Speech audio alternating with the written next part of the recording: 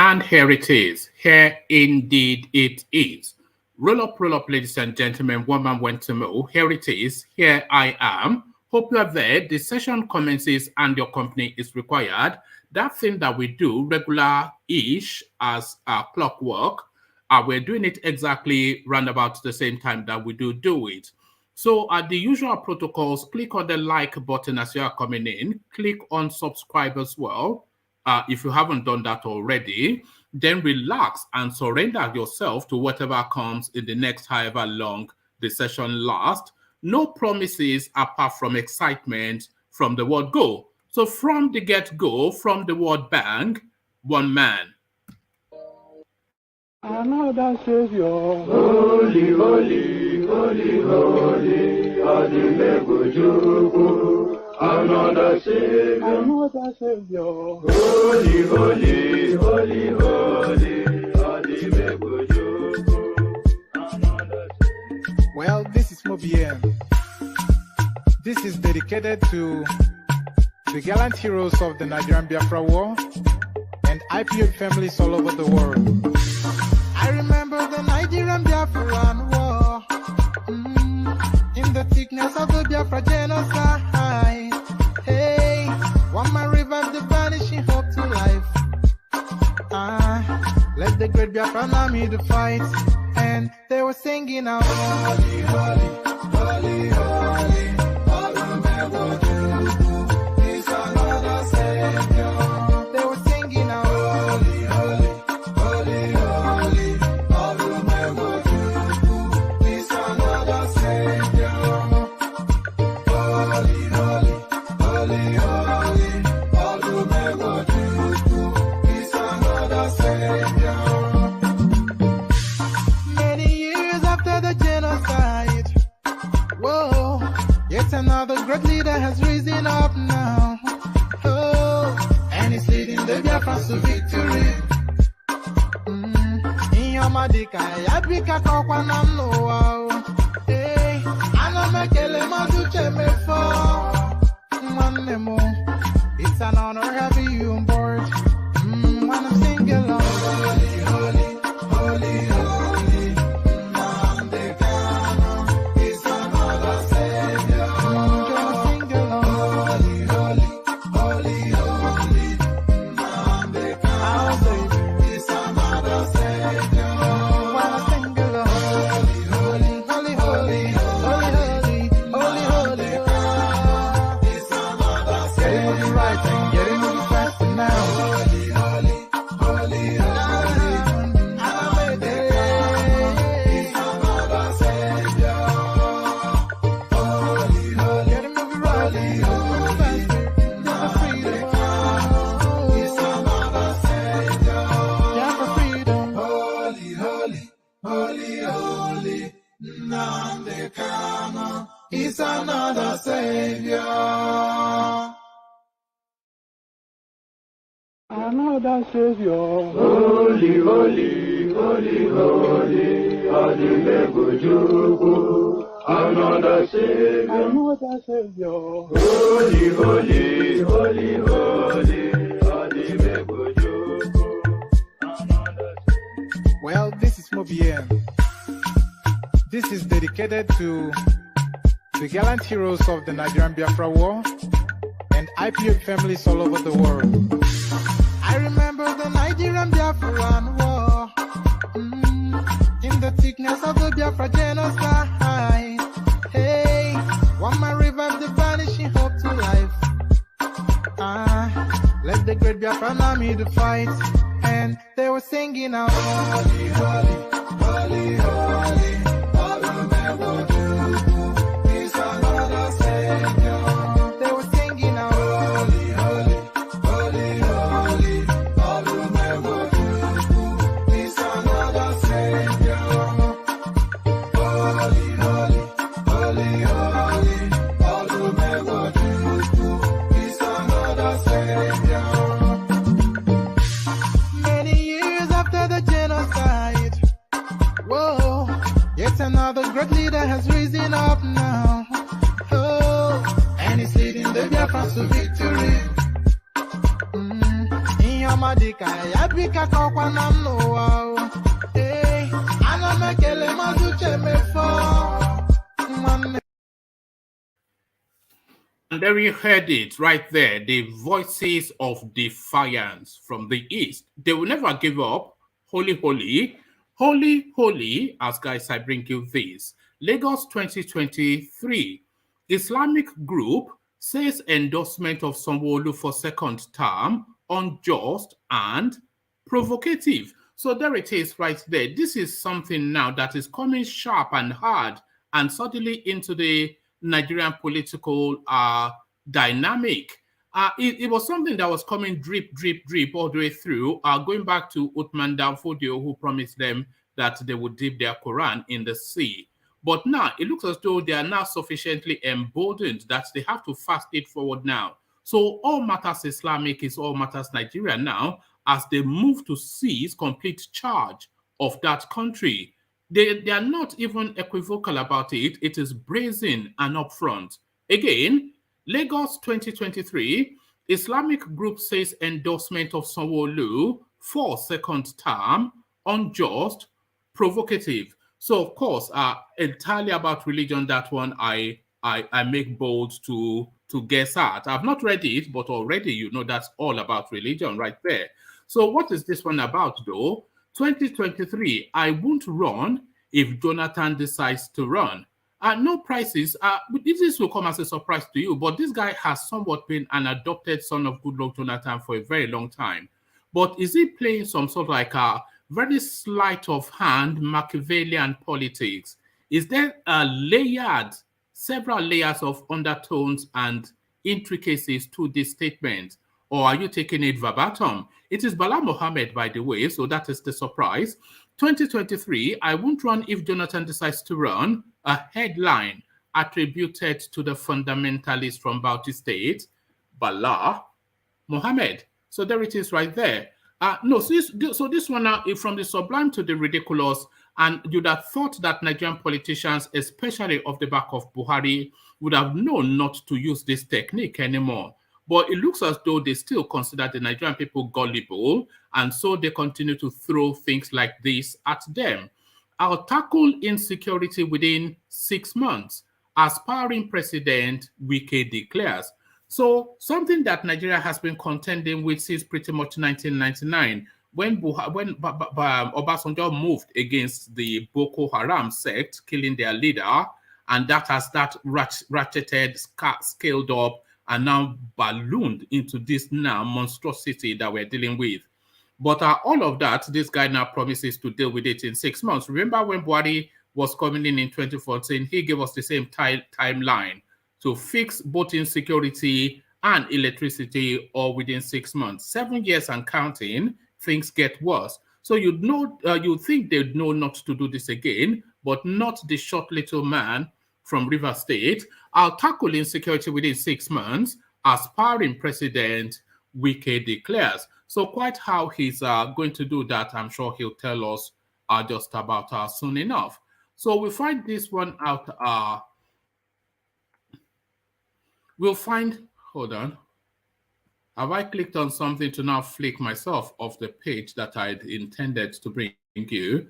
Let me just do a bit of a couple of clickings to get myself back to where I want us to be. 2023, World IGBO Congress makes irrevocable decision on Wike on Wike AMAECHI presidency. So that's the headline right there. That wasn't quite the headline though when I originally yes, I think that's still the headline. Yes. Yes, 2023 World IGBO Congress makes irrevocable decision. So that is a decision that cannot be rescinded. Irrevocable. I think rescinded is even still a big word. It's a decision that cannot be reversed. That I'm sure you know, but just for the benefit of simplicity, that is what irrevocable means. So 2023 World IGBO Congress makes irrevocable decision on AMAECHI and Wike presidency. So if it's irrevocable, then hopefully it's in those people's favor. Don't go near late ALAAFIN'S wives, traditionalists warn Nigerian men. So this is now it was totally contrary to what we read yesterday when the traditionalist same came out to say that the wives of the Alaafin are now free game and they don't even have to go through any cleansing rites or any cleansing rituals for them to go back into the society and copulate with other men. So they were telling us that they're just free game yesterday. The only proviso that they added was that they must never be with an Oyo indigene. But now it looks as though they are just canceling them out completely out of womanhood. Don't go near late Oni's wives. Traditionalist one, Yoruba, not Yoruba, even if it was Yoruba, you still think they have a chance, but Nigerian men. So that's the warning, including you, Uchenna, and you too, Mukhtar. Nobody nears it. Quite why that reverse in fortune, should I say, for the glories. We'll find out just shortly. We'll find this out shortly as well. PDP could have given Tinubu 2023 presidential ticket. It is Bala Mohammed still talking, but what exactly does he mean by that? Just in a very short while, we'll find that out immediately. So plenty to go through. We may or may not land on this human interest story. I'm bringing you this story only really because it's somewhat provocative. Nothing will ever make me kneel to greet any man. That is why I don't like Yoruba culture, Nigerian lady says. So quite what underpins that. I think it goes beyond just an ethnic something. I think there might well be a reason, but I'm just speculating. We'll all find out all about it just shortly. So all of that in the mix. So lean back, sit back, take it easy, do all of that. But whilst you're doing all of that, please click on the like button for reasons of our YouTube algorithm. And if you're not subscribed as well, then just do the right thing and click on that whilst you are clicking on the like button too. So as you go about the clicking, let me provide you with a little bit of a musical backdrop. We stay in the East and partake in another Python dance.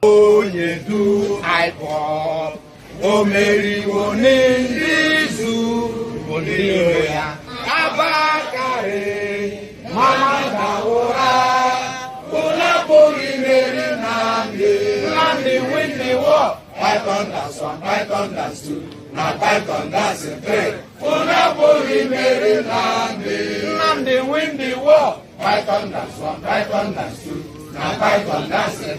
Una bori meri Nandi bu onye du aimo. O meri wone nizu ngiro ya abakare. Mamanda ora, una buri meri Nandi win the war. Python dance 1, Python dance 2, now Python dance 3.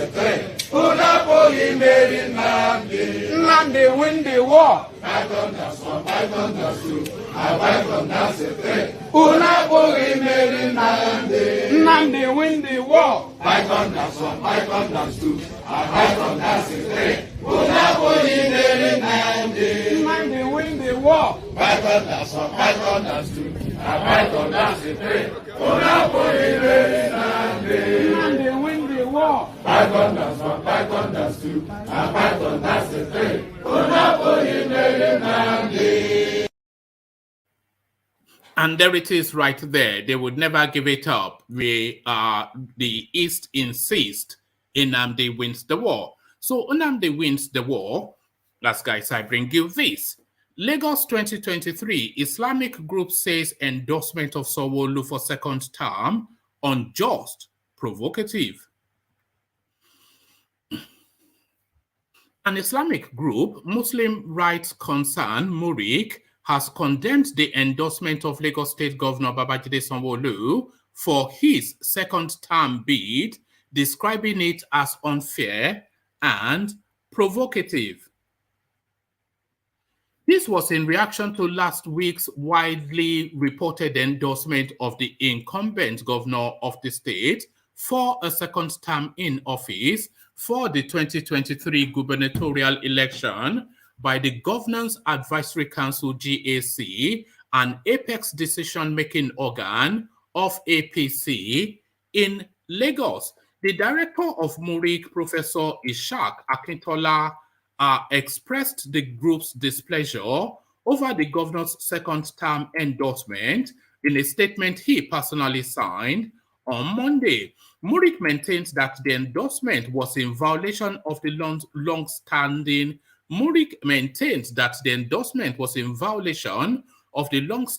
unwritten rule on rotational governance between Muslims and Christians in Lagos State. Akintola said the Christians have had their 2 terms, and it is the turn of Muslims to produce a governor in 2023.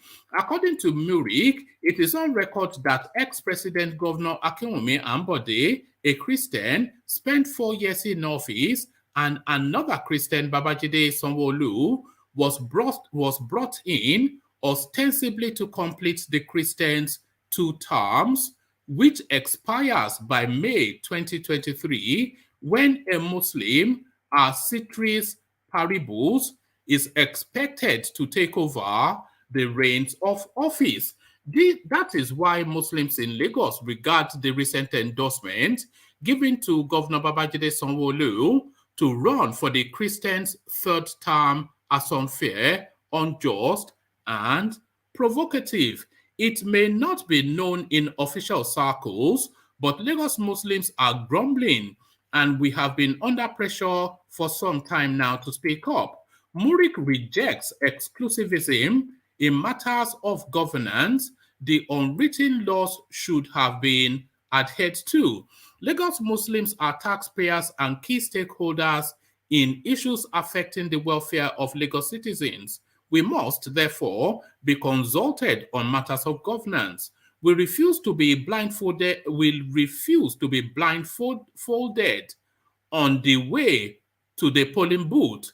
Neither shall we be satisfied just as voters. We must also be voted for. That is the essence of democracy. It must be participatory.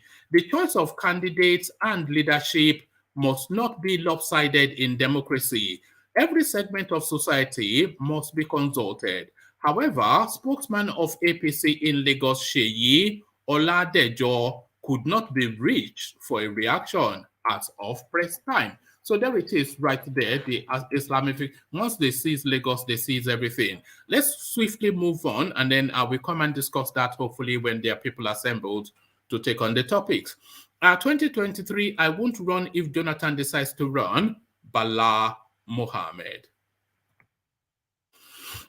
Governor Bala Mohammed of Bauchi State and presidential hopeful on the platform of the People's Democratic Party PDP in 2023 has said he will withdraw his aspiration if former President Goodluck Jonathan decides to run for president under any political party. The governor, who spoke on Arise Television, said that he made the statement at the beginning of the process, stressing that as somebody who has a deep sense of gratitude for President Jonathan, he would never disrespect him.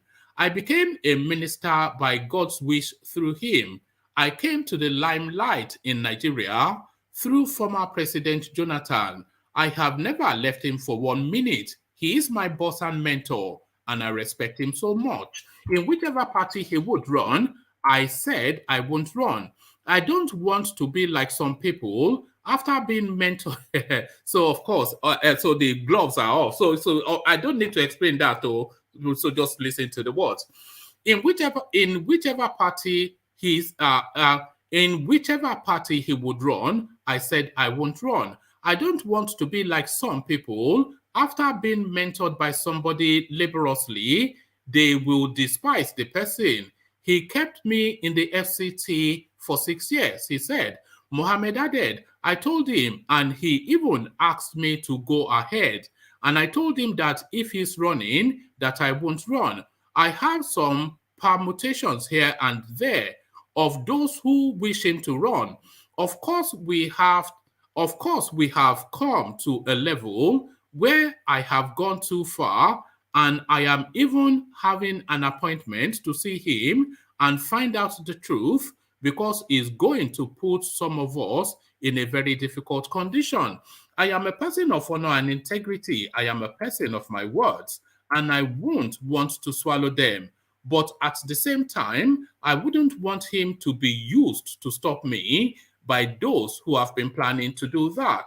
He's an eminent Democrat who believes in mentoring. If he's running, I won't run. I will go back to my elders and tell them, but certainly I will do a lot of legwork if I am withdrawing. I have that respect for him forever, and it will linger up to the time that I am no more. I respect people who have a hand in determining what I have become, and certainly Jonathan is somebody I won't disrespect for whatever reason, the governor said. So there's so many layers to that statement. There's a cross-party play, there's a play to the south, and then there's a real, it wasn't a play, it was a frontal stab at Oshibanjo right there. All of that enraptured in what this guy is saying. So that is a political masterclass, masterstroke right there. He has no intention of withdrawing, but he throws himself under the bus only to be persuaded to carry on by his own boss and say, no, you are a man now. Uche be scout, but now boy don't come, man don't come. So there it is right there. Political masterclass from the Fulani from Bauchi State. I'll tackle insecurity within 6 months, aspiring President Wike declares. Governor Nyesom Wike of Rivers State has declared that his priority upon assuming office as president is to curb insecurity within 6 months. Wike, who spoke when he visited the Kaduna Secretariat of the People's Democratic Party, PDP, said any serious government must tackle the country's security challenges. My major concern within my first 6 months in office is how to restore our states, how to restore our country, and if you cannot do that, there is no need to say you want to govern any state of there's no need to say you want to govern any state of head, or that should be or head any country, Mr. Wike said. Mr. Wike, who donated 200 million, so where did he get the money?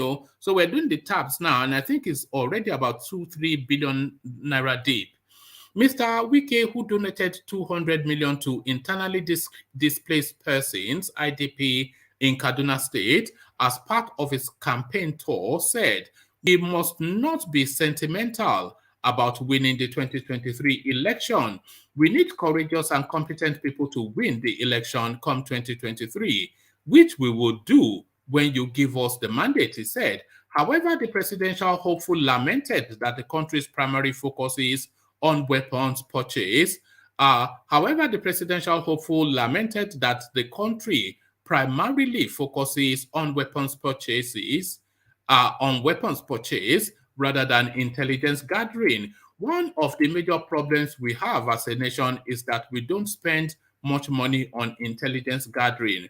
Unfortunately, we spend more money buying weapons than gathering intelligence, he said.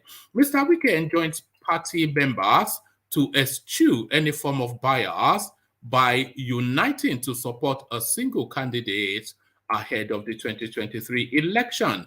Ahmed McAfee, former Kaduna State Governor, lauded Mr. Wike for his courage, describing him as a party faithful for the interest of the masses. So a party faithful who stood rather for the interest of the masses. So there it is right there. From that to this, 2023 World Igbo Congress makes irrevocable decision on AMAECHI Wike candidature. A diaspora-based Nigerian pressure group, the World Congress, pardon me, let me just take a sip of water. Apologies that I do drink from the keg. I drink a lot of fluid, so it's no really point drinking it from a cup, but then of course,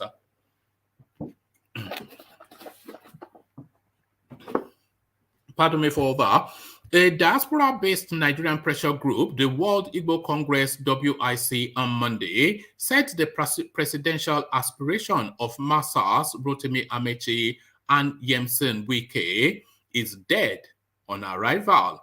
Correspondents report that labeling the two River State sons as the preferred Fulani Caliphate choice option in the 2023 presidential election, WIC stated that it has made its decision and will not revoke it. AMAECHI is a chieftain of the All Progressive Congress APC, and Wike belongs to the People's Democratic Party PDP. The preferred Fulani Caliphate choice option is dead on arrival. We have passed the Rubicon, WIC said on its known Twitter handle. Meanwhile, whilst the WIC is expressing aversion towards the 2023 presidential candidates and the Nigerian general elections, the Igbo Socio-Cultural Organization Ohanaeze Ndigbo Weekend drummed support for AMAECHI and Wike. Ohanaeze urged Ndigbo to jettison the artificial. So there's two big halves to this. So the first big half is what the World Igbo Congress has to say, a plague on all their houses, Fulani Caliphate choices. But then the second big half now is the second half read of this. Ohanaeze urged Ndigbo to jettison the ad. So this is the Ohanaeze, by the way. So that's their premier organization in the Southeast. Ohanaeze urged Ndigbo to jettison the artificial separation boundary adjustments created by the military and reunite with their kinsmen in the Niger Delta region, saying Ohanaeze Ndigbo constitution, as written by their founding fathers, enshrines the Oniama in Delta and Ekwere in River State as part of Igbo-speaking states. So they endorse Wike and AMAECHI over of obviously Peter Obi, because they consider them by their Biafran permutations to be Igbos. This is what they are saying. So there it is right there. The group maintains that Governor Okezi Akpazu and Ifeanyi Agunyi, the group maintained that governors Okezi Akpazu and Ifeanyi Agunyi's support for Wike showed they had not abandoned their quest for an Igbo to succeed President Muhammad Buhari in 2023. So that window that the Ohanaeze has opened, there's plenty that would and should go through that window. So if they're sweeping up the Delta region, then that sweeps up Bayelsa, which of course sweeps up their premier son. And then by extension, the Igbos have already then ruled for 6 years, just the predecessor of the immediacy. So if AMAECHI and Yemse Wike are Igbo men, then there's no equivocation that Goodluck Jonathan, Azikwe Ebele Jonathan, Azikwe, he's an Igbo man too. So what is all this belly aching about our turn by turn? You've just now had your turn, just one go. So it's the Yoruba turn, according to the Indigbos, or Ohanaeze, I should say. Don't go near late ALAAFIN'S wives. Traditionalist warn Nigerian men.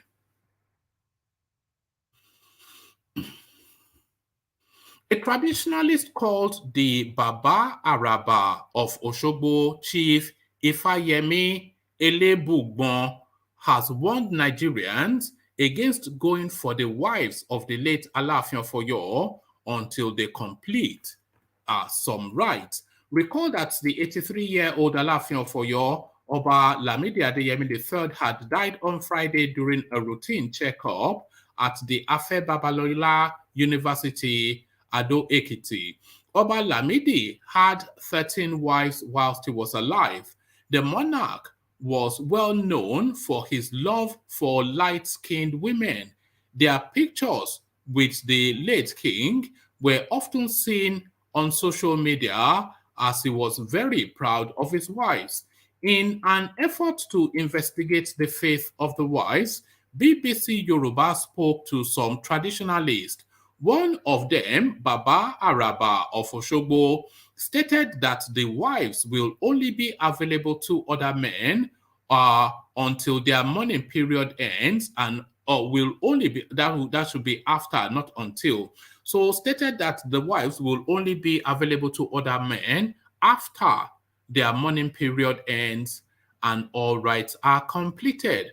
He explained further that the monarch's wives are free to remarry, but could only be after the ALAAFIN'S prestige has been removed from them. So, my goodness me. However, he stated that the wives are left for the next king, and he can remarry them if he wishes.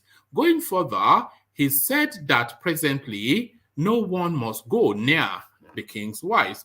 So there it is right there. These young and vibrant women, you are saying, anyway, that's not my space. But you're asking for a lot. Is just what all I have to say. You are asking for a lot. 23 to 31-year-old women in the fullness of their pump. You are telling them to. You're asking for a lot.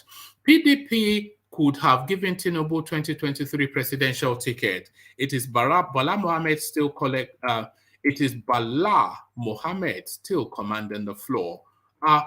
Okay. Yeah, it is Bala Mohammed. Actually, let me go get a cup because I think it's a bit unsightly, me swigging from the jug all the time, and I do need to keep lubricated. Just give me 2 seconds.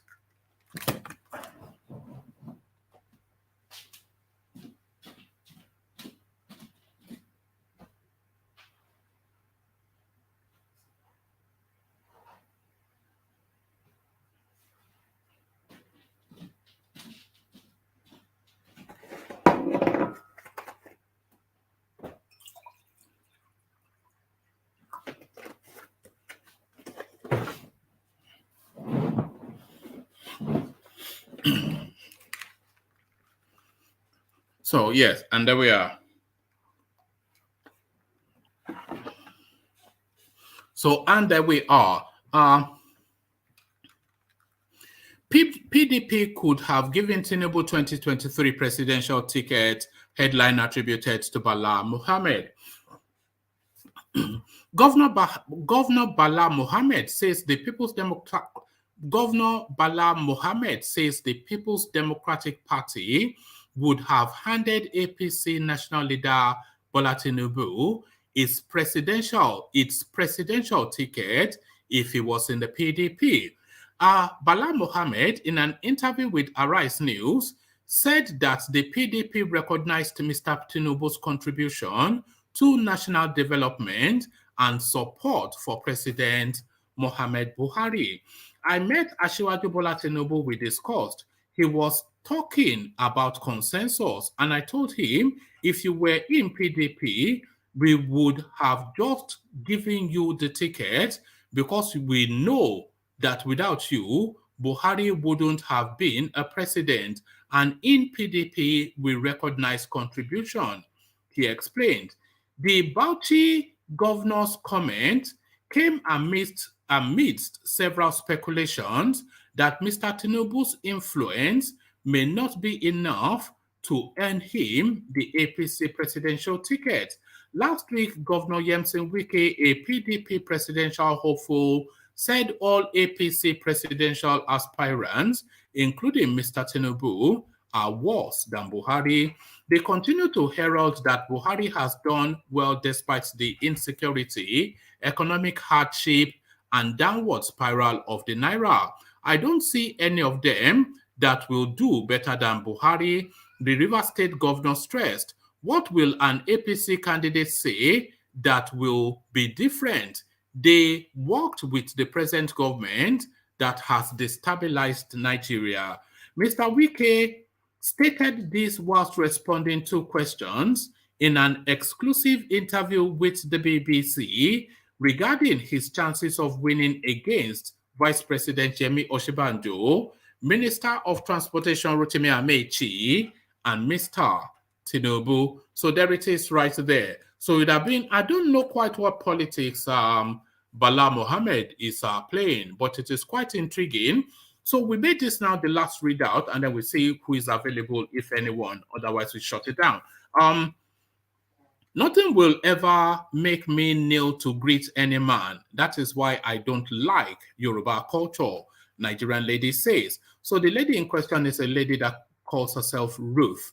And she says, nothing, and this is on Twitter, this is where this is going on. Nothing will ever make me kneel down to greet any man. That is why I don't like Yoruba culture. Oni of Ife received Portable and his Babe Ruth at his palace. So, so the picture that seems to have triggered her is this artist, some crass Adegunle guy. They call him Portable, just some crude element like that. But he seems to have some notoriety, if not popularity, within the Nigerian social scenes. And he's popular enough now to go visit the Oni of Ife with his babe. And of course, tradition is to kneel before the Oni. And this is what seems to have rankled somewhat this character that calls herself Ruth. Says, nothing will ever make me kneel down to greet any man. That is why I don't like Yoruba culture. A young Nigerian lady, Ruth, has said that nothing will ever make her kneel to greet any man.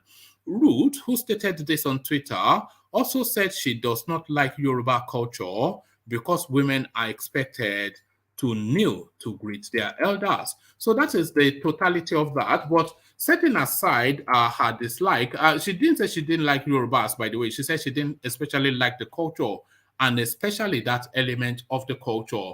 So is that kneeling down and that idobale, is it unique and peculiar to the Yorubas? So we ask Ete before we ask Ajanle Koko. So good to see you both gentlemen. So Ete, we come to you first. Okay, we don't appear to have Ete. Ajanle Koko, are you there? All right. All right. So there it is. So let me just remove this guy. I really rankles me somewhat when people. All right.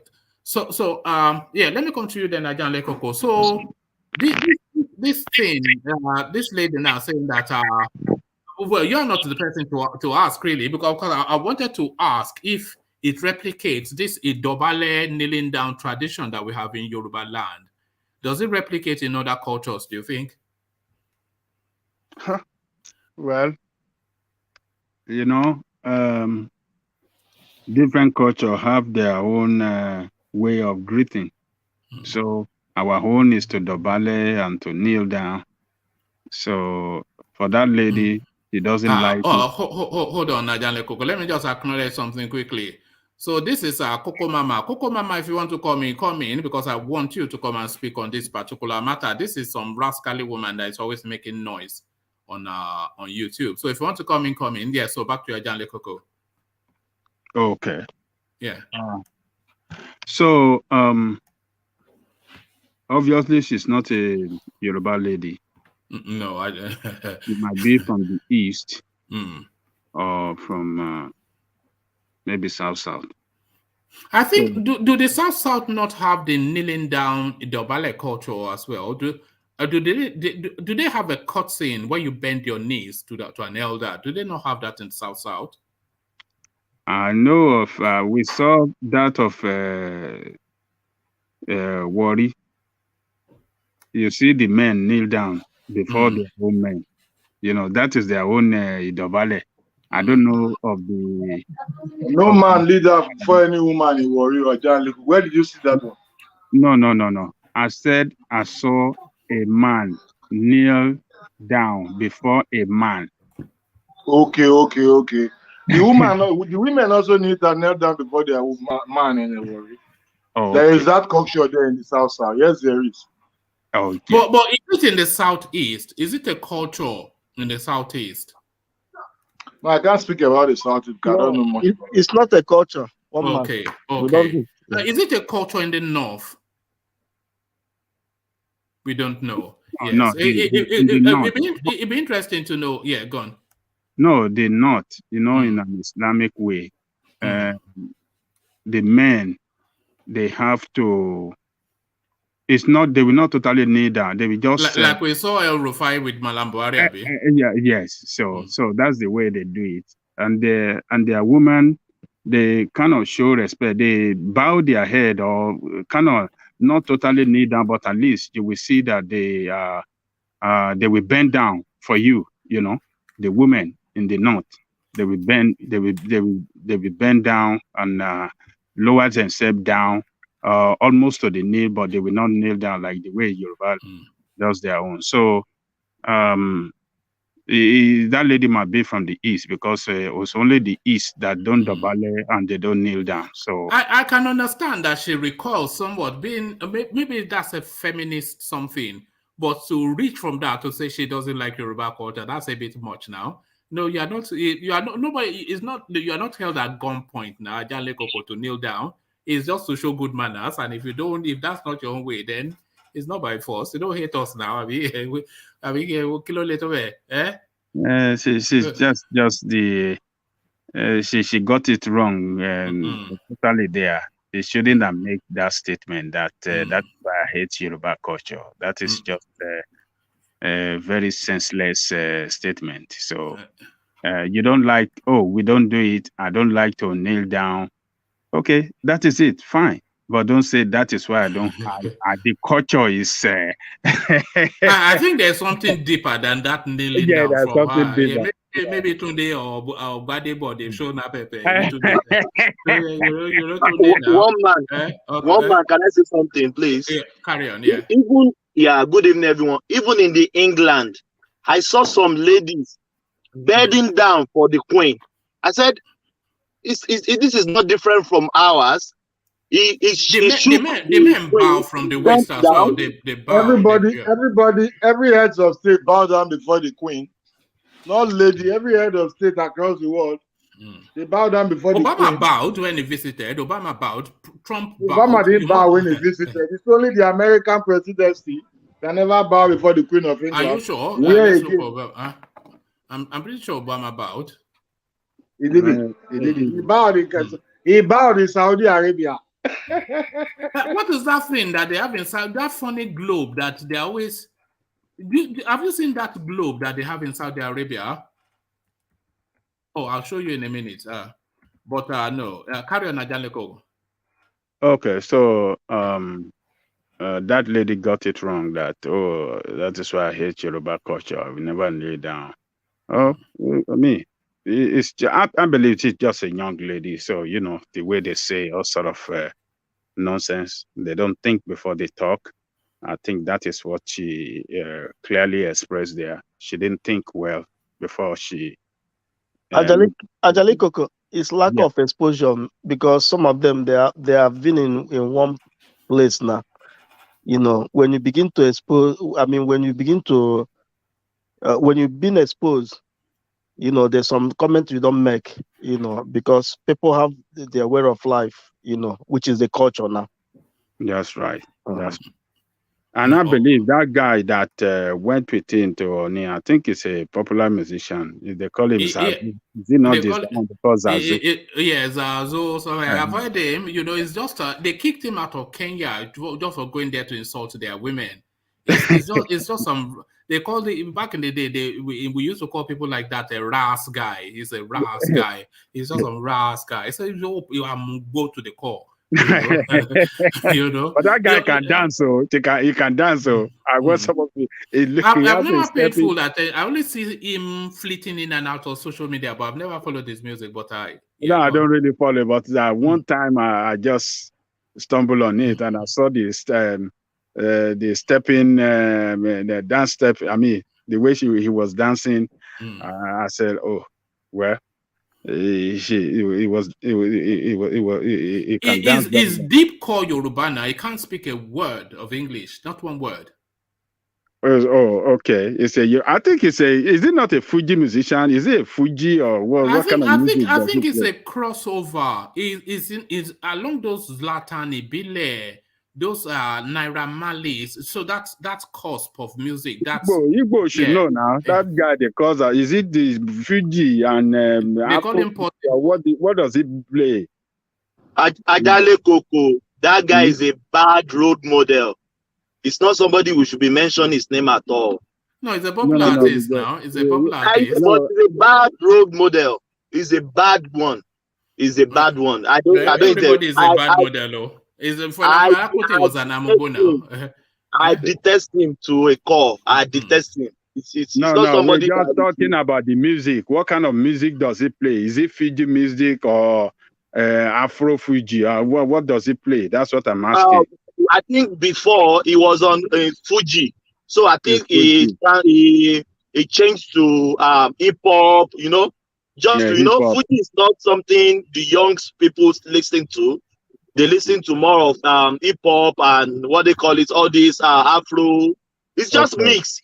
I don't think he has any contemporary, maybe any name. It's just rascal guy. One man has said it all. It's just a rascal guy out there. All right. Okay, so leaving that woman to one side and going to more important matters. So this now, anytime this Murik, they come out to speak to Nigerian politics, it always, my heart sinks with concern, because we expect fundamentalism from the North because that is their way. But it's now, because you have to understand that in that Ibadan area, there's a heavy bed of Islamism. It's always been traditionally somewhat Islamic, the Oyo space, and even all the Obas that are passing away now, they're all Muslims. So we know that's a real embedding of Islamism within certain subsects of Yoruba space, especially that Oyo cusp. But this Murik guy, he's turning into somewhat like some Osama type of element in Yoruba land. Is one in Lagos State that he would not accept Sanwo Olu'S to run for a second term for not reasons of performance, but for reasons of religion. So what are you then making of this tonality that is solely insipping into the Yoruba space? These are fundamentalism that we're hearing a lot from that Murik organization especially. Well, it's just a religious bigot. He can't achieve anything. People that live in Lagos are civilized people, particularly the Yorubas. I mean, everybody, Yorubas, Igbo, Hausa, everybody there, we are civilized there. We are tolerable people. People in Lagos doesn't care about your religion or anything. I mean, but you know, the danger is Ajanle Koko. The more he says these things, the more people start to, because it was never a thought, but now it is a thought.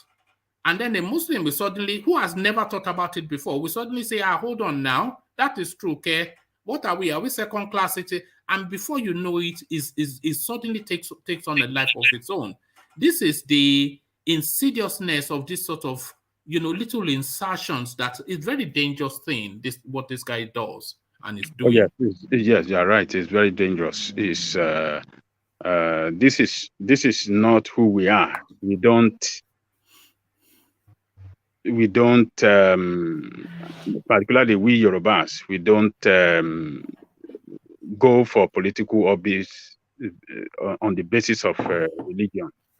We go for who you are, your antecedent, your performance, and what do you have to offer to the people. That is what really matters to us. So, but all these religious fundamentalists that are trying to promote themselves, their selfish interests, hiding under the name of religion so that they can get more popular and get more memberships, more religious fundamentalists like them. I believe his call will not get to anywhere. It can resonate with some people, but majority of our people, I believe, they will debunk it. They will not. It won't resonate with majority of people, and the voters will determine who they want. I mean, if he doesn't want APC, why is he shouting for APC? If he doesn't want APC, he can go to PDP and vote, carry his and vote on PDP. If PDP does not provide or present what do you call a Muslim candidate, he can sit down at his home and not vote. So all this call for religious. Can I ask the question? Is Ambode, is he Christian or Muslim? Ambode is Christian, but more to the question, where was this guy's voice when as Tinubu served 2 terms to be replaced by Fashola, who served 2 terms? So where was his fight? Hold on. Yeah, we know that's the point I am making, Thomas. All right, Ajanle carry on. Okay, so I believe that it's nonsensical religious separatism will not carry the day in Lagos. People in Lagos are they are advanced people in their thought, and they know what is good for them, and religion doesn't is secondary to us as far as we are concerned in Yoruba land. Yeah, the foreign religion is secondary, although is those religion, Christianity and Muslim, has infiltrated us. But when it comes to politics or performance, we don't really look for religious, religious.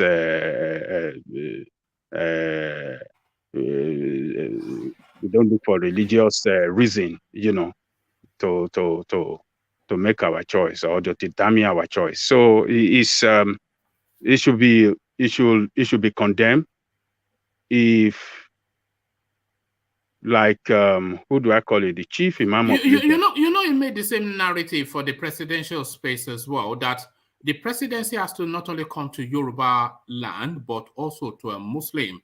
And it says this is a disenfranchised group within the Nigerian space, a Yoruba Muslim, that they would never had a Yoruba Muslim as either president or vice. And there was a lot of conversation around that. So this is sort of like an insidious thing that it does, just insipid insidiousness. It just drip it in, and it's a poisonous little man, that guy. Yes, it's trying to poison people's mind. But at this time, I think the chief imam of Lagos, should come out and speak against him and tell him religions, and make it loud to all Muslims in Lagos that they should not listen to him. That religious leader should focus on religion, on how they can use religion to, preach to people to do better things in the society, and not talk about politics or be spreading religious supremacy over Islamic supremacy over others in Lagos politics. So the chief imam of Lagos, if anybody that is listening to us now, or particularly these people in Lagos, the Lagos government have a responsibility to call on the... Ajani Koko. Yes. Do you feel that this religious selectivism is slowly creeping into Yoruba land? Via this particular man? Well, I don't think so. I think it's just himself. You don't think so?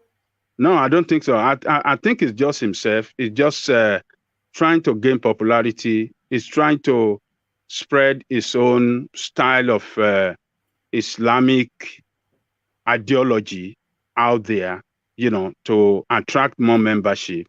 But to say it's being sponsored by some people, we don't know. It might be, but at the same time, that is why I'm calling. What Ete is suggesting, and Ete, correct me if I'm misparaphrasing you, is that do you not see that there's elements of this tone slowly seeping into the Yoruba culture and space and conversation? We were never really about, you go to your Muslim thing to go and eat Ramadan, and then he'll come to you to come and eat Christmas. That's how we lived. But then that separatism along religious, doctrines Is it slowly seeping into the Yoruba consciousness? I think is what it is asking you to speak on. Yeah, I'm saying that we cannot use this guy case, only one guy case, and said it is slowly seeping into our own culture or to our space rather. So the government has responsibility. The religious leader, Muslim particularly, have responsibility to shut this guy down, to condemn him in the public, and let Lagosian, particularly the Muslim, know that this is not who we are. We are Yoruba people. We are Lagosians. We are not for this. And let him be shut down as quick as possible. So if they don't do that, it could get enlarged. And before we know it, it will not be easy for us to control again. It will spread like wildfire. So they need to cut it down as quick as possible so that, they won't allow him to start infiltrating his religious supremacy, into conquering and destroying our culture, our tradition, and all the rest of it. So the leaders, the political leaders that are Muslim, have responsibility to shut this man down. The Islamic leader, they need to shut him down. That is the best way to it. They should call on this guy. They should call on people not to listen to him. That is a religious bigot and is just trying to cause confusion and cause problem within the coexistence of all religion in Lagos, and we should not tolerate that. So that's my advice to them. All right, thank you, Ajale Koko. So, Ajale Koko, the lazy language of politics in Nigeria is one of the things that really rankles with a lot of people. And I think you were speaking to that just yesterday or the day before when you were saying that the conversation should be more about ideology than slogan chanting. So they reach for just the laziest thing to say. And nobody in Nigerian politics more are lazy than Yemson Wike. Imagine this, I'll tackle insecurity within 6 months. Aspiring President Wike declares. So should he be flogged in the public square just for uttering those words? It's possible. How can you flog him? Within 6 months. It's possible. Something that they've not solved since 1999. Some short little man. You don't hear Darius Ishako told you the other time. Forget Darius. Who is Darius is what is Darius in life that he can tell Darius you anything? Darius is the sitting governor of Taraba. All he right. told us the other time that in 3 months we can end this insurgency. It must if we can say we do it, it must be eating spiked cooling. It's possible. Okay, it's possible. You think so? All right, okay. Maybe I take back Ajale Koko. We came for president then, or to end it in 6 months. Well, I think it's a very senseless statement. Somebody that was a military general, who is now the president of Nigeria, said the same thing before he was elected. And under him, the situation has got worse. It's worsened under the present administration, who was a military general. So what does he know about military tactics and all the rest of it that they said it's going to? It's just a nonsensical statement. But he made a good statement. He made on the other side, what is statement that yes, we need to improve our intelligence gathering. It's a perfect statement. If we are stick on that and not talk about, I will eliminate all these people that will be peace within 6 months. If we are stick on intelligent gathering, that we need to improve our intelligence, and that is what I'm going to focus on. If you have said that I'm focusing on intelligent gathering because we are weak, that is what we need to improve on so that we can win the war. that will be perfect. But to now put a timeline and say within 6 months. And no, that's just irresponsible. That is just a responsible statement. I have told you, yes, and I've said it several times on this platform that this GFC, this is a jab-mouth man. This guy talks too much. And when people talk too much, they will say a lot of wrong things against themselves. They will shoot themselves in the foot. So, and the same thing he did yesterday when the day before yesterday, when we went to Anambra, he said that you people should not vote for, what do you call it? Don't vote for Peter Obi. How can you go to someone's house and you are telling his family? We'll come to that in a moment because it looks as though even the Igbos have abandoned Peter Obi, but we'll come to that. Yeah.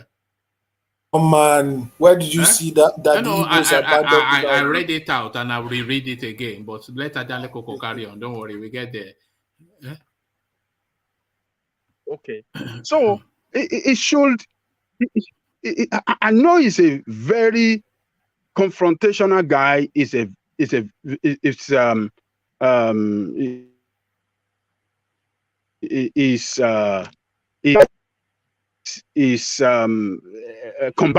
very combative guy, but at the same time, he should be very watchful of what will come out from his mouth.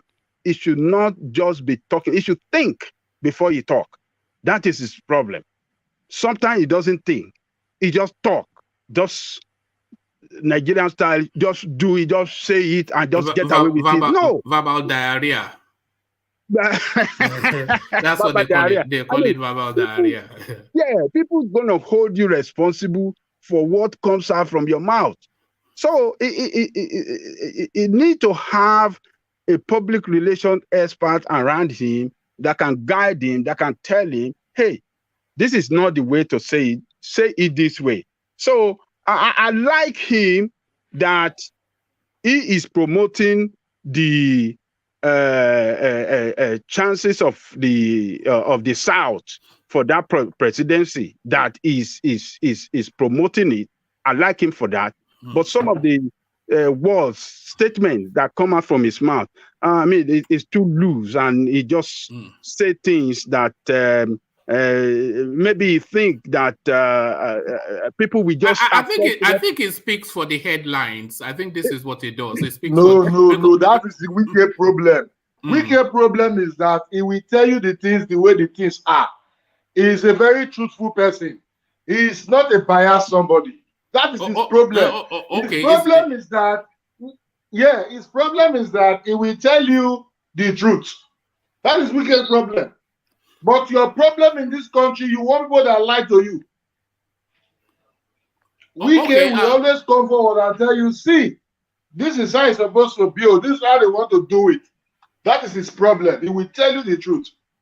So, for what Ajali is saying, is no, I agree with him, but not to the hair. Not all he said that he's really agreed to. Wike is the man to look out for. Wike will defeat Peter Obi now. The Igbos will believe in Wike than Peter Obi. Believe me. I think they've already come out to say that, but where you are, let me still hold you to that spot. You said Ike always speaks the truth, and he says it as it is. So was he speaking was he speaking the truth when he said this? Wike said if bandits and Boko Haram hear his name, they will say, Wike, and they will run. Is that what will happen? That is all. What he said is that the weapon? The weapon of mass destruction. They will hear the radio say, Wike is speaking to the. It's the truth. You see, me and you know. Wike is speaking to the market women. He's speaking the language that they understand. The market women, the Okada men. That is the language you understand. They don't understand the the professor is Peter Obi is speaking the professor and the Alhaji understand, right? Is that what you are saying? Listen, the problem we have in Nigeria, the people that will work for us, who want to show them. That's not what I'm saying. I'm not we saying have only two leaders that can win election in the South. Wike and Osibajo. These are the two people that can win election in the South. Take it or you leave it. It's only Wike and anyway. that can win election in the South currently today.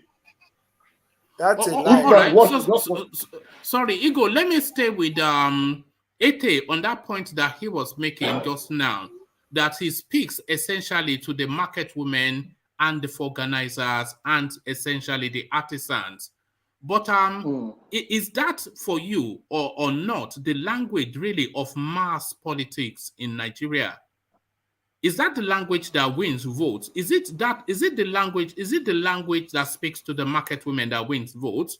Or is it the language that speaks to you and I that will win votes? Which language wins votes in Nigeria, Ete?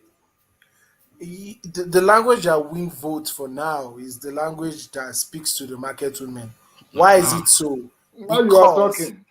Because of people. Many people don't vote. Many people that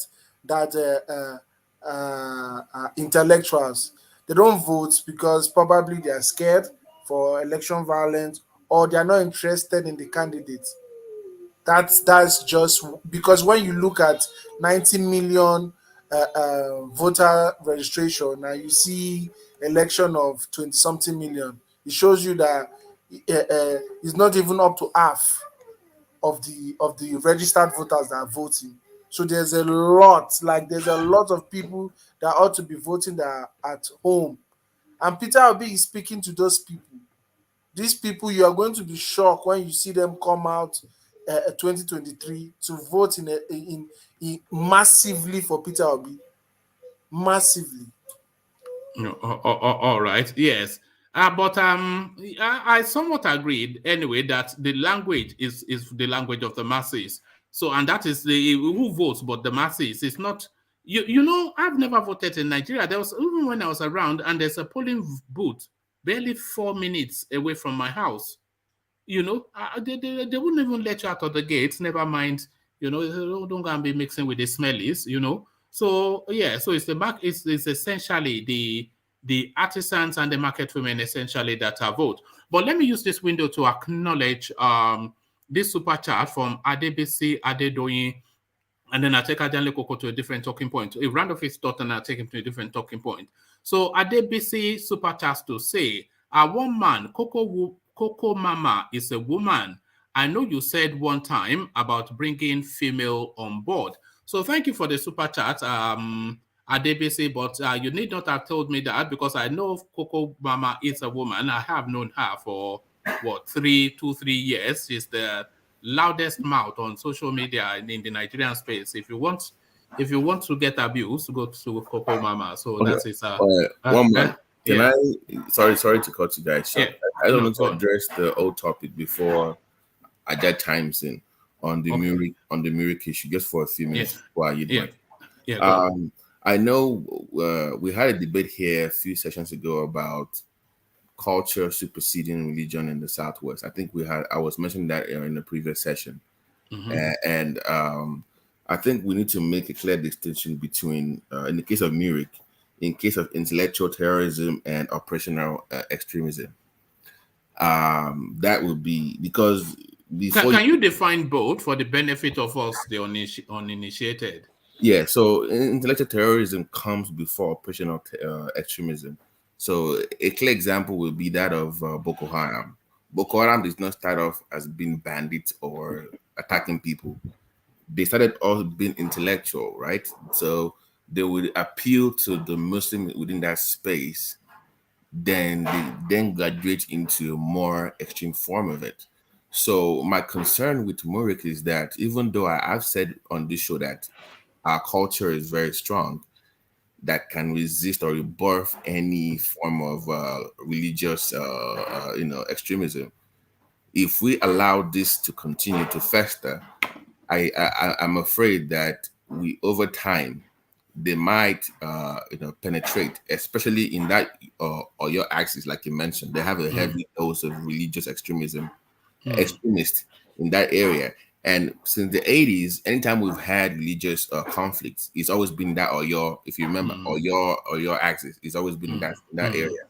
So my concern is that we need to not only shouting down like people have suggested, we need to make a more intellectual debate and remind people the importance of the culture once again. Because if we let them win this debate and using religion, we might then graduate into operational extremism. Because once you get to the reason why people start attacking, that means that intellectual terrorism is in their minds already. That means they've already won the psychological battle. And if we allow that in the Yoruba space, we might be in for a long ride. So I think we should focus more on that. Yes, I think that was the danger that Ete was trying to alert to just when he chimed in earlier. That insidious poison dripping that it continues to drip, especially from that Oyo axis, and especially from that organization. You know, who always put go on. And we have a perfect case study of Boko Haram. Boko Haram, unknown to many people, started even prior to before Obasanjo was there. He's been dealing with that issue, but they lost that intellectual terrorism battle. They allowed them to spread that gospel to people. So you fighting the operational part of it, it's already too late, right? Because they've already won the psychological war. So I think as Yoruba people that we should focus on that and make a case for our culture again over that. Let me use my time. Yeah. Yes, I think it's well worth to hear that, because I think that concern that you have, it echoes my concern, and it carries on what Ete was expanding on. This is how it starts, and it has started already. But we feel that our culture is too robust to be conned by this sort of play. But drip by drip, because there's a large body of Muslims in Yoruba land.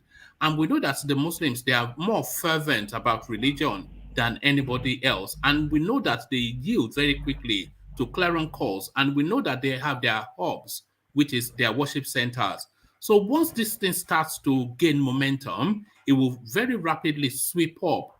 And before you know it, we have that sort of a mass insurgency, even though an intellectual inflection within Yoruba land. So cause for concern.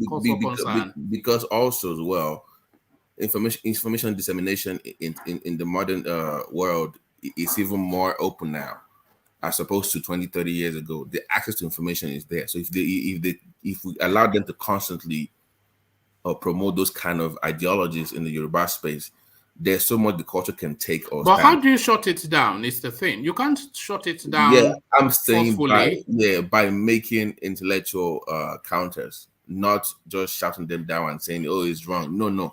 Make a case for don't make it a religious battle. Make it a cultural debate about how we are together as a people.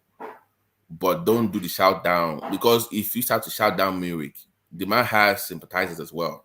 Let's remember that he has followers as well. So they might see that. And there's an Islamic budget, by the way, for what he's doing. Right. Because very quickly, if they feel that he's getting some form of traction from the reaction that they're seeing against him, they will very quickly budget him to continue to push that spot. See if we can open it up. Yeah. All I'm saying is, like, let's make it an intellectual debate. That is where you can win, not some political or tribal. All right, thank you for having me. Thank you. All right, thank you, Babati. Yes, I concur. So back to you, Ajanle Koko. Yes, like I said earlier, the leadership of Yoruba, the Muslim leaders, should make a statement. They are the one that can kill him. If the Imam of Lagos and other Muslim leaders disassociate themselves from him, that'll be the end of him. And government must come into play as well by pushing these religious leaders that have been so tolerant, that never been. He is not one of the Islamic leaders. It's just a nuisance from somewhere. He's not one of the Islamic leaders in Lagos. He's more an academic than a cleric. That's what I said. He's just an extremist. So the Islamic leaders in Lagos have to counter him right now and let them know that we are disassociating ourselves from him. He's not part of us. This is not who we Muslims represent. Politics are for politicians. We are for, is it eternity or what do you say? We just preach for peace and tolerance. This is who we are. And that will completely shut him down. He can keep on talking or shouting religious this thing. Once the leaders, the Islamic leaders, come out in such a and make a very strong statement against him, that will be the end, because those Islamic leaders are recognized by Muslims around the state and around the Yoruba land, and those are the people that Muslim follows. So this guy is just a nuisance, and just like, I mean, the leaders have to come out very quick and disassociate themselves from him and let people know that no, we are not. And moreover, in Yoruba land, we are interwoven, Christian and Muslim. There's no single family that you will not see both Christian and Muslim. It's very hard. It's very hard. So do we have to allow really? It's not our. We don't do it. We don't separate. We can have some silly argument that, okay, my own religion is this, but to go in violence against each other, no, we don't do it. That is not who we are. We value life, and religion is never considered by us, as something we have to fight and kill ourselves, over it. So religious interest is totally distant from what we represent. So it's going to be very hard for him to win, even now and in the long run, because Muslim and Christians, we are interwoven. We have family that are Christian, relative that are Christian and Muslim. We are mixed.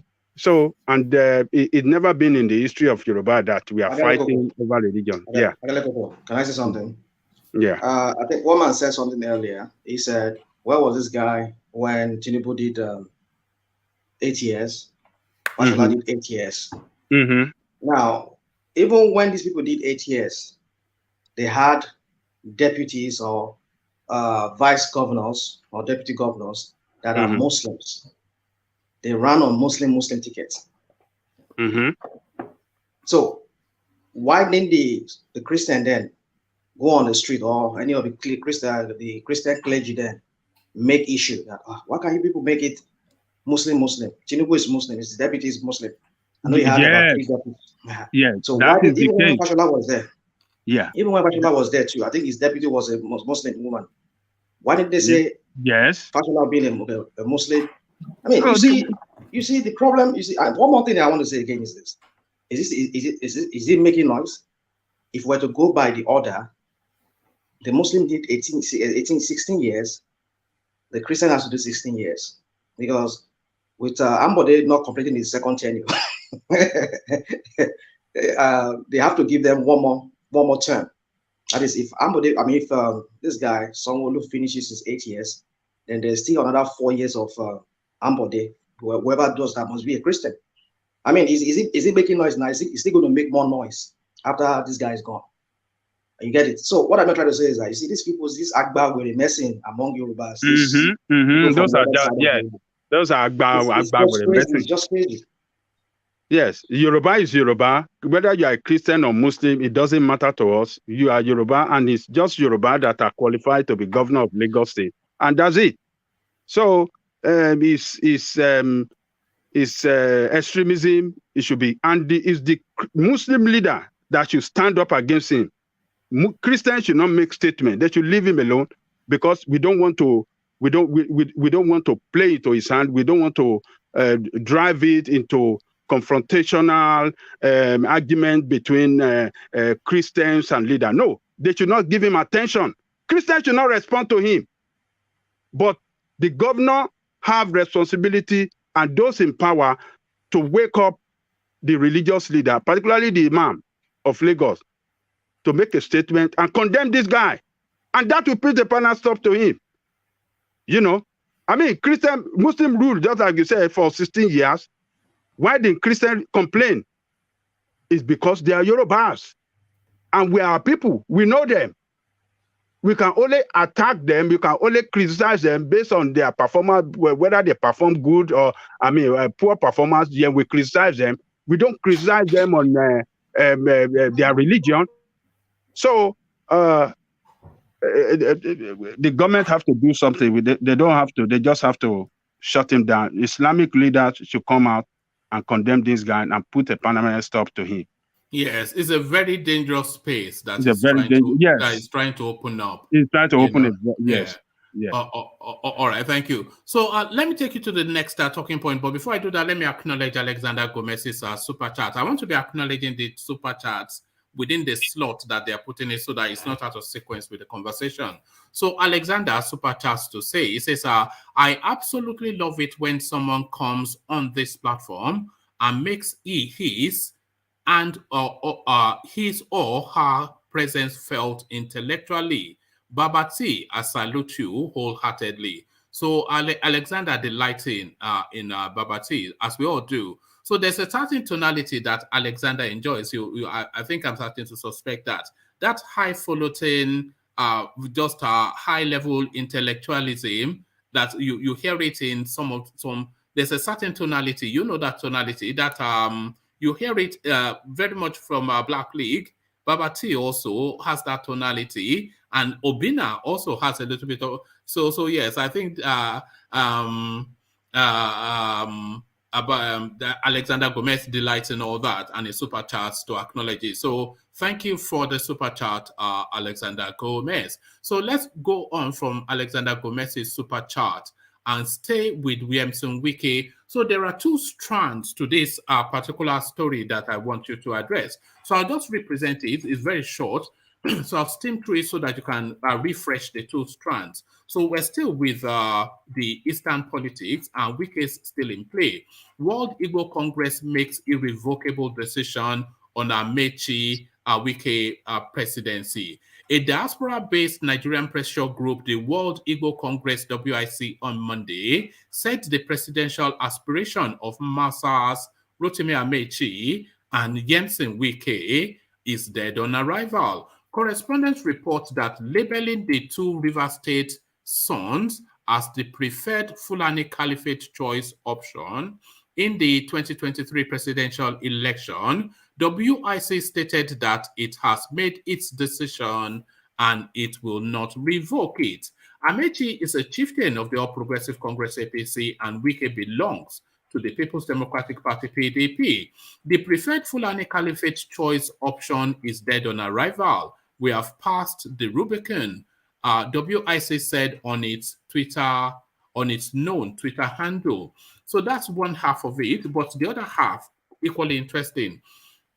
Meanwhile, whilst the WIC is expressing aversion towards 2023 presidential candidates and the Nigerian general elections, the Igbo Social Cultural Organization, Ohaneze Indigo. So this part I want you to really note. Meanwhile, whilst the WIC is expressing aversion towards the 2023 presidential candidates and the Nigerian general elections, the Igbo Social Cultural Organization, Ohaneze Indigo Weekend, drummed support for AMAECHI and Wike. Ohaneze urged Indigbo to jettison the artificial separation boundary adjustments created by the military and reunite with their kinsmen in the Niger Delta region, saying that Ohaneze Indigbo Constitution, as written by their founding fathers, enshrined that Anioma in Delta and Ikwere in Rivers State were part of Igbo-speaking states. The group maintained that governors Okezia Akpazu and Ifeanyi Agwanyi's support for Wike showed they had not abandoned their quest for an Igbo to succeed President Buhari in 2023. So that is just so loaded. So firstly, let's acknowledge who is speaking. This is Ohaneze Indigbo speaking. So the first half, a total rejection of Wike and slaughter all of them from the World Igbo Congress. So that's usual tonality. So that's one element. But the second half, which Ohaneze comes in, they are drumming support for Jameson Wike and what's his name, Rotimi AMAECHI, and they are drawing that support under the old traditional boundaries, which they understand as the totality of the Southwest, of the Southeast, which they say that they are Igbo-speaking people, which essentially makes them Igbo men. They talked about the Delta region, and they talked about the Ikwere people.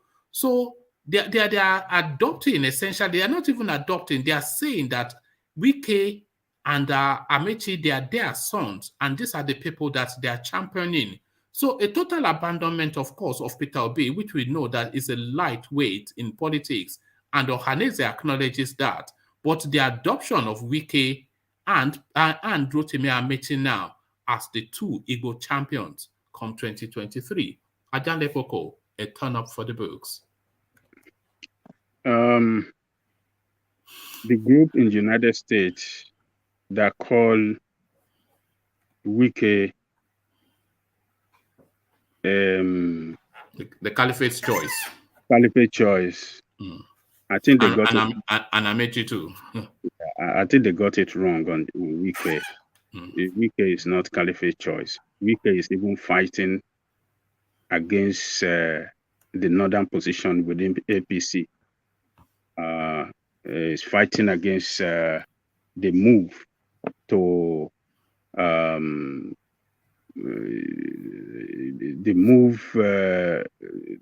to jettison that rotational arrangement within the PCB, within the PDP. He's calling for that position of president to be zoned to the south. That is what Wike is standing for.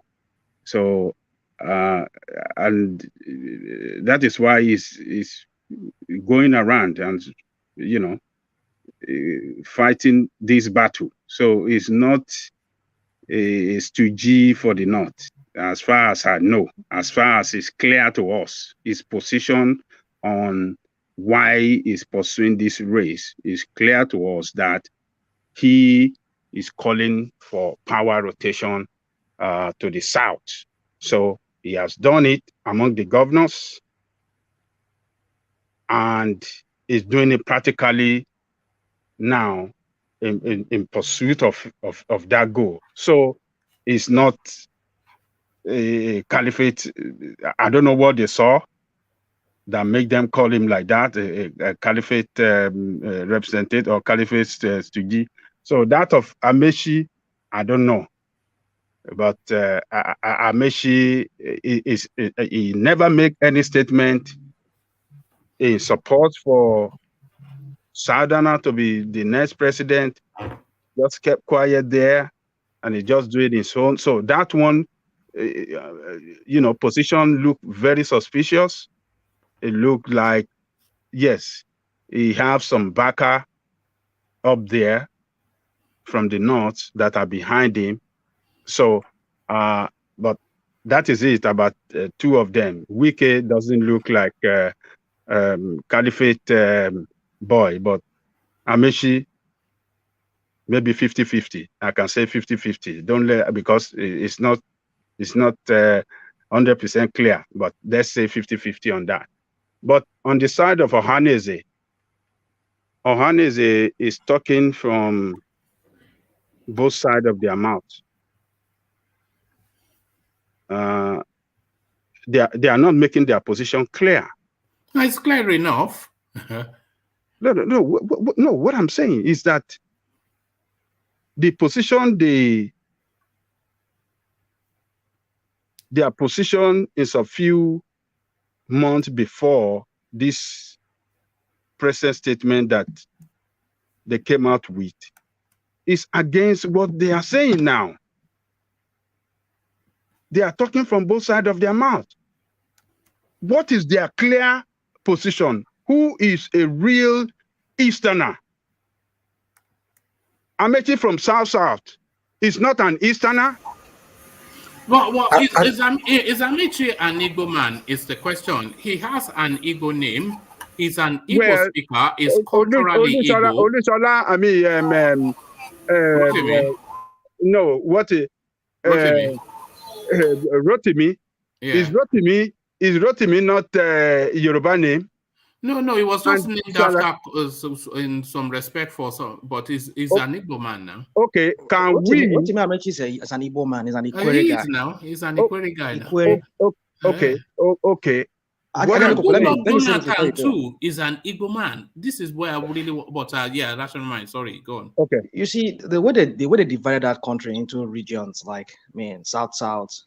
You know, those places that we call South today, they're formerly known as Southeast before this this whole sharing of everything.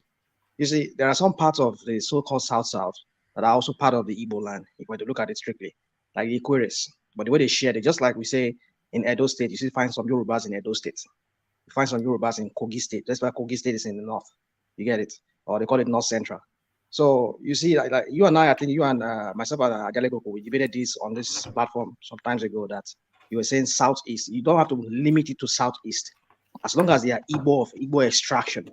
Because Nnamdi Kanu has always been saying that, when we get Biafra, it will claim even Delta State as part of Biafra. So what are we talking about here? So suddenly now because of presidential election, hold on. But let me just make that change. Sorry, these same people that you're saying that we are rejecting, it's them that rejected themselves. Wike and AMAECHI have rejected being Igbos, so they can't come to election time and now say they are Igbos. But it's not an optional choice now. It's not. It's a matter of DNA now and culture. Yeah, so they have said that they are not Igbo. They can't come to election and now claim you're Igbo because it's up to you guys to reject them. Then you see, the thing is we will view them as Igbos. We will say. Let me make this point. It's up to you Igbos to reject them as not being Igbos. But we who are non-Igbos, well, you comment please. Let me just land this point. We who are non-Igbos, we know them by their names. AMAECHI, and that would name Chi, AMAECHI. You can tell that it's an Igbo name. The thing is, even the other one that speaks like Wike, that speaks like a gangster, we know they are all Igbos. So it's up to you Igbos to reject them as being Igbos. But we've not seen even any of your Igbo people say they're not Igbos. Even your the fact really is, my friend, is that we know that they are Igbos, but since they refuse to be Igbos, then you can't force them now. You're not going to force them. People will tell you, like, you can't tell people who they are. Do you understand? We know that even based on their name, even the language they speak, even how they dress. At least you see the way Wike dresses. He's always wearing his red cap. But he will always claim he's not Igbo, and he's always angry about it. That's fine. So how we will go about it is, you will go about it by zone. So if South had already produced, then let it be Southeast. If we have a South, you're saying you're going to this zone. The North has no right to contest, but yet you have a Southwest, two Southwest people running. Meanwhile, the Southwest just finished presidency and also about to finish vice president, and now they want to come back to presidency. Are you seeing where we're coming from? So if you're saying, we want to zone it, you're trying to say, okay, let it go to the zone that had not produced it before. That to me is my own approach, and we can say, let's go by the zone. I get your point. Well, what at this point in time, what the Igbos are talking about is they needed somebody of Igbo extraction, not just limiting it to that. What's it called? Geographical space you're talking about. But then if we find an Igbo, sorry. If you have somebody of an Igbo extraction, I mean, what's the point? Does it matter where? Look at the point. If you cannot stand by Igbos through thick and thin, you can't be somebody from Igbo extraction. You can't be the one representing. Sorry, you cannot be Igbo. Okay, you cannot be. Are they genetically Igbo? Are they genetically Igbo? So one man. So you sorry, see, that's Obina. Obina, Yeah, one man. One man is not about genes. It's about geopolitical zones. Yeah. It's about geopolitical zones. An Igbo man is not in the blood. It's in the blood. Let me tell you something now. Let me tell you something. So the okay, in University of Port Harcourt, there was one man. He's late now. So recipe, but he's Delta. Oh, he always says he wasn't Igbo. It's not Igbo. It's Delta Igbo. His name is Arenze, so it's actually Igbo. So, but Delta Igbo. When it was time for, because the way the university structure was set up was they zoned the VC, Vice Chancellor seat to Rivers, and the registrar.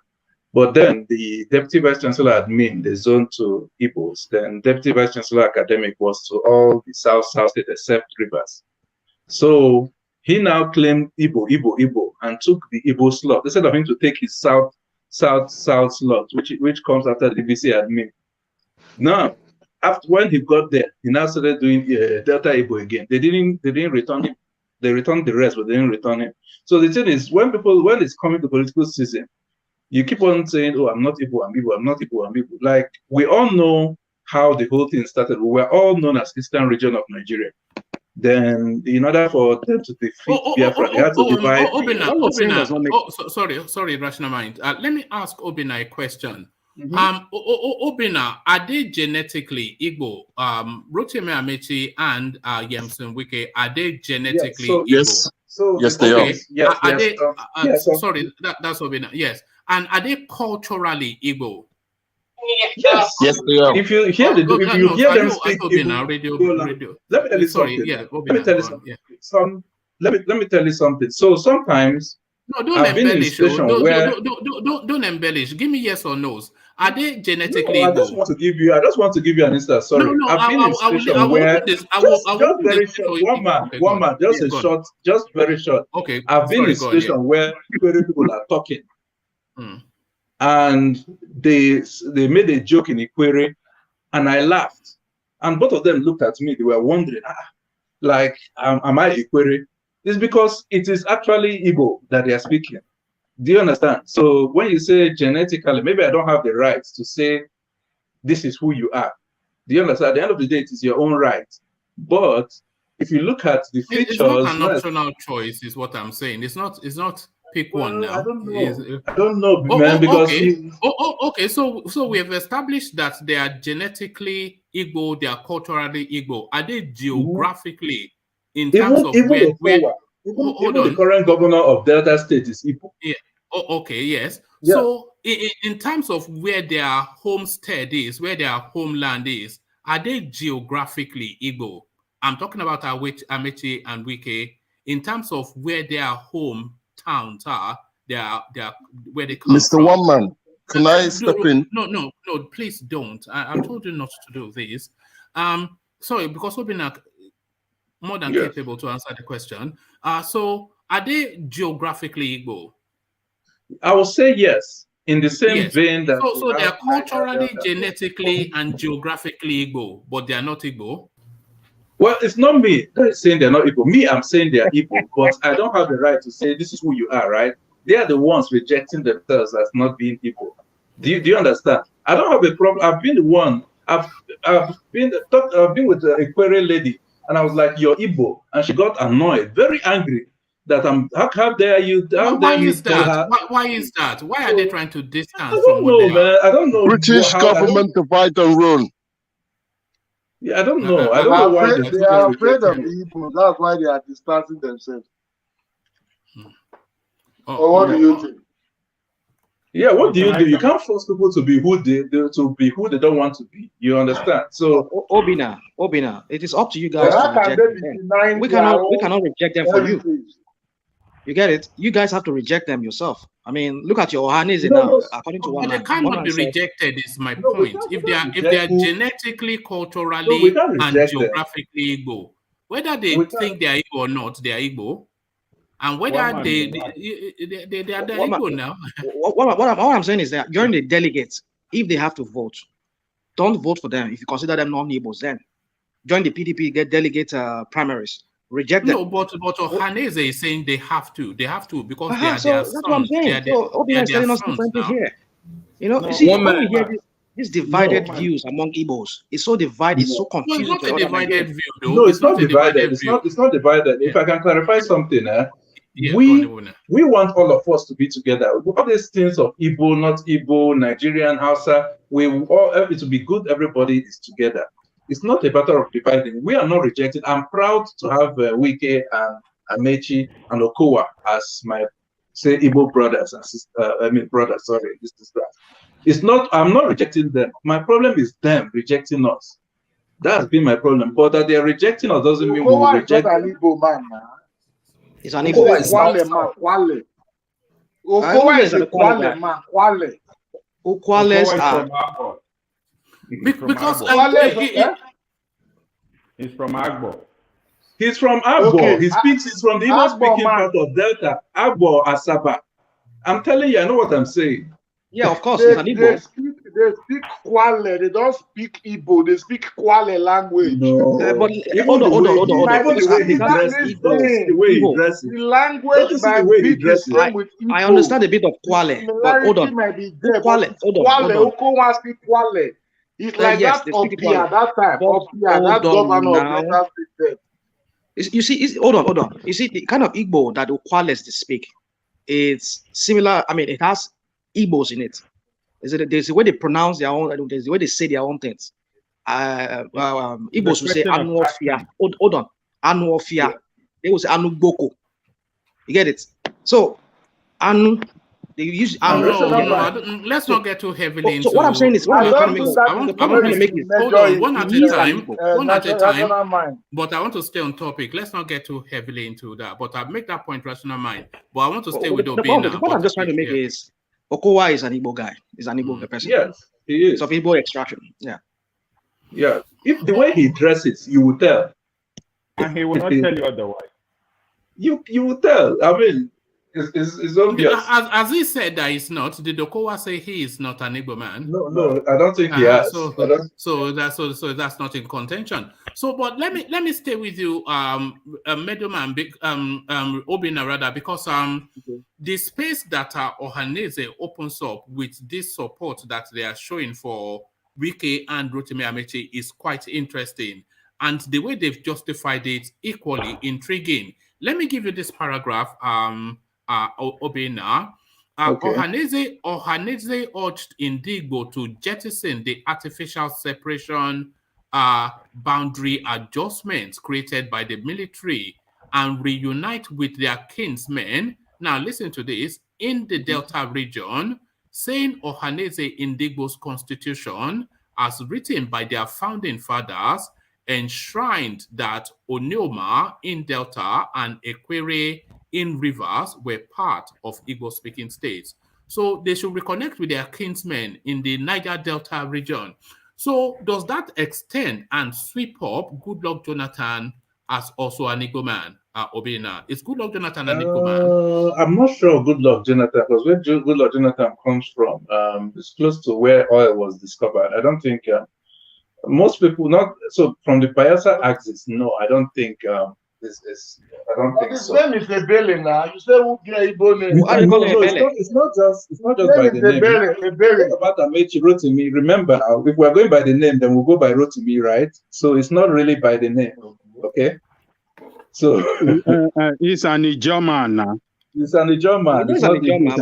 Why the Ebele in his name again? That's what we're wondering. Yeah, everybody can have any name. You understand? Just like why the Rotimi in Amaechi's name. Why the Rotimi in Amaechi's name? That's his middle name, right? So because where I was pushing to is that do we want to consider that Goodluck Jonathan has already fulfilled the Igbo slot if he's an Igbo man? Okay. Look at it this way, right? If you want to judge somebody from where the person comes from by the name, is the last name. Don't look at the first and the middle name. Is the last name that you're looking at. Then, secondly, for Jonathan, yeah, if I were to be the one to judge, I would say yes. That after all, Jonathan comes from a place that comes from the old Eastern region. So, being that as it may, then it means that the Eastern region had produced a president before in the past. But the way Nigerian politics is actually by zone. At least that is a zonal structure that was created by Alex Ekweme, which has six, I think about average of 6 states in each zone. But we have 6 political zones, not administrative. So going by that, then it means that I think is it the Northwest and the Southeast hasn't produced. All right. And let me stay with you just for a little longer, Obina. Going by the raising of 2 hands, Rotimi Amechi and Nyesom Wike, to the exclusion of somebody that most of us from the outside looking in always considered to be the first son of the Southeast, to the exclusion of Peter Obi. Does that then solidify and cement that narrative that politics considers Peter Obi a lightweight? Is this what Ohaneze is saying, that they consider Peter Obi a lightweight? No, so in the scheme of things, I think Peter Obi is heavier than all of them. Forget, it's not by making noise. It's not noise that will bring you into the presidency. And then, so these guys might have met some people in Ohaneze to live there. And remember, okay, do you know what just happened recently with the Arawa, I think it's a Northern Forum or Elders Forum, where some you mean the Saraki narrative? Yes. It's kind of similar, where some they raise their hand and the publicity secretary say we are not part of it. Tambuwal has come out to say it's not part of it. So it's just them grabbing some people and having them raise their hands. It doesn't hold water.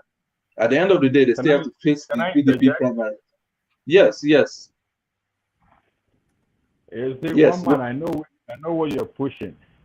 I'm not pushing anything. No, I'm presenting facts for you to consider, middleman. Carry on. You remove the malam from your name. One man now. No, don't worry. Middleman, we are all sparring partners. At the end of the day, most of these guys will be eliminated in the primaries, even before the primary even starts. Some of them will already drop. You will see the way they will drop, because by then they've settled among themselves what position they're going to collect. Let's hear Middleman's take on it. Middleman, yeah. You see, one man, Ohaneze is doing his job. Ohaneze is like the umbrella organization, social cultural organization of the Igbo nation. So he's doing his job. He's trying to bring people into the tent. That is his job. It is not, Ohaneze is not looking at the political sphere, in a holistic manner.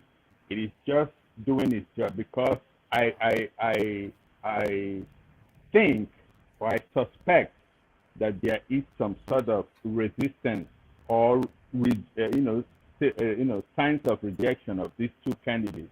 So Ohaneze is coming in to do his job as Ohaneze, and they are right to do that, because I don't know if you know that Ohaneze president in South Africa is actually Nyesom Wike's cousin. So it is Ohaneze is doing what Ohaneze should do, but that doesn't mean that it doesn't need to own, it doesn't need to defend or present Peter Obi, because Peter Obi. But by Igbofying Rotimi Amechi and Nyesom Wike, does that not dilute Peter Obi's base, which is already small in the first instance? Yeah, can I answer? Yeah. Okay. Go Middleman and then Obina. Yeah, Middleman, Karen. I suspect they know that that is not going to dilute anything. It's just to douse that symptoms or signs of rejection. Thank you. That's exactly what I wanted to say. Yeah. But the Igbos who never gave consideration that Wike was an Igbo man or Amechi is an Igbo man, but they like Wike. So if they get the Igbofication of these people by the paramount social cultural organization of the space, does that then not open up that window for them to give consideration to Wike, somebody that some people in the Southeast might like but not give consideration to for reasons of wanting to stay loyal to ethnicity? No, I don't think so. It's not about ethnicity. Anybody that is averagely educated in Nigerian politics knows that when they say Igbo presidency, it's not the Igbo race. It is to the south, is the geopolitical zone. That's what we're talking about. Are we narrowing it down to 5 states? Is that essentially what the thinking is? The 5 states? No. That's what I'm trying to tell you. You see, there are two, like Ohanese as an organization will never narrow it down to 5 geopolitical 5 states. But like the World Igbo Congress, they are a political wing, somewhat of the Ohanese. They got the money. They are a pressure group. They have the funds, so they can put that pressure, and they are saying that it is to be zoned to the geopolitical zone and not to the Igbo nation. And the politicians have been saying it to the southeast, and some are saying Igbo presidency. They are two different things. You know.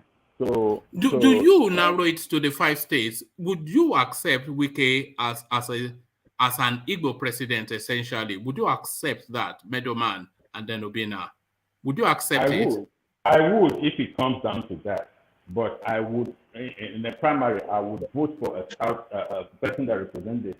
Yeah. So the only time I will accept him as an Igbo man is if he accepts his Igbo. It's not for you to say I'm not Igbo, then you now take Igbo slot and now want us to accept. That's the problem. So if you associate with Igbo, not to be angry when they call you Igbo and say no, I'm a query or something. No. If you're angry about being Igbo, then why now go and benefit from something that is coming towards Igbo? That's my issue with those kind of people. All right. So if you don't want us, then we don't want you, sort of thing. Yeah? Exactly. Well, man, I have a question for you. Oh yeah, go on, Nate. So since you said Onyanyeze said Wike and AMAECHI are Igbos, and they are are you going to you want to do Saraki, Abi? You want to do Saraki? No. Okay, the thing is Saraki, Bukola Saraki right now? Are we going to agree is a Southern candidate and is a Yoruba candidate? Are you going to agree that? No, the only thing is Mali is not part of Yoruba land. Mali. Is Saraki is a Bukola Yoruba name? It's a Yoruba name, but Bukola is a Yoruba name. But Bukola is a Yoruba name, but Mali is not. Mali is not part of Yoruba land. The same question you asked whether AMAECHI or Wike was a Yoruba. No, but Ekwere is Igbo land now. Anioma is Igbo land, but Mali is not Yoruba land, which is where that's where Saraki is from. Saraki is from Mali. Then why are they being Yoruba names? Who told you Ekwere is Igbo land? I told you these people they quiz Kwale. They have their own language. Well, Ohaneze is telling us, and they know more than you, Igbo. Ohaneze knows more than you. Why are you telling me they know more than me? I'm from South. I live with these people you are calling Igbo people. I'm telling you their language they speak. Who knows more than me? Who Igbo man knows more than me? Oh, there you go. You do know, Ete, that Saraki is from Mali, don't you? You know from Mali. I said an Agbo man is not an Igbo man. They speak Agbo, they speak Kwale. There are certain languages they speak. It's different from Igbo language. So what are you talking about? Is it Agbo that speaks Kwale or Ikwere? You just said. I'm telling you. One man. Can Saraki speak Yoruba? And perfectly. He grew up in Surulere. So is it not? Why are you not saying it's not Yoruba? Because it's from Mali. That's why I'm saying that. It's from Mali. You know that. Who made the Mali the Mali tribe not Yoruba when they have Yoruba names? When they can Mali speak Yoruba? It's Mali, not a country that's referring to. I mean, it's not from Nigeria. No, it's not from Nigeria. Mali, M-A-L-I, the country Mali. Oh, it's from Mali. Yeah, that's where it's from. For the president of Nigeria. That's where it's from now. It was a tribe. No, it's from Mali. He's not even a Nigerian, so never mind the Yoruba man. One man. Can I ask Ego a question? Yeah, go on. Ego, you know Ebonyi people now? Yes, I'm here. Talk to me. Enugu people. You know, I don't know Enugu. I'm telling you of South. This way I'm talking about the from the South. Now. And I know where rational mind is going. I wanted to say that about Igbo people too. Their own Igbo is different. So go continue. Hold on. In Ebonyi, they have their own kind of dialect they speak. In fact, it's entirely even different. I think even different from normal Igbos. Maybe a little word, some little words in here and there from Igbo. So would you not call? I mean, Dave Omai, he calls himself an Igbo man. He sits on the southeastern governorship or whatever, and then you are here telling me that people, because they're not within that geographical location of that southeast, because they're out of it, because of the military people share them anyhow, that makes them not Igbo. That's not what I said. That's not what I said. What I said to you. I'm saying that Ebonyi people speak a different language entirely. If not even entirely different from Igbo. Maybe a little bit of Igbo. I don't want us to be too heavy with this language, something. But they are surrounded by Igbos. They are surrounded by Igbos. They are surrounded by Igbos. Let me tell you one thing. So I was saying, if somebody from Agbo speaks their dialect, I will understand maybe 60%. If somebody from Ibise speaks their dialect, I will understand maybe 50 or 60%. If somebody from Ikwere speaks, I will understand maybe 50%. But it is still the same. It is still, those are dialects in the Igbo language. Those are dialects. Where is Ibuzo? It's a little bit like Ondo Yoruba. They will tell you it's Yoruba, but no Yoruba man understands what an Ondo Where is Ibuzo? I've actually met an Agbo girl that confirmed she's Igbo. Ibuzo. So Ibuzo, has an Ibuzo person ever told you that they are not Igbo? Okay, so Ibuzo is it not in Agbo? Ibuzo, Ibuluku, all those areas there. Nobody there will tell you that they are not Igbo. So why are we arguing that Agbo is not Igbo? Even if people start speaking Yoruba here, that kind of Yoruba, it was like, what are these people talking about? All right. Where they speak Igbanke? I mean, do you mean the bankers? One man, good luck, Jonathan. It's not Igbo, I beg. But, you know, he has Azekwe in his name. I know where you're going. You're trying to tell us that you had your shot. So it's not even my own argument. It's Ohanese is making the argument. Hold on, leave the Buzo. No, forget all that. We don't want to do the Buzo anymore. But let's do good luck, Jonathan. If Ohanese themselves, they are telling us now that they are, that they sweep up his region. But he did not include Ijoland. Look at that. You're a politician, middleman. Look at that. Is that Ojoro? Are you doing Ojoro? They never included Ijoland. What they're saying, yes, we are cousins with these people, but they have their own culture. They have their own people. Do you share bloodline with them? Yeah, we do. It is common in Igbo land to find somebody that has one ancestor, maybe their grandmother from that was Ijo. Same thing in Ijo land. It is common. All right. Well, the space opens up, So I think that language of it is a turn. It has been petered down by Ohanese now. So there it is. And it gets even more confusing. Middleman Alexander Gomez, he is a member of the World Igbo Congress in Houston. Alexander Gomez, full-blood London, Lagos. He is a member. This is his super chat. I am a member of the World Igbo Congress in Houston. Do you know why he would be?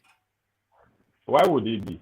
I think by marriage, because his wife is a real 100% Igbo woman. So I think they extended him that. I don't know. He'll tell us in a moment. But thank you for the super chat. Let's get back to Ajane Koko to round off thoughts on that space. But the curiosity that the two names mentioned, not the Alpha one of the Southeast as we know it, Peter B, but the Igbo deniers, Yemson Wike and Rotimi AMAECHI? You see, the Ohanaeze should position the interests of the East clearly. This double standard game they're trying to play is not going to help Igbo people at all. We know where Igbo people are concentrated. Their homeland is the East. So this statement they are making is very confusing. And it can confuse a lot of people. So if AMAECHI secured the ticket of PDP, of APC, as a candidate of APC, and Atiku is the candidate of PDP, and Obi is the vice to Atiku, who are they going to support? Yes, interesting question. Then we have a double whammy Igbo entry. Igbo first, Igbo second. Who are they going to declare their support for? Well, I think it will be more of Atiku. Who would they support? It's for Atiku now. Atiku. Okay, they will not support Atiku. Atiku at the top, they will not support. They will go for someone that's at the top. No, you are not. Maybe Let you Igbo support people talk. But would they abandon an Igbo man being president to support a Fulani man? No, because the man that you're calling Igbo man says it's not Igbo. So, but it's not optional choice now. It's not optional choice now. Obina is not about. It's not even about that. It's about power going to the north. And after Atiku, in this case, in this scenario, it will have to come down to the south. Then his vice president will stand a good chance of, to have a shot at the presidency. That is why I would support Atiku in this scenario. Yeah, but if Wike is on the ticket, then you have an immediate chance of having an Igbo president, according to Ohanaeze. No, if Wike is on the ticket. If Wike is on the ticket, then Atiku wouldn't be. Or rather, Rotimi AMAECHI. Sorry, if Rotimi AMAECHI was on the ticket. No, that's not well. It's at the end of the day. Yeah, you are confusing us. You know, you guys. You are confusing us now. When the most senior, they are more senior than you, Obina. As knowledgeable as much as you are more knowledgeable than all of us here. But Ohanaeze is more knowledgeable than you, and they are telling us. Forget Ohanaeze. Ohanaeze is choosing is what they are just being fathers. You know, when you just like Buhari, when they come, what the president will go well. I wish you well. He's not going to tell them to stop. They won't tell them to stop. So they're not. At the end of the day, Ohanaeze will bless everybody. Maybe we have to send. Yeah. Maybe we will have to send Ancestry and me to the southeast to help us determine exactly who is an Igbo man. Even if the Igbos don't know who an Igbo man is, then what can I from Oyo? What is this now?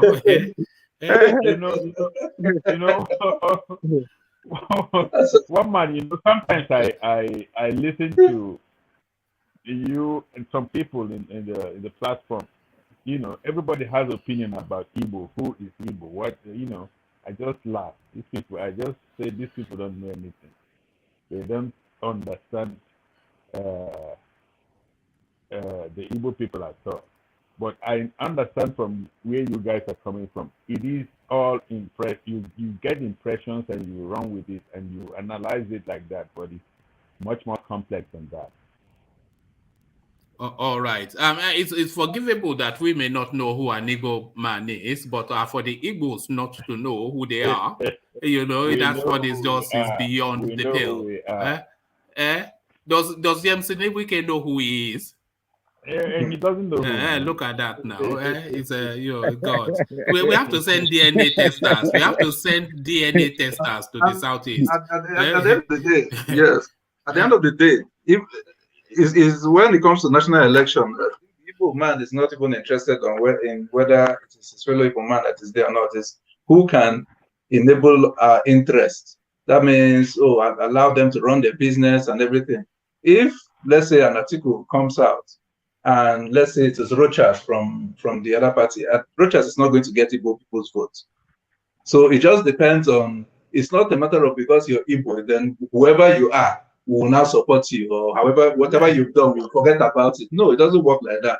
It has to be the person who would your interest to do their business peacefully. That's all. Exactly. Igbo people are really not interested in position like that. They just want to do their business, take care of their family. That is it. At the end of the day. But all of that wants that, and you're not the first, by the way. There's, a lot, because I follow a lot of. I'm a real fan of the East, as a lot of people would disagree, but a lot of people know I am, and I follow a lot of the narratives in the East, and you hear a lot. We just want to be left alone. We just want to be left alone. We don't. But the politics of that we just want to carry on with our business. We just want to do our own thing.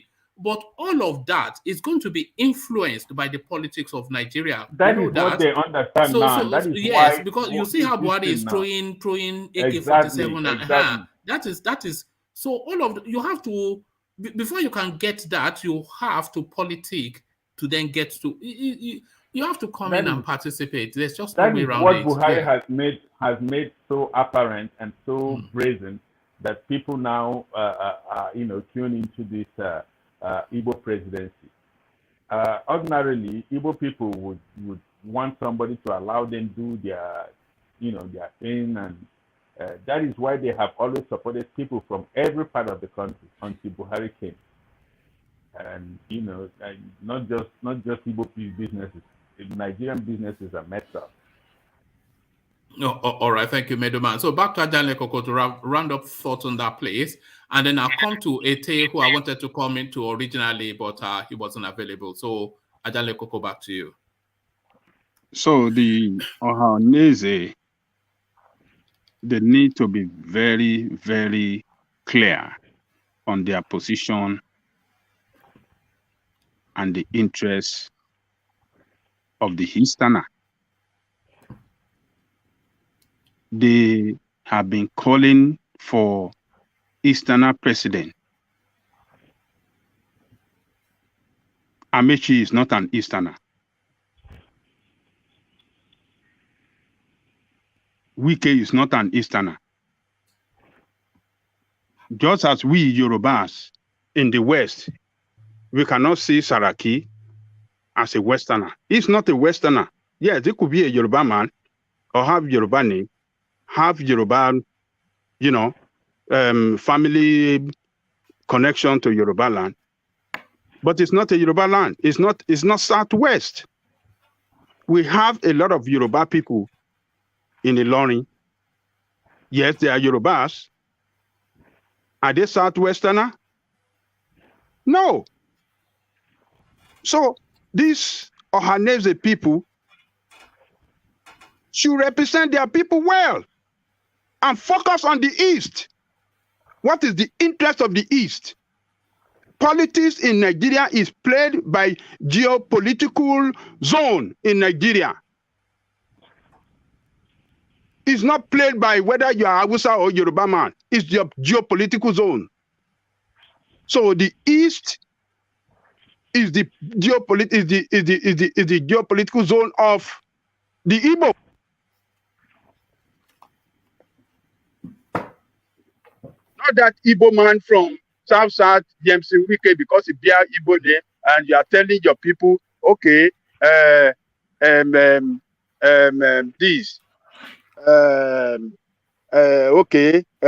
Igbo man, you can vote for any Igbo man. Let us come together as it is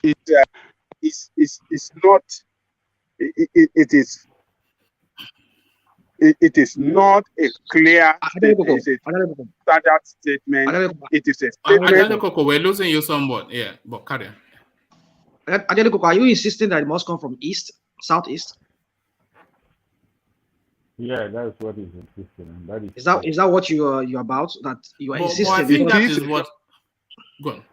You can't let people put their eggs in one basket.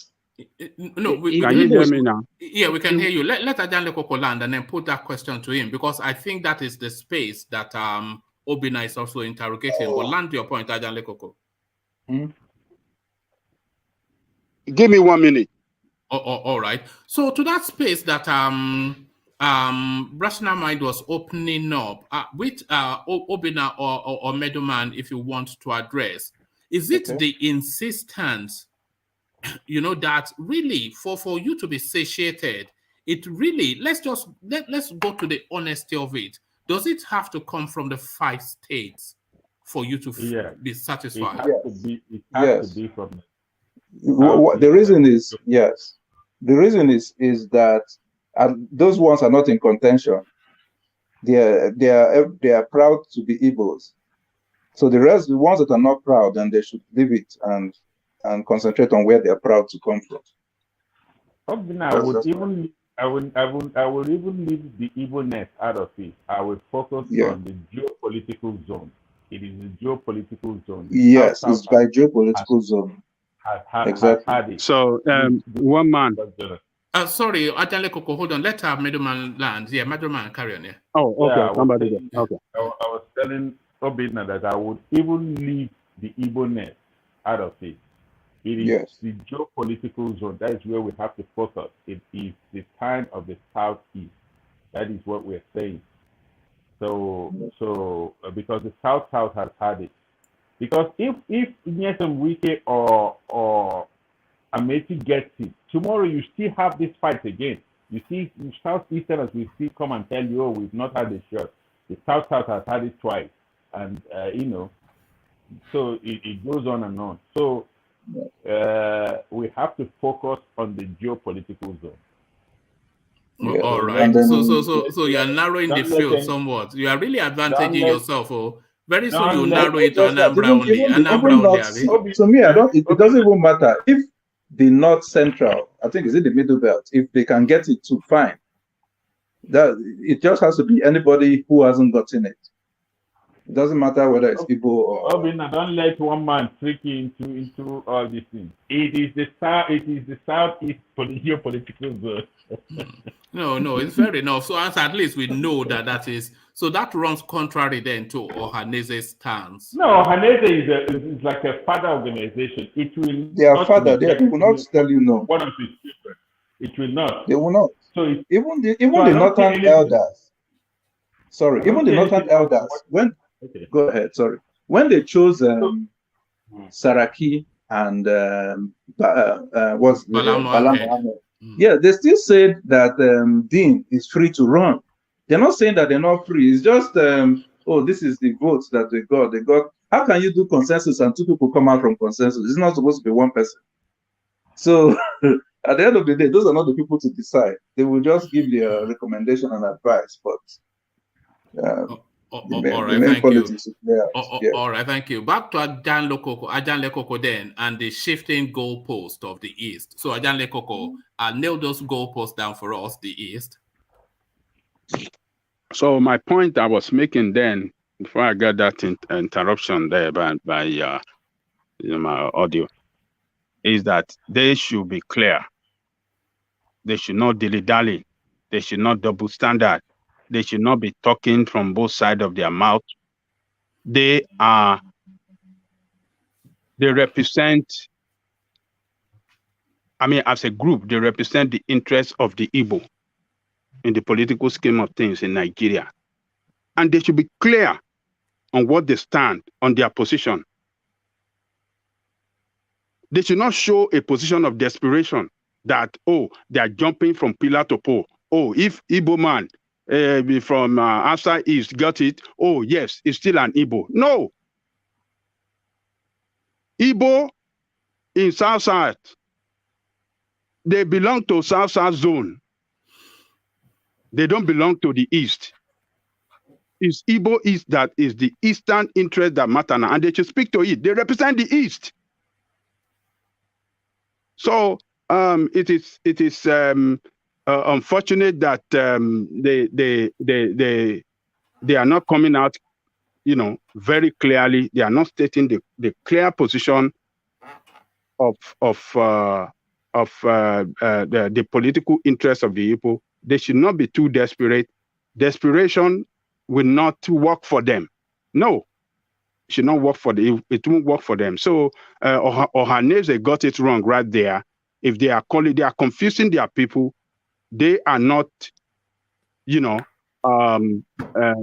standing firm on what they have been pushing earlier before now. All they have been pushing for before today is the East. The power must come to the East.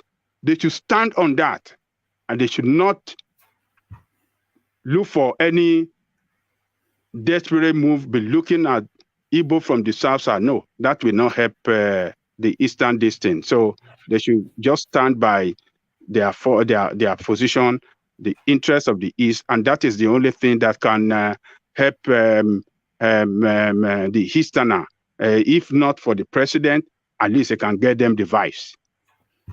That's my position. All right, brilliant. Thank you, Ajanle Koko. So yes, the Yemsen Wike and Rotimi AMAECHI Diet Coke Igbos. So Diet Coke Igbos. So from Diet Coke Igbos, let's go on to Ete, who hopefully is still with us. We've not heard from him. Ete, are you there? Yes, I am. All right, brilliant. So good of you to be with us, Ete. And let me take you to a totally new space. Tinubu could have PDP could have given Tinubu 2023 presidential ticket. So this is Bala Mohammed saying this. So Bala Mohammed very much a decimal in this evening session. And let me just bring it to you to refresh. It's just a short read. PDP could have given Tinubu 2023 presidential ticket. This is Bala Mohammed speaking. Governor Bala Mohammed says the People's Democratic Party would have handed APC national leader Bola Tinubu its presidential ticket if he was in PDP. Mr. Bala Mohammed, in an interview with Arise News, said that the PDP recognized Mr. Tinubu's contribution to national development and support for President Muhammad Buhari. I met Asiwaju Bola Tinubu, we discussed. He was talking about consensus, and I told him, if you were in PDP, we would have just given you the ticket because we know that without you, Buhari would not have been president, and in PDP, we recognize contribution, he explained. The Bauchi governor's comment came amidst several speculations that Tinubu's influence may not be enough to earn him APC's presidential ticket. Last week, Governor Yemsen Wike, a PDP presidential hopeful, said that all APC presidential aspirants, including Tinubu, are worse than Buhari. They continue to herald that Buhari has done well despite the insecurity, economic hardship, and downward spiral of the Naira. I don't see any of them that will do better than Buhari, the Rivers State governor stressed. What will an APC candidate say that will be different? They will work with the present government that has destabilized Nigeria. There was a particular piece that I wanted to read to you. Just give me 1 second because it's quite pertinent to what I'm asking. What I'm going to invite you to speak on. But do you want to address that first, and then when I come to yes, it, let me address that. Yeah. You see, it would have been so easy for Tinubu to move to PDP if Atiku was not there. But now, stop making noise. So now that let her make noise, it sounds more. We want to hear more of her than you, but carry on, yeah. Now that Atiku is there, is impossible. There's no way he's going to come to PDP to get a ticket. There's no way, because Atiku is already there and he has been sniffing around the presidential ticket for a very long time. So that already is not a possibility. But if that happens, that is the end of APC, and that is the end of the CPC charge. That is, they can never climb power again. Never climb power again. Because the only reason they climbed power in the first place, because of they could draw some of the Yoruba states to themselves. That is the only reason they could climb power. So the truth is, it's too late for Tinubu. They should just battle it in APC and why and how is it too late? Because they want to parachute Goodluck Jonathan into the APC. So if they are able to do that successfully, then what stops or prevents them from parachuting Tinubu into PDP? And let's have that fight. It's not going to work. It's not going to work. It will be a slap on Atiku's face. Who cares about Atiku? Because of Atiku is like the Tinubu in PDP. Atiku is like the Tinubu in PDP. Both of them are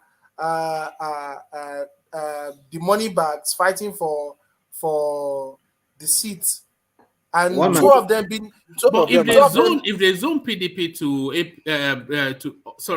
if they zone PDP to the south, then that removes Atiku. But let Rational Mind come in and then you address all of it. Ask you, how would they do that when they already said the sale of their forms? They've closed it. No, they can reopen it. They can reopen it because of him. Of course. Yeah, but the reason they are saying Jonathan will go to APC is because they've closed their form. So if they open it, then I think they will be in a better place to pick up Jonathan. No. Jonathan was never in. He's left that party already now. So yeah, no. He knows they are not going to win power. So yeah. If Jonathan goes to APC and Tinubu comes to PDP, Tinubu will defeat Jonathan. Clear. You think so? Yes. Because of the truth is PDP is already enshrined in the southeast and the south. Like a lot of them, when they vote, they just close their eyes and click and thumbprint PDP in the south and in the southeast. A lot of them. So if that switch can happen, no, Tinubu has gotten the south. Tinubu has gotten the southeast. Tinubu personifies APC. I don't think it's going to be possible. They still see him as an APC person. You don't think it transcends party? You don't think Tinubu transcends party as a political figure? Atiku was an APC person too. Was he not an APC person? Atiku was actually originally PDP. He just went to APC and then came back. So, but Tinubu all of them, always been. They were all PDP. Saraki was PDP. He started his political career as a PDP governor and senator. Yes, he started, but he went to APC and came back. Tinubu didn't start his political career in APC. He didn't. Tinubu has not left. Tinubu has always been in APC through AD and Action Congress of Nigeria, and it's not like he left the party. That is not APC. APC started 2004 to 2013. So they merged. They merged into APC. Yes, but Obina, to the wider point that Ete was making, that Tinubu would defeat Atiku if they gave him the PDP ticket. Would you agree with that? No, I won't agree with that at all. Because again, who will be his vice presidential candidate? You're saying Tinubu. You're talking of if he's in PDP, right? If Tinubu is in PDP, no, I don't even see Tinubu coming to PDP anyway. But no, because Tinubu, look at how he was rejected in Edo State. Now it was a personal thing; it wasn't a party thing. So you see what I'm talking about. So it's not. Who do you think is more popular, Tinubu or Goodluck Jonathan? Goodluck Jonathan, of course. I think I agree with you somewhat. Yeah. Yeah. All right, back to Ete. Yeah. See, the thing is, that would be the masters. That would change the entire political landscape of Nigeria if Tinubu can go to PDP. That is, there will not be an opposition for a very, very long time. A very, very long time. There won't be an opposition. In fact, Nigeria will be a one-party state if that happens. Yeah, that's the reason why they're trying to make sure he doesn't get the APC ticket. Obina, do you think whichever party wins 2023 election, I'm talking about the two major parties now, do you think there's a strong likelihood that sorry, this is to Ete rather. So do you think there's a strong likelihood, Ete, that the other party would break up?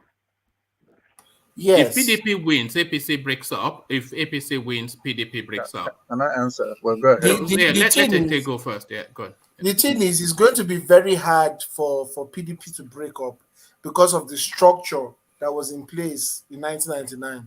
It's going to be very, very hard for them to break up, even if they don't get. It's long-standing, more established. Yes, but APC would definitely break up.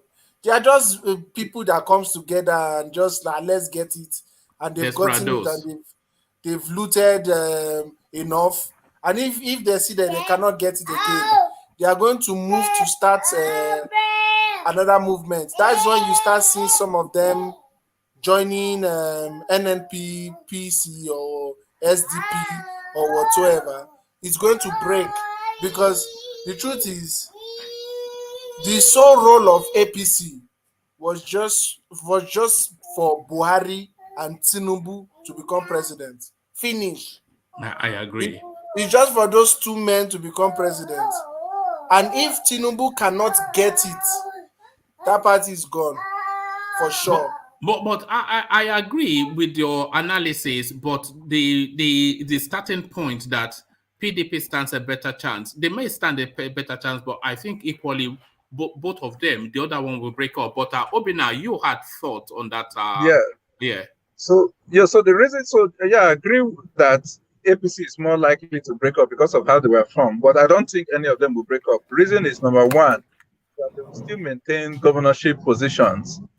So that's one. So already, when you have governors in the party, they're already the ones running the party. Then two is that you will still have somebody. Let's say PDP won and APC loses now. Then there will still be somebody that knows that he cannot have it way in PDP, that will want to make sure he funds the APC like Wike and be preparing it for eventual for him to use as, because remember the APC is still in a position to at least wrestle PDP at some point. So there will be somebody that will keep the party afloat, or a group of persons, maybe governors or something, that will keep it afloat in preparation for the next election. Without Tinubu and Buhari, can anybody keep APC together? It's just, okay, just imagine someone like Wike trying to, put PDP together when those guys left, and some other governors. There will still be, because there are still governors that will be elected on the platform of APC. Those ones will still hold the party. And you know that some of these governors are interested in going to the presidency, so they will still feel there will still be somebody apart from Tinubu who will be interested in running for president at some point.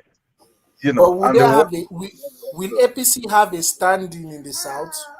Would I have a standing in the South anymore? Problem. So that's the problem is with the party system, is that yes, they will hold their own, but it's just a matter of making inroads, maybe through one thing or the other, not through the campaign, because the campaign doesn't work. Guys, if you like, that's all the South governors they camp. It's still going to be PDP that will win the South, however they want to do it. But there will still be some group of persons that, for their selfish reason, just make sure that the party is afloat so that they will be ready to grab power.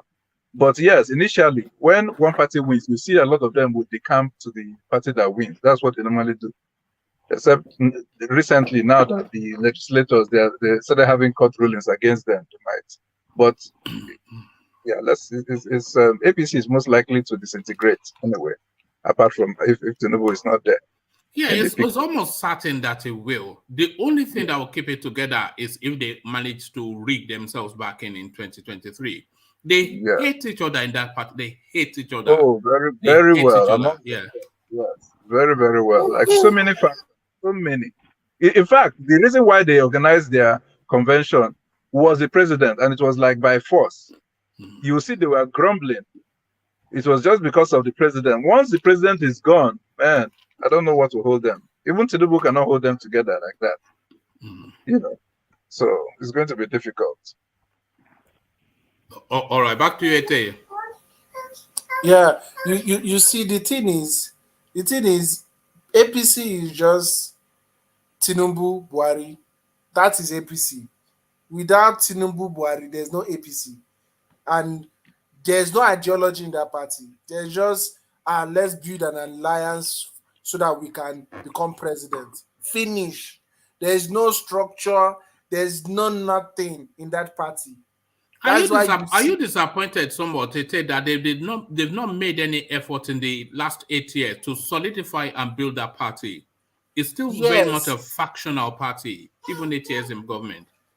Yes, that was very disappointing, because having gotten the presidency, they were supposed to build a structure around the party, but there's no structure there. Everything is still Buhari. Or if it's from the southwest, Tinubu. That is how it is in the party. What Buhari says is what they do. It's not what the delegate says. It's not what the governors or the leaders of the party says. It's what Buhari says. And when you go to the southwest, it's what Tinubu says that stands. So how can a party like that survive when those two people are not there? Because they will fight, and they will be coming for themselves. Because the truth is, the only thing that is keeping them there is probably respect, loyalty, or whatever that is keeping them still in that party. If not, they would have all moved, all of them. They would have moved to some other party or come back to PDP. All right, thank you, Ete. Pardon me. Excuse me. I feel your pain. Huh? No, I just had a cough. I was just saying, I feel your pain, by the way, trying to juggle conversations with us and balance your little girl as well. So, yes, and they say a man cannot multitask. So, Ete, an example of a man that can multitask. So, well done, Ete. But this is not on the menu, but this is the biggest news to come out today. It looks as though Elon Musk has succeeded in buying Twitter. Do you have any thoughts on that? And do you want to say something on that quickly? $44 billion apparently paid for it, Ete. Yes, he said he wanted to get Twitter, and he was going to remove, he's going to remove the board members, and he's going to change the architecture and how Twitter works. He has the money, and Twitter is a business, so there's no business that is not sellable. That's just the truth. There's no business that's not sellable. It's just because his angst against Twitter was that it was stifling free speech. So can we go back to abusing Buhari on Twitter now without fear? Eh? Well, you can still abuse Buhari on Twitter without fear, definitely. Because of you saw what Twitter did to him the last time. All right. Let me give you a moment, Ete. I'll come back to you. So let's give it a moment, but come to Thomas instead, who waits patiently. Are you ready to go, Thomas? Or yes, please. Brilliant, good. So Thomas, let me take you to where I started Ajande Koko from, and this Islamic organization Murik that is doing some abracadabra mathematics to tell us that there's a slot by slot religion politics in Lagos State, and that the Muslim succeeds the Christian and the Christian succeeds the Muslim.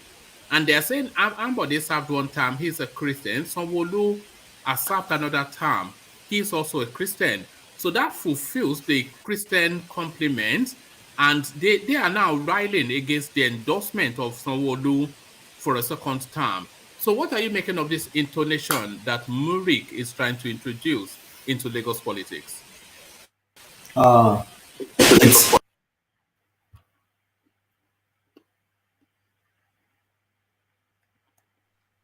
We can't hear you, Thomas.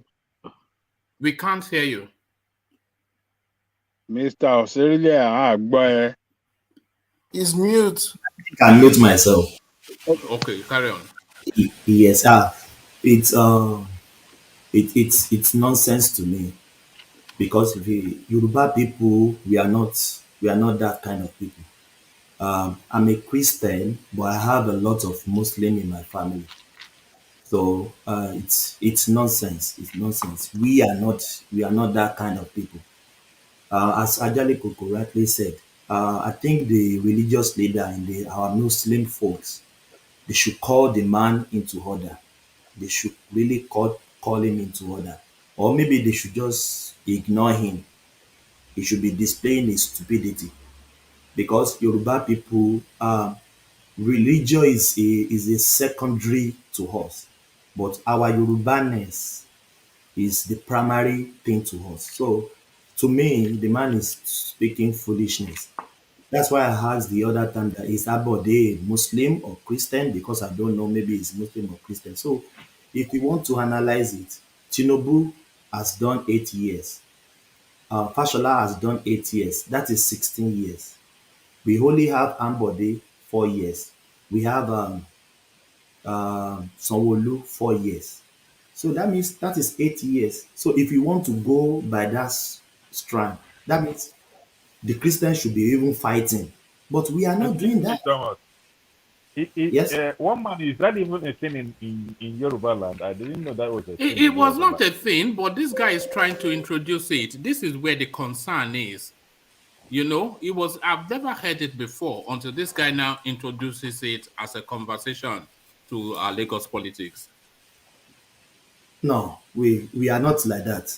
Yorubas are not like that. I can't speak for other, but Yoruba, I know them. They are not like that because everyone in Yoruba land have Muslim. If you are a Christian, some even convert from Muslim to Christian, some convert from Christian to Muslim, and we are still coexisting. The Muslims are Christians. We are still coexisting. You will never find anywhere where Muslims, Yoruba, or Christian Yorubas are fighting in Yoruba land. I've never heard it before. If you hear any religious fight, it's only from maybe the northern Muslim fighting in Yoruba land, fighting the Christian in Yoruba land. But Yoruba people fighting each other, let's just come off it. Even all these Muslim Christian, they are borrowed religion. Yoruba people, we are never Christian or Muslim. We are traditional people. We are co-traditional people. So I think the Muslims in Yoruba land and in Lagos, those ones that have the big platform, they should just call the man into order, because Yoruba people, we are not like that. He's trying to display Yoruba like a supremacist, like a religious supremacist. Yoruba people, we are not like that. We are the people, we accommodate everyone. We accommodate everyone. Be Thomas, Muslim, Christian, yes.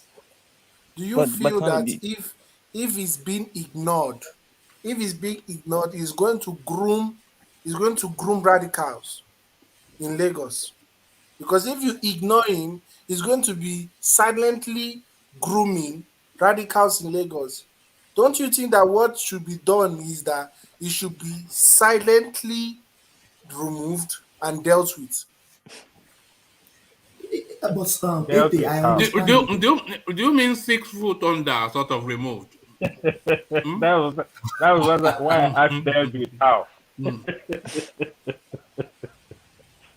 No. Ete, I agree with you 100% on that, but not on that side you are talking about. But sometimes, if you ignore people, you said silence is the best answer for a fool. So if we ignore them sometimes, I think it will be better. So that is just my submission, because like Yoruba people, we are not like that. We accommodate everyone from every religion, every part of the country. Even the Igbos, they come to Yoruba land, they excel.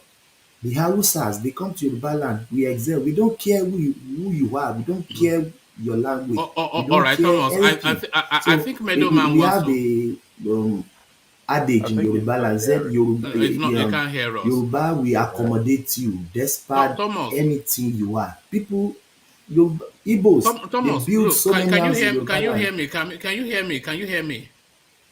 You can't hear me? You can't hear me? No, I can hear you, but you can't hear me. You can't? Oh. Can you hear me? Sorry. One man, sorry. No, it's fine. I think Middleman wanted to put a position. Can you hear me now? No, sorry. I just wanted to ask a question.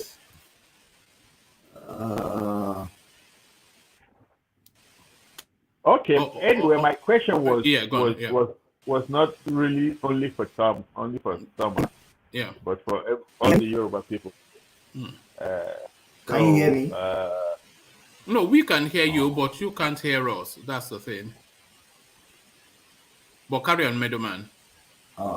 So pardon my ignorance, but why do you people think such things are because really I didn't know. Can you hear me, woman? We can hear you, but you cannot hear us. I can hear you, but you cannot hear me. Now I can hear you now. My lips moving. Can you hear me now? Yes, I can hear you. Okay, yeah. No, Middleman wanted to put a position to you, but you couldn't hear anybody. Yeah. But Middleman was saying, so let him put that position. Yeah, Middleman to you. Yes, Thomas. I was wondering. I was going to ask a question, not just to you, but for the Yoruba people on the platform. Why do you think this sort of thing is now coming up? I mean, I never knew this was like a thing in Europe. That was one of the things I most admired in the Yoruba culture. Yeah, they were never too they are never extremists in their religious views. No. Why is it coming up now? Why are we hearing things like this now? And I think I don't understand what the man is trying to what the man is trying to put out. I think it's just I don't know what is the man is trying to push out. As Ajale correctly said, to me, I would just say people should just ignore him. Sometimes if you ignore somebody, it won't be relevant. But the more we are entertaining what the man is saying, the more it will get spread and people will be thinking like that. But I would say you for free, Yoruba will not think in that direction at all. Yoruba will never think in that direction because we accommodate people. We accommodate every religion. I respect the Muslim. I respect the pagan. I respect everybody. We are respected people. We are not religious bigots in any way. Thomas, do you think because Buhari they get emboldened? Do you think that? Well, clearly. Did you hear his question? Did you hear Tom? No. He was asking you that. Do you think that the Islamic faith in Nigeria is getting emboldened because of Buhari? Yes, in some way we can say that. We can say that because the handwriting is written on the wall. Because if we are talking of the Buhari clansmen, Buhari always be in their position. One man, Buhari is not Nigerian president. Buhari is clansman president because he doesn't speak for. It's now. That's why I respect Obasanjo. Obasanjo is a Nigerian president because Obasanjo will never take side. No, he treats everybody equally. I'm still saying it today. In this Fourth Republic, Obasanjo is still the best president so far to me because he keep the Nigerianness. Obasanjo, Igbos, Hausas, Yoruba, he treat everybody equal. But Buhari is Fulani president. Buhari is clansman president. It's not Nigerian president. So that is my submission, woman. All right, thank you, Tom. Thomas, Yeah. I agree with you somewhat because from the story one man read before, he said the World Igbo Congress is now saying the Fulani. What did you say? The Fulani Caliphate candidate.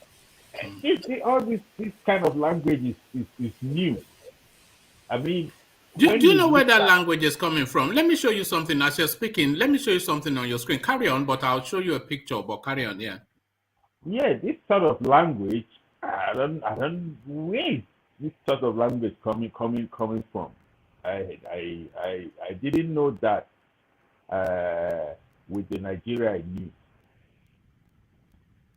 I mean, it is alien, but now beginning to gain mainstream, and that is sad for that country. All right. Yeah, here it is. So this is what they were referencing. Can you see that? Can you see that on your screen? Yeah. So who do you think that is in brown? Well, I can see AMAECHI there. Yes, but who is in brown? I think it's Buhari, right? No. That's Wike. That's Wike. Oh, okay. That's Wike. So that's why they are calling them Fulani Stooges. But and those are not doctored pictures. So those are that's an actual picture, looking like Abacha. Does it not look like Abacha? Yeah. Well, but AMAECHI, we already know they've already bought and sold him anyway in Kano market. But Wike now. AMAECHI is Damaraya, right? What do you call it, Damaraya?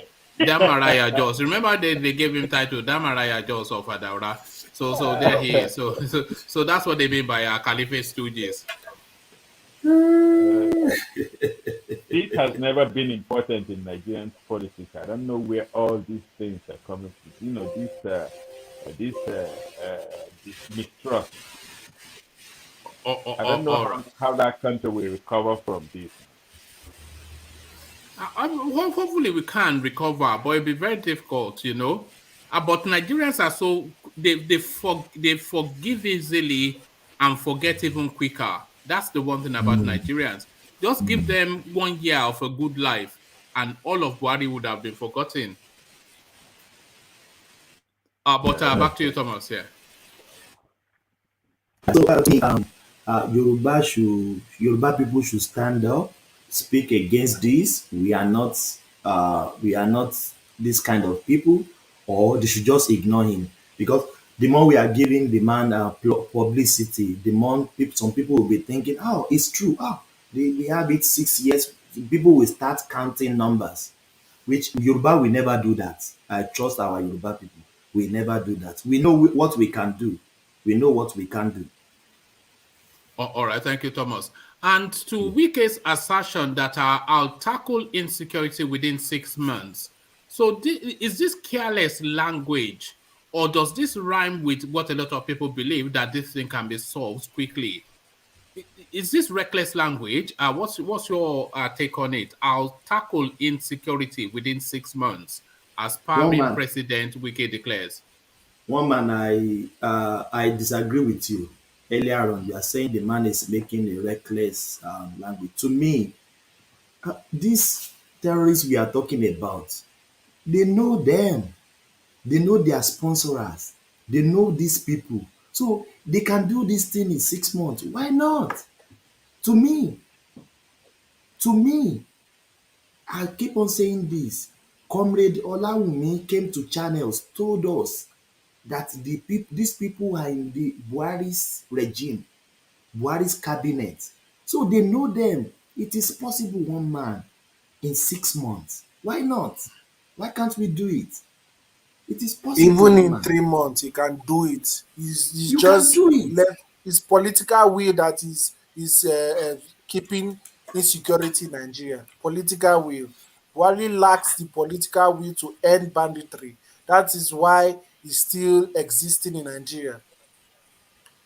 Why would you say that? Why would you say that? What are you basing that bold statement on? I'm basing that on the fact that all he does is do meeting with service chiefs and this express shock. That is all he has done since different attacks. It's like he's isolated from what's on ground.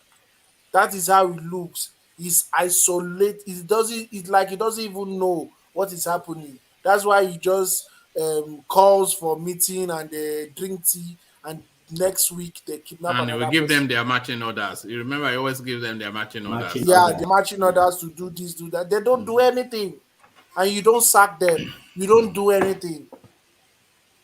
Ete, let me say this. We said we can't tackle this in 6 months. Why can't we do it? We saw all those terrorists. They look tattered. They look wretched. Those people, they will collect 100 million. Do they look like somebody that is spending 100 million? They have people that they are giving this money to, big man. They have sponsors. People in the cabinet, our security man, they said people, they are in the cabinet of Buhari. Dubai mentioned name. Buhari said he don't want to mention them, he don't want to name them and shame them. So I agree with Wike. I'm not Wike fan. To me, he's a drunkard man to me.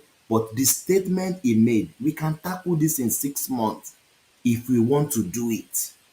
So he talks about intelligence. He talks about we can tackle it in 6 months. Why not? We can do it, one man.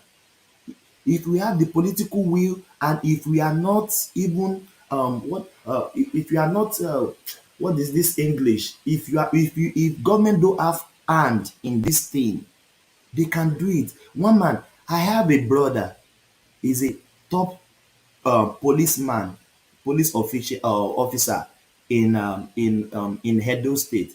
He told me, he said, any armed robber that rob for 6 or 1 year or 2 years in Nigeria and it's not being caught, know that a police officer is backing that man. You can't rob or rob for 3 years back to back in Nigeria and police will not catch you. Policeman can work. Police can work if they want to work, one man. If policemen want to work, one man, they can work. They have the intelligence, they have the capacity. But if they are colliding with armed robber, how will they work? So, one man, in 6 months, we can carry this thing out because we have the might, we have the intelligence. That is just my submission. I agree with Wiki 100%. It cannot work. It's just a ridiculous comment to make anyway. Do you know the size of our military? Hold on, Thomas. Let Adale Koko counter you and then you come back. Yeah. Do you know the size of our, even in a normal society, a normal country where things work well, it is not the job of the military to fight the insurgency. It's the job of the police. Are Nigerian police capable of fighting them? They are not. Nigerian police are not well paid. They are not well armed. They are not well funded. They are not well, they are not well motivated.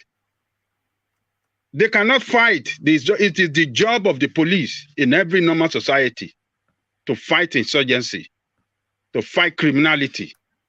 But you see, Nigerian, do you know how many Nigerian these things that look, the police, those one cannot stand and they are not capable of fighting them. So rule that out. Then the military that we are using, they are overstretched, they are undernumbered. They don't have enough personnel to cover the whole space. Do you know how much the entire north, do you know how large it is? Our border between our borderline with Niger is over 1,000 miles. And those borders are porous. Most of these people committing this criminal are coming from other parts of Nigeria. They are killing the Fulani themselves. The Fulani, Nigerian Fulani, they are killing them. They kill everybody. Look, in Plateau State, they kill about 170 people over the weekend in one village. And you have not secure our intelligence gathering is not good enough to know where these people are to get them and fight them. They are killing the military, even in Kaduna, where we have the strongest military infrastructure. The heart of our military infrastructure is in Kaduna. It is a very big problem on our hand. And for somebody to say, I will solve it, it's just talking nonsense. We are not the kind of people, you can be talking to market women and Babeleron like that. And those ones will say, yes, Wike is the, yes, they can do it. But to people like us that know how things work around the world, it's not possible, man. Within 6 months, it's I just disagree with bad you. thing. I disagree with Okay, you. that's why. Ajani Koko, are you not aware that the military are ignoring security threats? Ignoring. Even the last train mishap that happened, there was a intelligence on it, but it was ignored. Is that not political will? Yeah. So okay. one man, to me, we can do it. Let's just say not even 6 months, in 1 year. Let's just round it up in 1 year. If we can take down But all how these come concerns. successive? If you are saying Buhari lacks the political will, you cannot say that Goodluck Jonathan lacked the political will too. Or Obasanjo for that matter, or maybe even Yar'Adua. So this is something that has been ratcheting up and up and up under successive administrations. So how come it's not been resolved?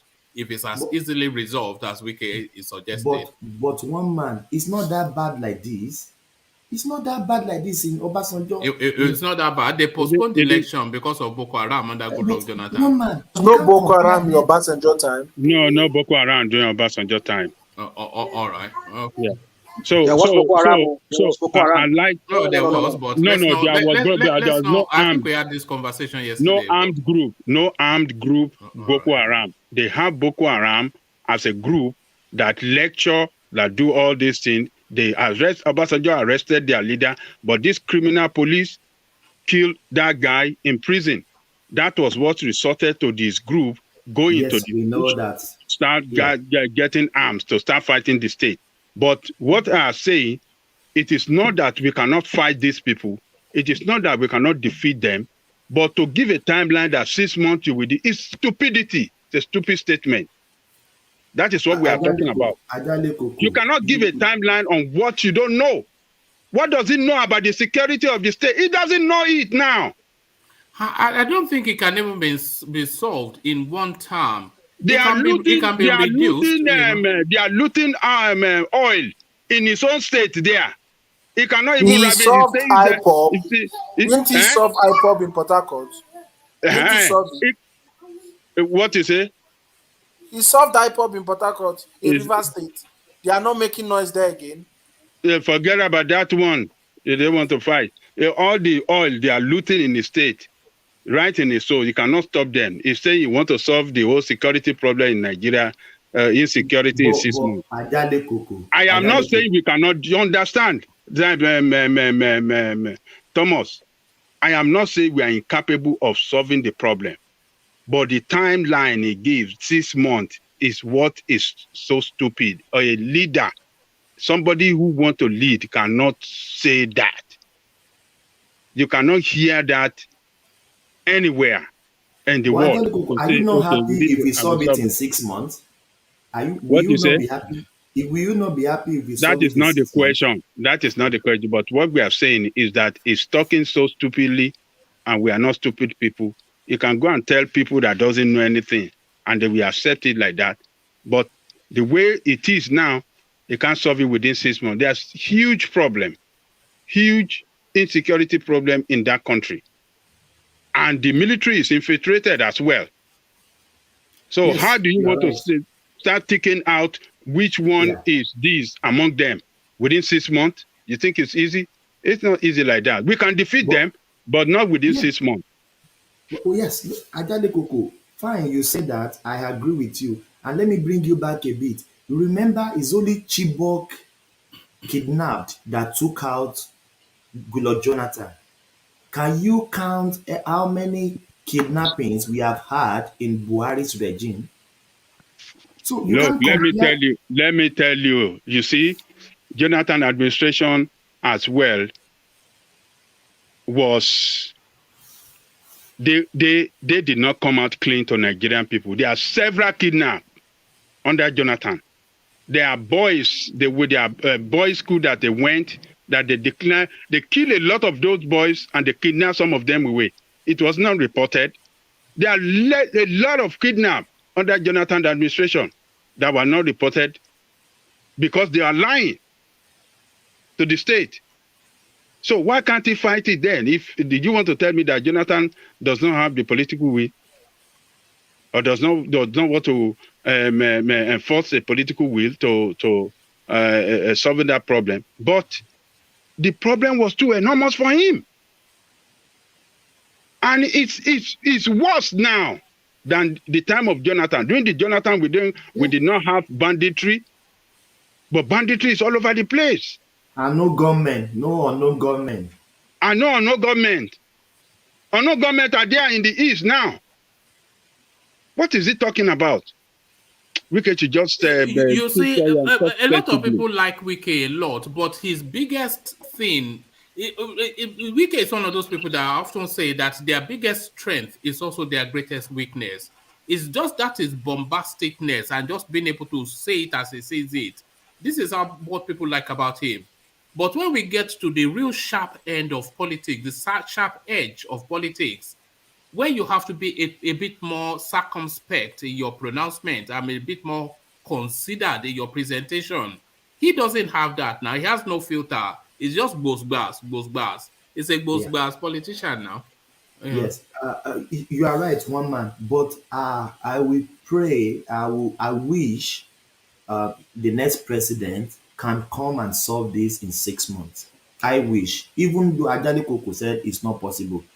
But I think in 6 months, if we have the political will and we have the courage, we can fight it to an extent in 6 months.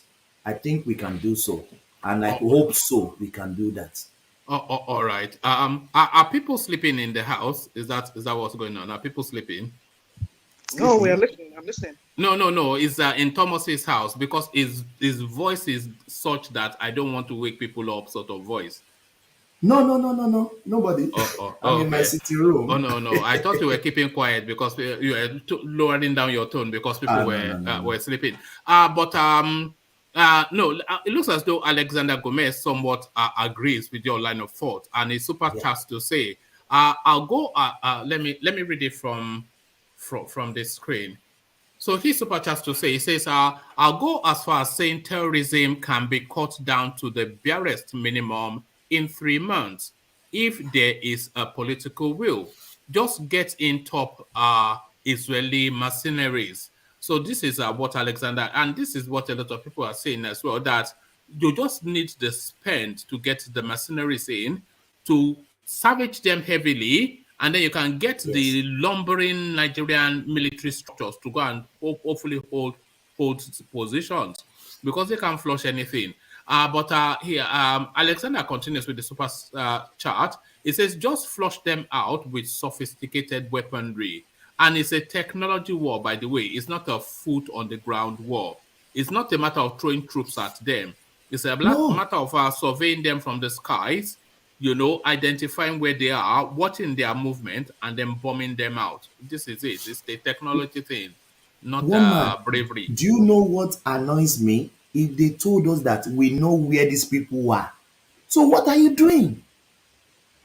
You know where they are. What are you doing?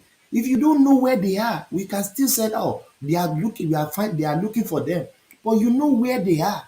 So what are you doing? Swing into action. Take these people down. And I don't believe in repentant Boko Haram. I don't believe that. Capture them, take them out. Nobody, I've never heard it that. No, you can't take them out now. There's international laws against that. You can't take down somebody that is. No, yes, they are prisoners of war. You can't take down somebody that you already have custody of now. That is an assassination. That is against the law. Do America not do the same thing? With whom? Don't they take down people up and down? With whom? Osama bin Laden. So that they have in custody. Yes, they didn't have him in custody. They took him down in conflict. What I think Thomas is saying is that rather than rehabilitate these people, once is catch and kill sort of thing. Yes, you can't killed enough. That's against the law now. That's against the law now. That's illegal. That can be done very silently. That's illegal. That's all the conventions of the United Nations. Yeah, they say no. You can't do that. If somebody surrender, Are they not killed enough? Are they not killed enough? Even if they don't, if surrender or captured, then they become prisoners of war. Yeah. If they surrender, according to convention, international convention, you just have to arrest them, take them into custody. You can't kill them. That would be extrajudicial killing. You can via the law pronounce a death sentence, but you can't extrajudicially just do that. Look at this. If they surrender, you cannot do that. But how are you different from Boko Haram if you do that? I'm just being annoyed here because these people all annoyed too. We're all annoyed too. Rational mind, they have killed enough. They have killed one man. Rational mind, remember maybe 1 year ago, they slaughtered 70 people and beheaded them. Just not listen to that. These people, they don't need to show mercy at all. No mercy. We know. We understand we understand the angle you're coming from. I understand from the angle you're coming from. But the thing is, as long as they surrender, you just have to take them into custody, and then you go on with the legality that surrounds in having them legally either punished, as the case may be for them, either by hanging or whatever, or imprisonment, or as the case may be. So, in Guantanamo Bay, America has so many terrorists that they took after the 9/11. A lot of them were not killed. A lot of them were released at some point. Some of them are still there. I think they still have it at facilities, even though they said they closed it. I think there's still some people over there. Or maybe they moved out to some other maximum prison. So you can't just, international convention says you can't kill people if they surrender. If you catch them and they surrender, you can't kill them. You just have to follow the process. But the only problem we should be having with Nigerian government is, why are they now putting them into the Nigerian army? Why are they now? But they are not, though, are they? Why are you saying they are not putting them into the Nigerian army? They are rehabilitating them back into society. Okay, they rehabilitate them back and they can join the Nigerian army. It's not. Didn't you hear one of the Nigerian army officers saying that they can become president? No, we were speaking to a clean slate. So you either rehabilitate them, you them clean slate. These are people with. To make them second-class citizens, are you saying you have to make them send them to jail? Or send them by hanging if you deserve a hanging. That is it. Don't, you caught people in the act. No, that's an option. But if they are saying they are going to reintegrate them back into society, then they are vesting upon them all the full rights of members of society. You see reason why what Wike was saying would not really work. Because the security architecture of Nigeria, we have in the Nigerian army, in Nigerian intelligence, these people who are sympathizers to these people. The only thing is, we can say 6 months. You can't do that within 6 months. It's not possible because you have to wipe out all the intelligence, bring a new set of people that you trust, which is not even possible because you have to use the people who are already there in the system. You can't just say you want to take down all the generals and bring down younger generals, younger officers and promote them. They have to go through some kind of training again and also understand how to handle the military architecture. So it can be done within 6 months. So, and the thing again is that what is the guarantee that the same people you are bringing from the recruits, from the younger officers, promoting them to the senior officers, what is guaranteed that they were not even errand boys to some of these old people? So you see, I see a mess because the Northerners are complicit in this. When I mean Northerners, I'm not saying all Northerners. I mean those Northerners that are Islamists, that are sympathizers. They are also complicit in it. So it's going to be a very, very difficult thing to. You were talking. Somebody was talking about. Was it Gomez talking about bringing in machineries? Yeah, machineries. You can bring. You can bring them. Contractors. You can bring them in. But the thing is, what can they do? If every they always leak, they leak the next expedition to the Boko Harams. They're coming here next month. Or they're coming here tomorrow. You stay away here. How can you do that? The war will drag on. I will continue paying them and wasting more. You see, it's a real difficult thing. I mean, the way we find ourselves in that country with these people from that part of Nigeria. I'm not talking about everybody generally. I mean, those people who are Islamists among them, who are the elites among them. Is it not on record that Buhari said that an attack on Boko Haram is an attack on the North? Why are you killing our brothers? Was that not what they did in preventing Jonathan from getting those weaponry that he would need to decimate them? Even when he was even massacring them, they were saying that why are you killing our brothers? I mean, so what are we talking about? When the elites are complicit, taking sides with them, what else do we not know that these people are doing behind? I mean, look at how he has been treating these banditry for how long. I mean, you can't even go in there. He's sending special forces there. They can get them. They can pull them down and still rescue some little people. I mean, maybe few people, maybe not all, everybody. They can still rescue some people among them. But you not do that. But you can go to Southeast and massacre people and go to Gongo and whatever, where Sunday go house in the commando style. So what are we talking about? These people are not ready. The Northerners, especially those leaders from Northerners, are not ready to end this stuff. And if any Southerners get there, I tell you, it's going to be very, very difficult. No, they will frustrate him because they've infiltrated so deeply to the core of the Nigerian. A good, shall we say, 60% of relevance in Nigerian security structure is Hausa Fulani, and they've cleaned out all the Southerners, left you as foot soldiers if you still want to be in the army. There's nobody of consequence in anything. So do you have to sack the whole army and then rebuild it again? It's just makes no sense.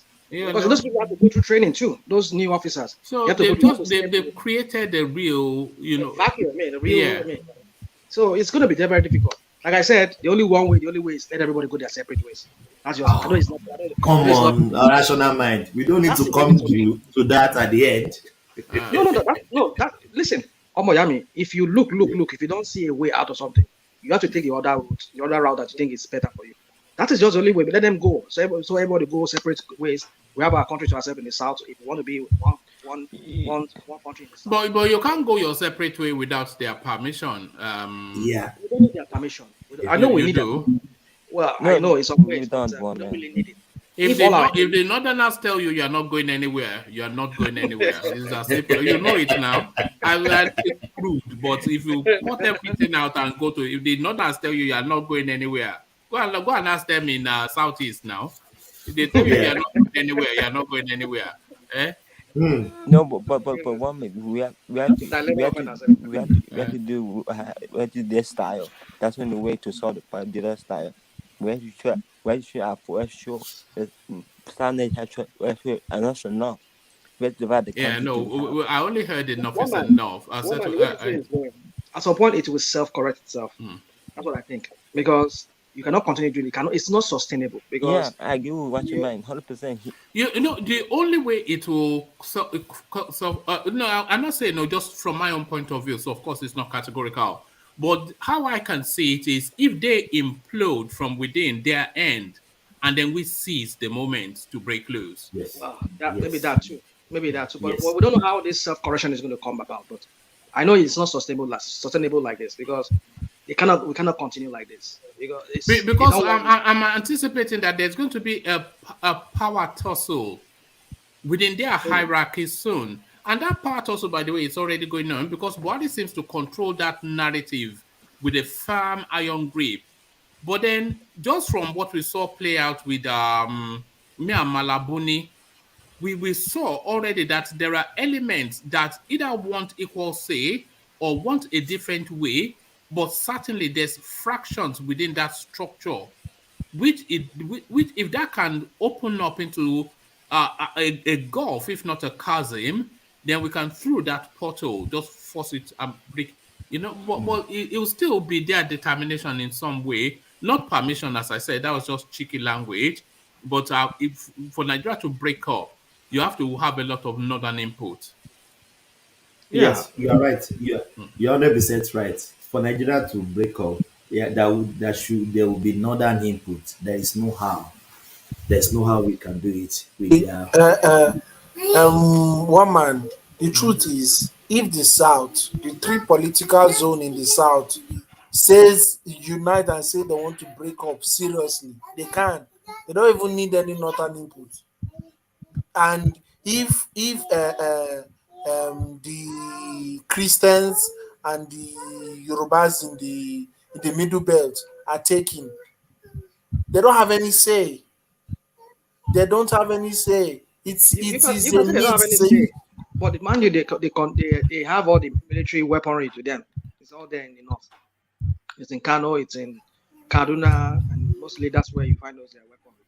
So you know that these people, they don't shy away from, and they will not shy away from a massacre or even a genocide. But we will shy away from that, but they will not. Of course, because they don't care. They don't have no regard for human life. Always see them the way they behave. You look at how they are slaughtering their people over there. Yes. They can't even take a unified. And then they consider you cafe. They don't care. They don't. So let's forget it. One man. And what baffles me is that, thank God our Muslim brothers in the north, if any killings happen, they normally think it is Amuwa Olorun, is from God. They don't really grieve like we in the southwest or the south. They will just think, Boko Haram strike, they kill 100. They will just say, yes, is Allah give, Allah take. They just move on like that. That is why I think maybe that is why it's not really paying them like we in the south. Even we are even crying for them. We are even the one sympathizing more for them, because I think that is their culture. They don't normally grieve too much. They'll say, Allah has given and Allah has taken. So sort of they quickly move on when they lost their loved ones, maybe in terrorists, in any sort of killing. So I think maybe that is what is really not giving them, because if it is this happening in the south, one man, it will be a different ball game. It will be Thomas, do you feel that the problem of the north is lack of Christian elites? Because they have a large number of Christians in the north, but they have very few elites, people that can rally around people to push an agenda. So do you feel that lack of Christian elites in the north is what is making things be this way? They have Christian elites, but they are minority. They have Christian elites in the north. They are minority. Their voice has not been held. Even if they speak, their voice cannot loud like the Muslim elite. They have Christian elite. Taraba, my elder sister served in Taraba State. She told me almost all of them, they are Christians. Almost all of them. They have big numbers of Christians in Taraba State. Even in Katsina, in Kaduna, they have Christians. Big number of Christians, but they are minority. Do you know any Christian elites? Can you name one Christian elite you know from the north? Babache Lawa. Babache Lawa is there. And the new secretary to the government is a Christian too. He's a Christian too. They have, but I don't Boss agree Mustafa, with... Boss Mustafa, yeah. Yes, they could be minority. They could be minute in number, but they have. They don't have political power. All those Christian minority leaders. That's what I'm saying. They are minute. They are expected in the political scheme. They don't really have. They are not occupying strategic position in the north. So that is their problem. If they have been promoted to strategic position, just to say equally with those Muslims in the north, they would have their voice would have been heard so loud, and they would have been, shake the table. They have done better in protection of their people than what we are seeing now. But they don't have no much play. They don't occupy position of authority as much as the Muslim. That's the problem. But it has not always been like that. In the past, they have had political power. They have had even, I would say, like the person like Jerry Ghana. Are you talking about Gowon? Like the Jerry Ghana and all the rest, the Gowon and all those, those one have been relegated. They have gradually they relegated them to below. That is where I'm coming from. Yeah.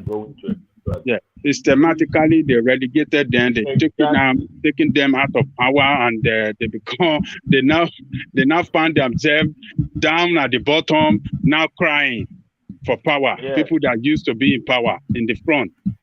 You see? So what happened was that these people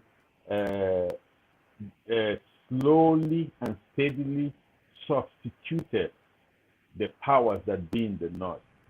The thing is that when Thomas was talking about them being minorities, the Christian elite, no, that is not the thing. Is that it was a culture of substitution. Culture of substitution. Slowly, these people crept in and grabbed everything. Today, they are nowhere to be found. So that so-called northern Christian elite is, in terms of power in Nigeria, is inexistent. All right, Thomas. Yeah. So Thomas, round off your thoughts on that space. Then I want to go back to Ete, who I think we have back now. And then from Ete, I'll go to Obena, to land on Meadowman, and then to round off on Rational Mind. So that'll be the sequence. Well, round off your thoughts on that space, Thomas. One man, I want to speak on ALAAFIN'S. That one is big. Jeremy. No. I was actually going to start at Ete off with that one because I wanted to reread it. But let me go to Ete with that one, and then you can chime in the course of the conversation. It's just to push it for the time because we're 3 hours, 20 minutes in now. So, Ete, are you there? Yes, I am. Oh, okay, let me bring you then the topic that Thomas was quite keen also to share thoughts on. It says, don't go near late ALAAFIN'S wives. Traditionalists warn Nigerian men. So this runs contrary to what we read and discussed yesterday. This is a total reverse. But it looks as though the person saying this is a senior traditionalist and is saying it to the BBC. A traditionalist called the Baba Araba of Osogbo, Chief Ifeyemi Elebuigbon, has warned Nigerians against going for the wives of the late Alaafin of Oyo until they complete some rites. Recall that 83-year-old Alaafin of Oyo, Oba Lamidi Adeyemi III, had died on Friday during a routine check-up at the Afe Babalola University, Ado-Ekiti. Oba Lamidi had 13 wives whilst he was alive. The monarch was well known for his love for light-skinned women. Their pictures with the late king were often seen on social media, as he was very proud of his wives. In an effort to investigate the faith of the wives, BBC Yoruba spoke to some traditionalists. One of them, Baba Araba of Osogbo, stated that the wives will only be available to other men until their that should be after, but it says until. Says that will only be available to other men after their mourning period ends and all rites are completed. He explained further that the monarch's wives are free to remarry, but this could only be after the ALAAFIN'S prestige has been removed from them. However, he stated that the wives are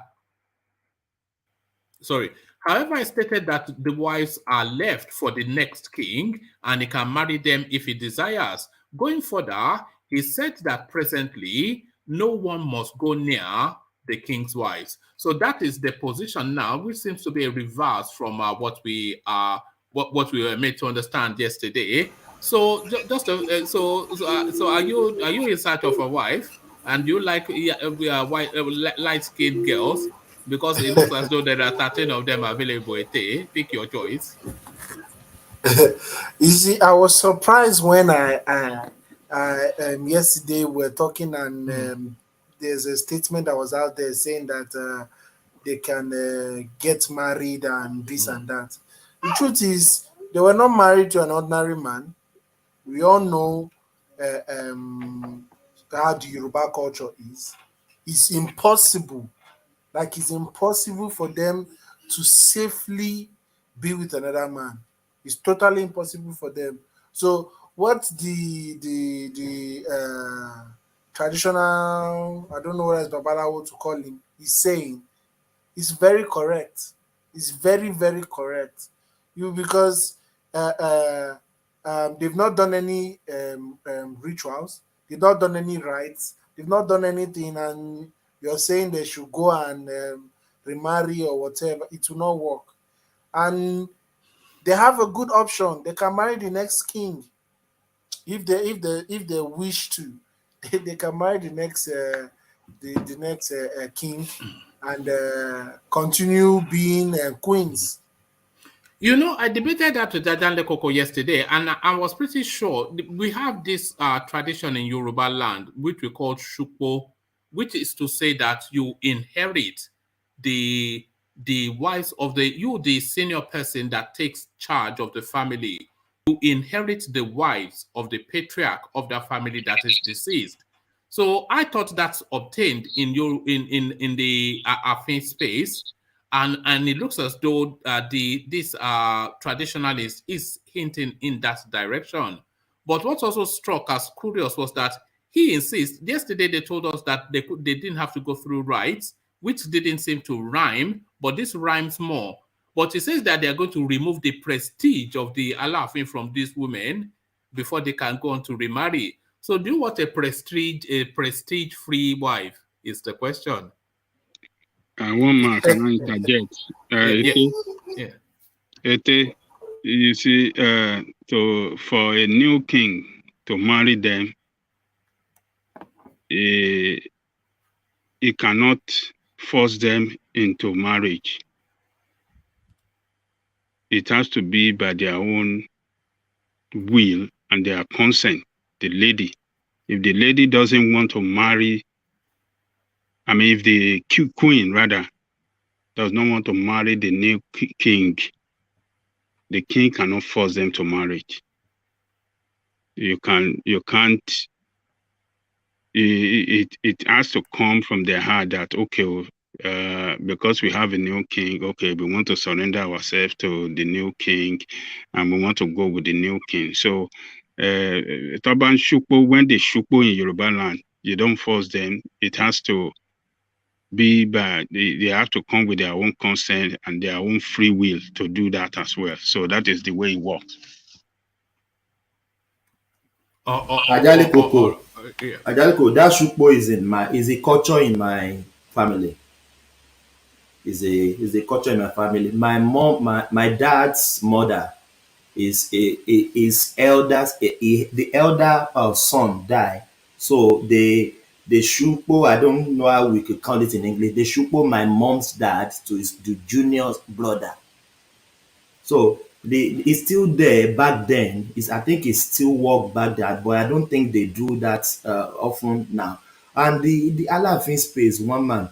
To me, you were talking yesterday. I was not happy with myself because I couldn't come in yesterday to share on that Shukpo, on that ALAAFIN stuff. ALAAFIN, I think if any king is coming into play, he has to choose our own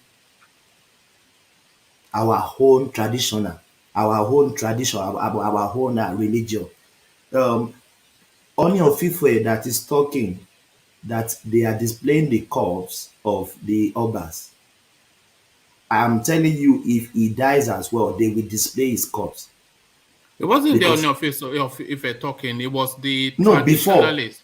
No. It was the ALAAFIN that was talking about the Olubadan being displayed. And then when he died, they displayed him too. Yes.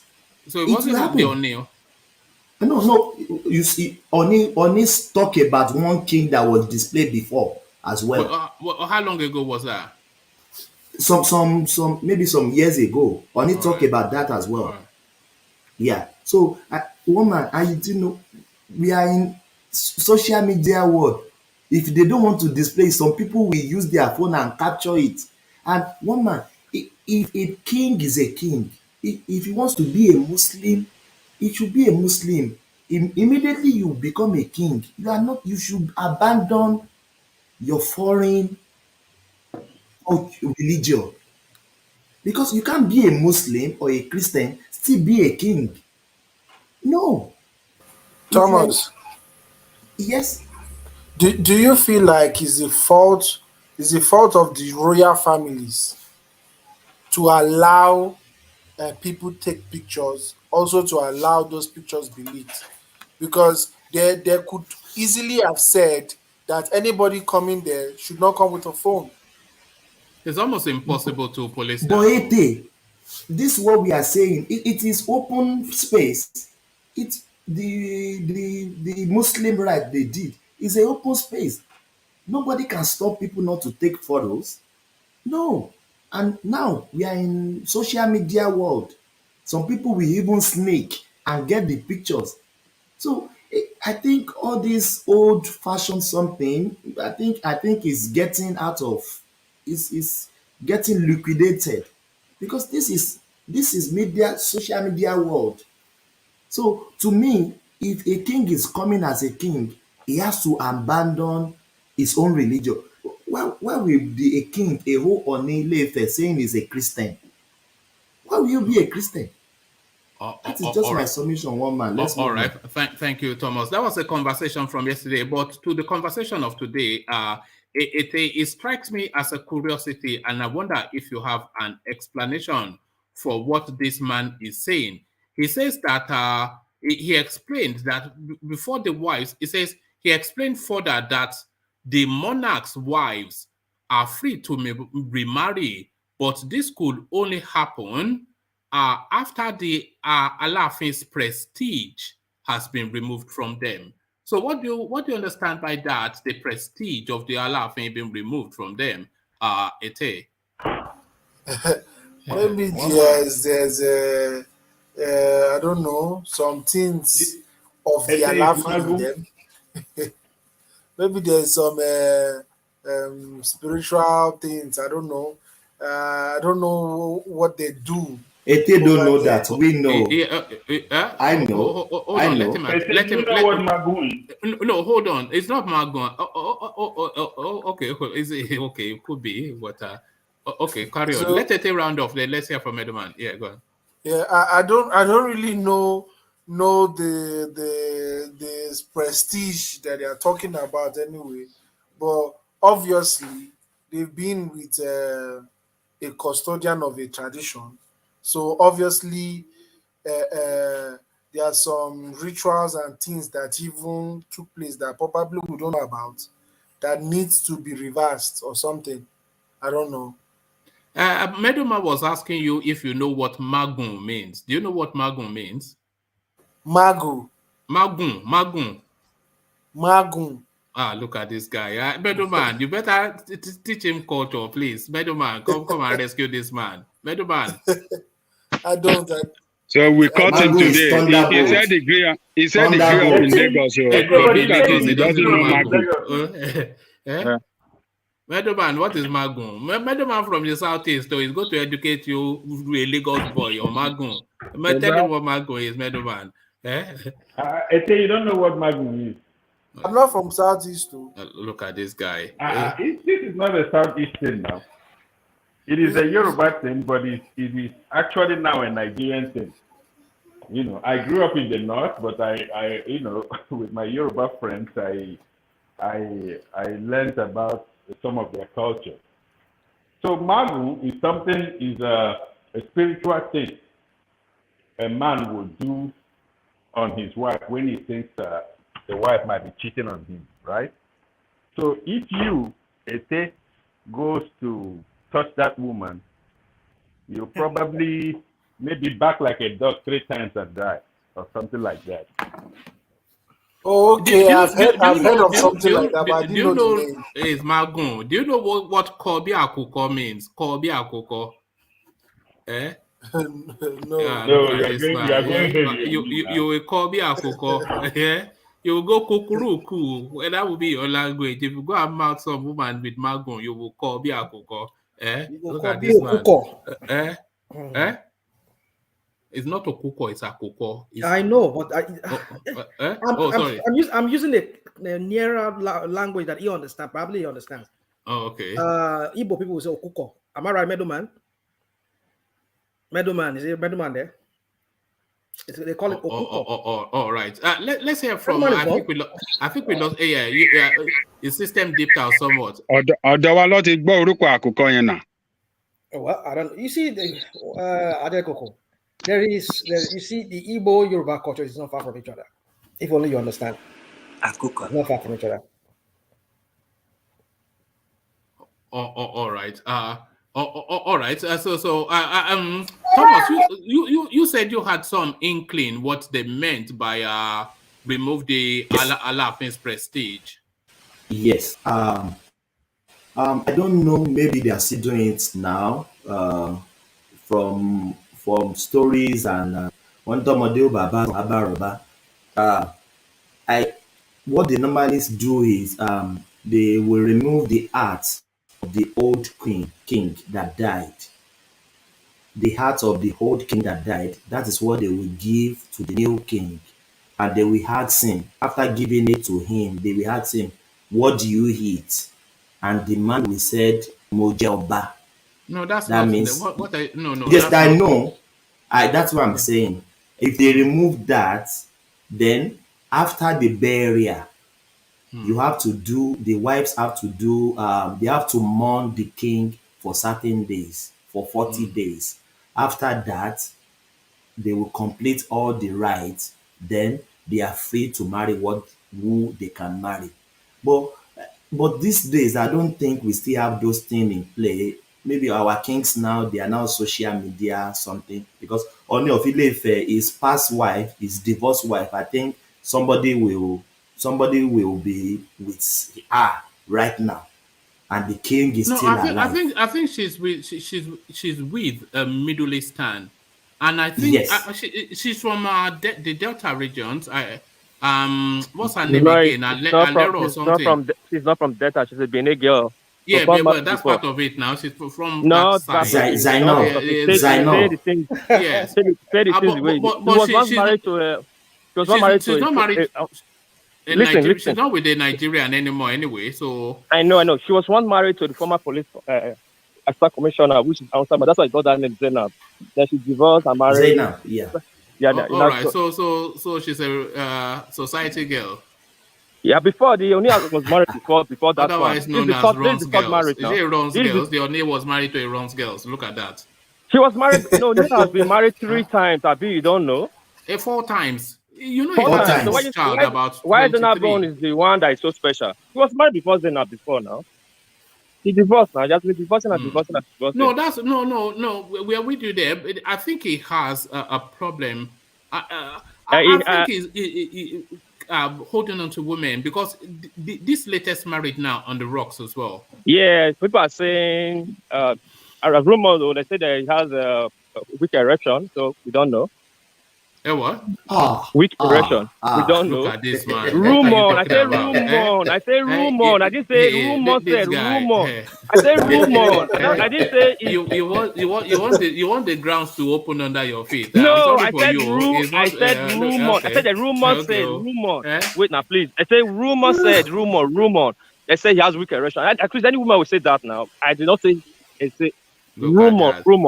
And you are spreading it on. You are spreading it on. I did not spread it. I say rumor. We didn't know that. Now you've spread it to us. Should I say? And then someone will telling everybody that. Should I say it's a woman beater or what? They say rumor. I don't know. I wasn't there. They say rumor. It strikes me as a very controlling sort of a person. It strikes me as one of those sort of people who women will like at a distance, he has but only not one live child before now. Only one child ever since. Yes, a daughter. Yes, a daughter. So that seems to have to think about it. Let's think about that space. There's a rumor said this one is IVF. So the rumors and any lie is the truth in it. What are people talking about? This is what these Edo people they do. It's called marriage. Anyway, I might try to I'll catch you. I'm not out. I'll just mute myself. Let me put I'll take my kids to school. No, yeah. Well, now you've dropped the bomb. You want to mute? Look at this guy. The former of Ileife, former wife of Oni, she has married. I said she has moved on now. Yeah, but she's not married to a Nigerian. That I don't think. Yeah, Zainab. So back to what I'm saying, what we heard back then, that any king, anybody that the king has married, nobody can even touch them anymore. That is what we normally hear. Now they've changed the story again, that they can do some ritual to them after the king left them. They can still remarry. That's another narrative. So we don't know which one to believe. Maybe nobody can touch them forever, or maybe it will have to be somebody that is spiritually fortified that can take them on as women. It won't be your average man now. You have to be spiritually fortified, and I'm not talking about some really alagbara sort of person that can take on an ex-olori of that seniority. But one man, these days, sometimes people don't believe all those charms anymore. Because they don't believe them. Let me say this. No, let me say this. I don't say it's not there. It's there. When this Oni of Ife marriage came on, do you know how much people online show their face, insult this our king, insult him back and front?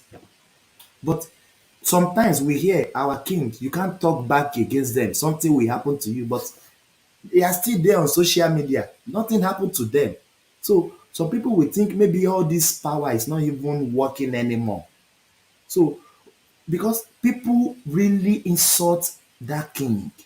Sometimes I say, why will you be insulting the king like this? He's an elderly man. He's a king. He's a first caste king. People are trolling them, as what we normally said now. I hear this rumor as well. It's on social media. People spreading fake news up and down. So I don't understand, one man. Let's just fake news.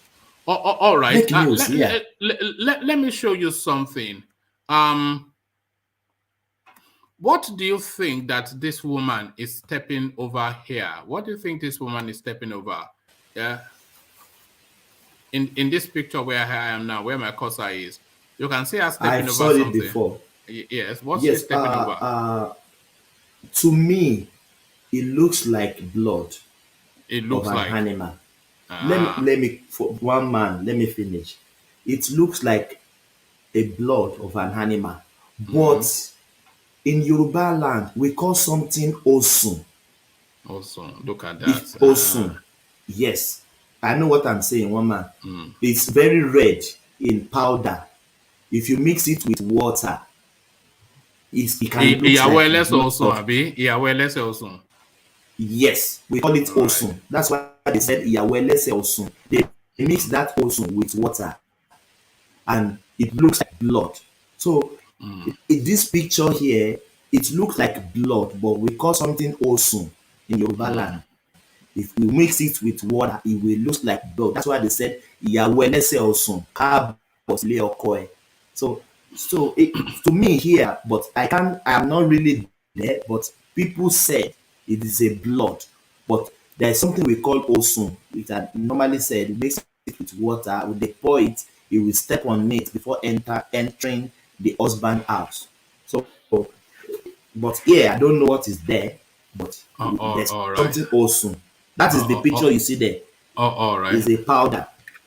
It's not okay. It's a powder. So Ete, that's essentially along those lines is what they are meaning by to debug her before she's released back into society.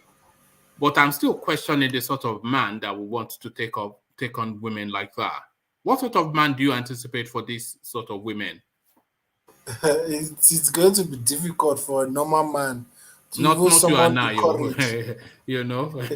It's going to be difficult. It's probably going to be along the line of those various kings we have in Yoruba land. So I don't see them becoming normal citizen anymore. I see them sticking to the royal family and probably marrying somebody in the royal family. I don't see them coming out to be with a commoner or coming out to be with a regular guy, because they've been living a kind of lifestyle for a while. So probably most of them, if not all of them, will not want to give up that lifestyle. All right, thank you, Ete. And the Igbo abandonment of their Alpha One, the Wandela One, the Don One, Don Peter Obi, for the adoption of the runaway family members, Yemsen Wike and Rotimi AMAECHI. So the Igbofication of Rotimi AMAECHI and Yemsen Wike by the paramount Igbo social cultural group. They raise their hands and they say, this is the one that we have chosen, and they are well blessed. And Wike cries in the back, Peter Obi cries in the background. So you are a Peter Obi champion, Ete. What are you then making then of the culture abandoning your champion? You see, it's just money has moved around. So some people have chopped some money, so they are coming out to say nonsense.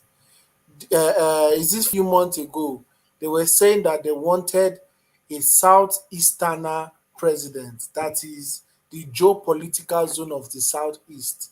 That's what they were saying. When people were bringing, I remember an interview for one of their spokesmen.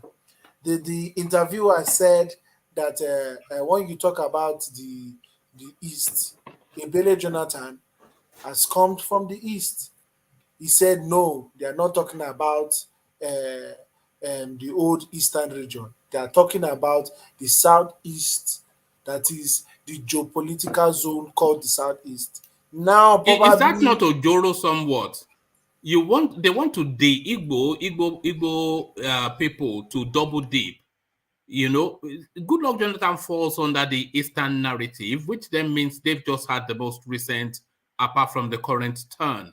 But they're now the Igbo in Goodluck Jonathan because they want to double dip. See, the thing is, I feel like they've collected money from Wiki and probably from AMAECHI, and they are coming to say nonsense. And I know that it's just a section. It's just a section of them that have this view. It's not all of them. The Igbos are still very, very much behind Obi, because is the consensus candidate of the Southeast. Is the consensus candidate of the Southeast. Sorry, sorry for coming in. Sorry for coming in. What makes you believe Obi won't get the ticket? The primary what ticket. Makes me think Obi will get the ticket? Yes. Because he's the right man for the job. He's the right man for the job. So he has what it takes to get the ticket. Let me not argue with you this morning. What if Obi gets the ticket? Are you going to rally around him? Or are you going to shift the Obi will never dream of the ticket. Obi is fighting for the VP. It's not. Obi will never dream. In his brother's dream, he won't get there. Obi knows that now. We think that's not possible. Can I say something to you?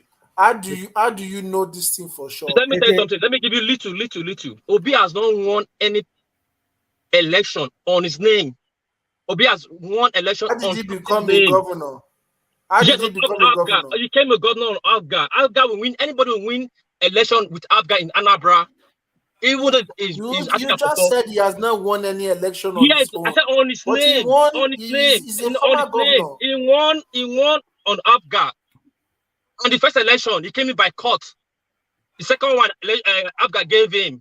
He became a VP. He went to BDP and became a VP. This last election, check his word. He lost his word. What are you saying, Saobi? Win what? Let's say. So I don't want you. Why do you still want to give Atiku? Did you not lose? But just what you said. Sorry, Rational Mind. Just on what Walpy said. He can only win the election that is available to him now. Is an indigene of Anambra State, so that's the space that he can only contest for governorship. And the party of Anambra State is ABGA, so he will not go and form. So I mean, I don't know what your criticism is, but yeah, your point. Rational Mind, and then I just want to say to Ete, I know you keep touting this guy as some sort of panacea. I don't know if he has a solution. Economically, I know the guy might be sound. Maybe I would suggest anybody who comes in should make him kind of like finance minister, or let him have control over the economy of Nigeria in some ways. But maybe not president. But this is the same guy that went to articles. That is what Wike is even hitting him. I mean, recently, I think I watched another clips of video Wike when he was accusing him or saying that somebody wants to contest. He went to Atiku's declaration, and he was saying, when he was interviewed, he was saying that Atiku is our leader. He's a man for the job. And then after a few days after that, you are declaring. I mean, it makes no sense, you know. It doesn't mean you don't even know what acknowledging his boss. He's just acknowledging his boss. He's just acknowledging his boss. I mean, what is wrong in acknowledging his boss? Listen. We can go on and say this way, that way, but for me, it's something that shows that probably, I mean, what was he thinking when he said that? That this is our leader. Was Osibanjo not with Tinubu till he declared? But did he declare for Tinubu? Did he went to Tinubu's? Don't spin things around. Somebody says something. With him till he declared. He said what? Osibanjo was with Tinubu till he declared. Oh, it was there when Osibanjo, when Tinubu declared. Where? When was that? No, you're not understanding what I'm saying. What I'm saying is that was Osibanjo not with Tinubu, that is in good terms and under his control till he declared? Under his control? How was he under his control till he declared? What? Now, when Obi went to Atiku's declaration, I did declared that he wanted to be president then? He has not declared. That's what I'm saying. Yes, he declared after. Hold on. Did you read the statement? Did you read the statement he made? Did you read that statement he made that very day? I read it, Rational Mind. Okay, can you tell us what he said, please, man? What he said was that he was asked, so you are contemplating to become a candidate yourself, so why are you here? That was what the journalist asked him. He said, politics should not be a do or die situation. Atiku is my friend and my former boss, and he invited me. I honored his invitation. Doesn't mean that if we are running against each other, we should be enemies. Now, Wike took that and, of course, twisted it to fit his narrative. Yeah, I understand it. He took it as, well, for me, it's just, I understand that it's just been a good sportsman. I mean, it's good sportsmanship. That is how politics should be played in Nigeria. That is it. I totally agree with you. It's just sometimes in the Nigerian context. Look at how Wike is spinning it now. He's spinning it around like, okay, look at somebody who wants to be president. You're going to another person's presidential declaration. How does it look like? And I'm speaking as somebody who, look, hold on, let me make this point. As somebody who looks at things in a more logical way, I will understand it just the way Middleman said, even like exactly what you said. That was what he said, which I see no problem with that. But look at how Wike is spinning it now. Nigerians will be thinking about, okay, see what he said, and then look at what he did, you know. And then they would like, okay, you won't become president. You go this man, this Fulani man house, this kind of a thing. How does he portray himself? You know, well, it's okay. I don't want to argue that much than what I just said. Go on, Ete. Hold on, Ete. Let's actually hear because that space is somewhat controversial, and it looks as though Wike is trying to embellish it, and people have a different understanding of what they actually. So let's hear from Peter Obi himself at that space when the question was put to him. So here's Peter Obi. Let's hear him say in his own words. Jonah said, just that question I asked you again. Something, let me ask you. All right. Yes, I asked you a question earlier on. Yes. Unfortunately, the mic was bad. Okay. So I asked a question. You are a presidential aspirant, and you are here. It sounds somehow. The reason why I'm here is that this is a new politics. As you know, I play politics differently. For me, politics is not a war, it's a relationship. And Atiku is my leader, he was my boss, and a senior brother. If he invites me for anything, I'll attend. Aspiring does not say I should not keep my relationship that is very cordial and everything. I'm aspiring. But remember, I always say, Atiku is a unifier. He believes in Nigeria. He's a good man. And every time he invites me for anything, I'll be there. That notwithstanding, I'm aspiring. I want to serve Nigeria. Okay, so when should people be expecting your own declaration? You'll see very soon. Okay, what kind of president does Nigeria need now? Just that. We need somebody with capacity, competency, and somebody that can bring the country together. Our cohesion at its lowest, and somebody that will tackle the economy. Yeah, people say that we need a technical partner because all the basic things in the country are gone down. It's for you to check who is. Do you think about that person? Thank you, Your Excellency. Yes, thank you. So that was exactly his response. Atiku is my boss. Atiku is my leader. Atiku is my daddy. So Atiku is my and daddy. Atiku is a unifier. Maybe I don't understand English. So wait, please. Maybe I don't understand English. People maybe understand more better. That language, that sentence, Atiku is a unifier. If Atiku is a unifier, then what are you? Then when they ask you what kind of president, what do you think Nigeria need, or what kind of president will be? He will be the best candidate. You already said Atiku is a unifier. I don't understand. Just to add on to that, and then Ete can address it. At the very least, Ete, would you concede that him attending that space, one, and then addressing that question in that manner, at the very least, is political naivety? Is that political naivety, or does it think that he's playing some new politics, which he thinks? Is he trying to show that he's enlightened, or did it, but instead came across as naive at the very least? He's trying to push away from this hatred politics we're playing. You can see the space of Tinubu and Atiku. It has already started. Tinubu and Osibanjo. It has already started. He's trying to make sure that he is going for his position, and he's doing that on his own merit, and he's not stepping on anybody's toes, because he knows that when he gets there, he needs everybody to make Nigeria good. Now, the problem is this. The goalpost is being shifted anytime. You don't think going to Atiku's inauguration to go and call him daddy is naive? You don't think that's naive? Anything he said, political blunder. Let's him accept it and admit it. Did anything he said? What did he say anything wrong? He didn't say anything wrong. Hey, no, things wrong there. Oh, hold on now. Yeah, go on, Ete. Sorry, yeah, go on. He didn't say anything wrong at all.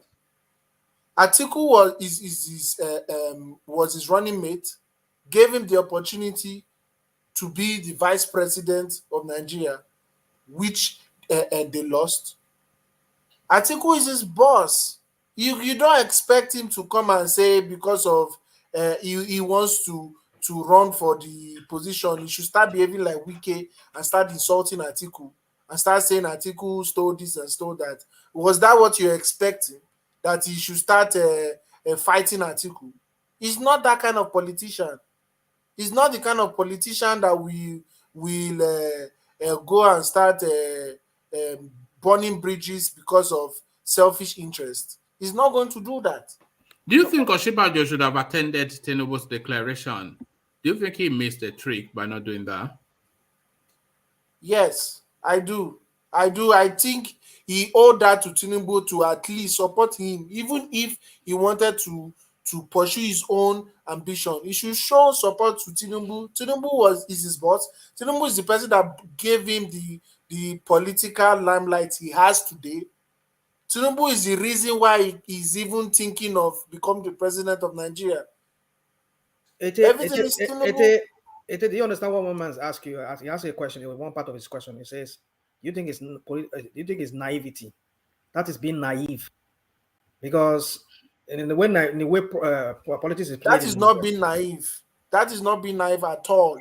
That is showing sportsmanship. That is showing that is politics. It's not a do or die affair. It's not I must die, but or in I the must Nigerian kill anybody, or I context, must listen, become the president. I Do get you. do you see what a do or die president did to us when Buhari was saying if he doesn't win, there'll be war? You see what a do or die president have done to Nigeria. We don't need a do or die president. We don't need somebody that must get power. If he doesn't get power, is that the kind of politics Nigeria needs? Nigerians want to see. Considering forget about the kind of politics Nigeria Nigeria make. Once Obi gets that PDP ticket, it has finished. He's the next president of Nigeria. Okay. Fact. I hope you're not going Can I ask you why you are so invested in Obi? You are not from the southeast, we know that, but you are more impassioned about him than anybody I know. How come? His economic plans. Out of all the candidates, he's the only one telling us how he's going to bring change to Nigeria, how he's going to make Nigeria better. None of the aspirants are saying so. They are just talking gibberish and talking off points. Nobody is telling us how. Yes, you are going to do this, you are going to do that, but how? He's the only one telling us how. Sorry, did Obi change Anisha to Dubai? Obi do what? Did he change Anambra to Dubai? Did he turn Anambra? Did you know the kind of Anambra Obi met? Did you know how Anambra was before Obi came? He changed Anambra. He made Anambra what even Anambra is. He was the one. Let me ask you a question. Now, I'm sure you're either from Akwa Ibom, but you know that Udom Manuel is also contesting. So why are you not supporting your governor, your current governor, who has been said to have done very well? In fact, what he did, I don't think this guy, by what we are seeing, or if not seeing that not just some kind of Photoshop things we are seeing, if going by what he did, I think Peter Obi I think Peter Obi pale in insignificance compared to him, because when it comes to infrastructure, Udom Manuel did very well from what we are seeing. So can you compare him to Peter Obi in that light? Can I compare Obiano to Peter Obi? No, I'm talking about the governor of Akwa Ibom, Udom Manuel. Oh, the Udom Emmanuel. Udom Emmanuel is trying, but the problem I have with Udom Emmanuel is this: you can't compare the resources and the allocation of Anambra to Akwa Ibom. He's supposed to be doing far more in Akwa Ibom than what he's doing now. He's just doing the bare minimum. Do you know he's in the race? That's what he's doing. Sorry, let me come in. One man analyzed this thing before. There are two states in Nigeria that can self-manage themselves: Lagos State and Anambra. Their internal generated funds is enough to manage the state. Now, if you are saying Peter Obi turned Anambra or he did a lot for Anambra, the question is, what did he do that he's not supposed to do? Constructing road? That's the constitutional right for the Anambra people. He let a huge money, and one man said that was a waste. He's supposed to leave a manageable debt, right? One man, like you from your own words. And I went to do research, and it's true. I've not really. You are doing research. You should know by now that everything I say is know, always true. but I want to do more research. Listen, please. Let me land my point. Let me land my point, please. This Peter B did that. What is the special thing he did? The legacy. I say, oh, Anambra, I left Anambra. This is what I left in Anambra. None that tell me he did road. And yes, every governor does road. So what's the legacy? What are you shouting about Peter Obi? Anambra is the market hub of Nigeria or West Africa. Which legacies? No hospital, no the road. The road that we have in Nigeria today was constructed during the Colonial Master. We still have to today. It's still there. Most of that is still there. We are still maintaining it. Same in Anambra. Tell me the new thing he did, or did he bring investment to Anambra, like he open industries, then and factories, and he employed more than 1 million Anambra citizens? But we all keep shouting and shouting and shouting and leave we see the obvious problem. We leave it. Are you aware that it's the one that made Anambra even a bit business friendly? Anambra has been business friendly since the days of the old. We should stop all this nonsense. Which days? Anambra that was a crime hotbed. But listen, everybody goes to Anambra way back to buy things. Even my sister then in the early 80s. It was also known for manufacturing for a very long time. What are you saying? Everything's Anambra.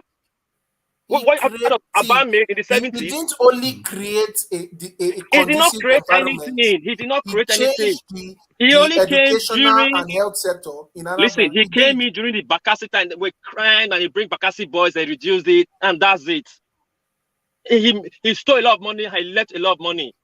If he didn't steal money, how the Panama paper came out from? Where did he make the money from? If that guy's supposed to be in jail, he took Anambra 30 billion and invested in his in-laws brewery, Hero. And he came out and he put money down. Is this his money? Is this his right? And he was building shopping complexes in Dubai, which burnt down. In Abuja. In Abuja. This is Anabra's money. It's not a civil servant. Where did you get that money from? Where did you get that money from? Huh? He was a millionaire before he became. Who told you he was a millionaire before he became? Who told you that? Who told you that? Who told you that was a millionaire before he became this? Hold on. He has money before he. Hold on. He has his own personal money, his own personal business he has done. In fact, that was the reason why I think if he faces any panel right now, it should be Bureau of whatever conduct, whatever, for not declaring his assets, fully declaring his assets. Maybe transferring his assets to his kids, and maybe did some shit. Do you know that question was labored when the Pandora Papers thing came out? Do you know what he said?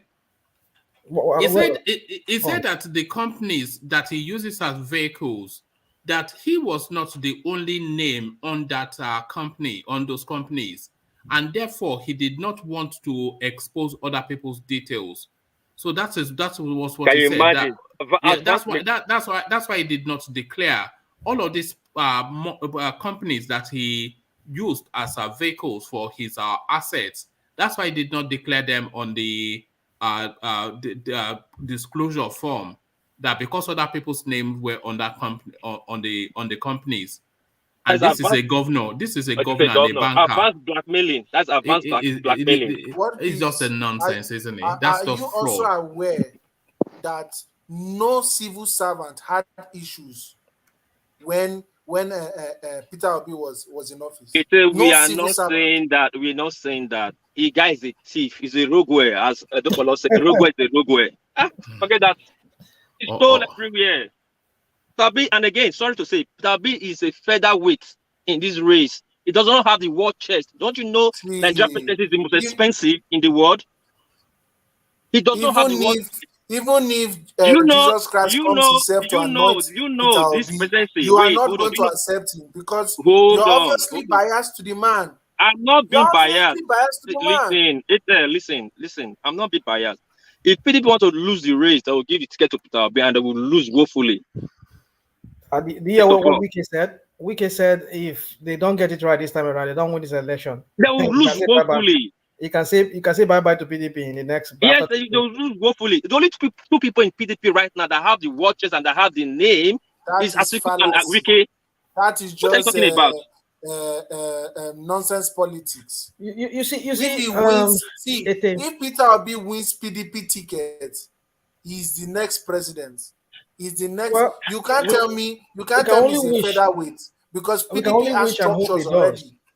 Listen. They say as much as you are so passionate about this guy, we too are passionate to see somebody that like himself who has usually what those things is touting as knowledge and everything, that know-how and everything, how to manage a state. If truly those things are to go by, I mean, and seeing the way he has been playing politics, he went with these guys, and It shows that the kind of person he is. That's the kind of leaders we want. But the question is, can he really? I mean, can he really win the presidency, even though if he's given that ticket in Nigeria? Yes, he can. Well, you can say it can. But the indices does this strike you as a man who can make tough decisions? This is Doite. Does Peter Obi strike you as a man who can make tough decisions? Yes, he's a man that can make tough decisions. He was almost even impeached. Why? Because he was making tough decisions. He was cutting down the cost of governance in Anambra. We saw it. So there's nothing. There's nothing. It's not cutting salaries, or I'm talking about really ballsy, hold your balls sort of decision, life and death decisions, mass death decisions. Can he make those sorts of decisions? Definitely he can, and he did that with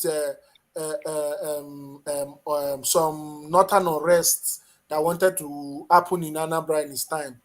He made sure that he kept them in their place. He made sure that everything in the state was running well and proper.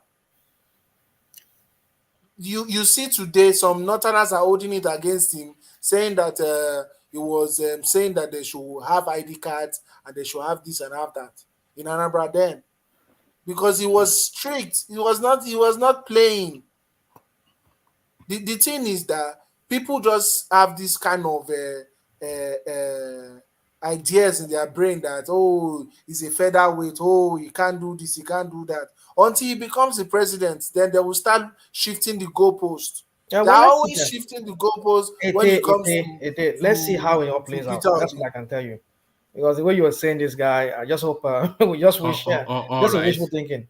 That's what I think it is. All right. The good thing is I would rather have Peter Obi than Shure, but but I would rather have Moghalu though. I would rather have Moghalu.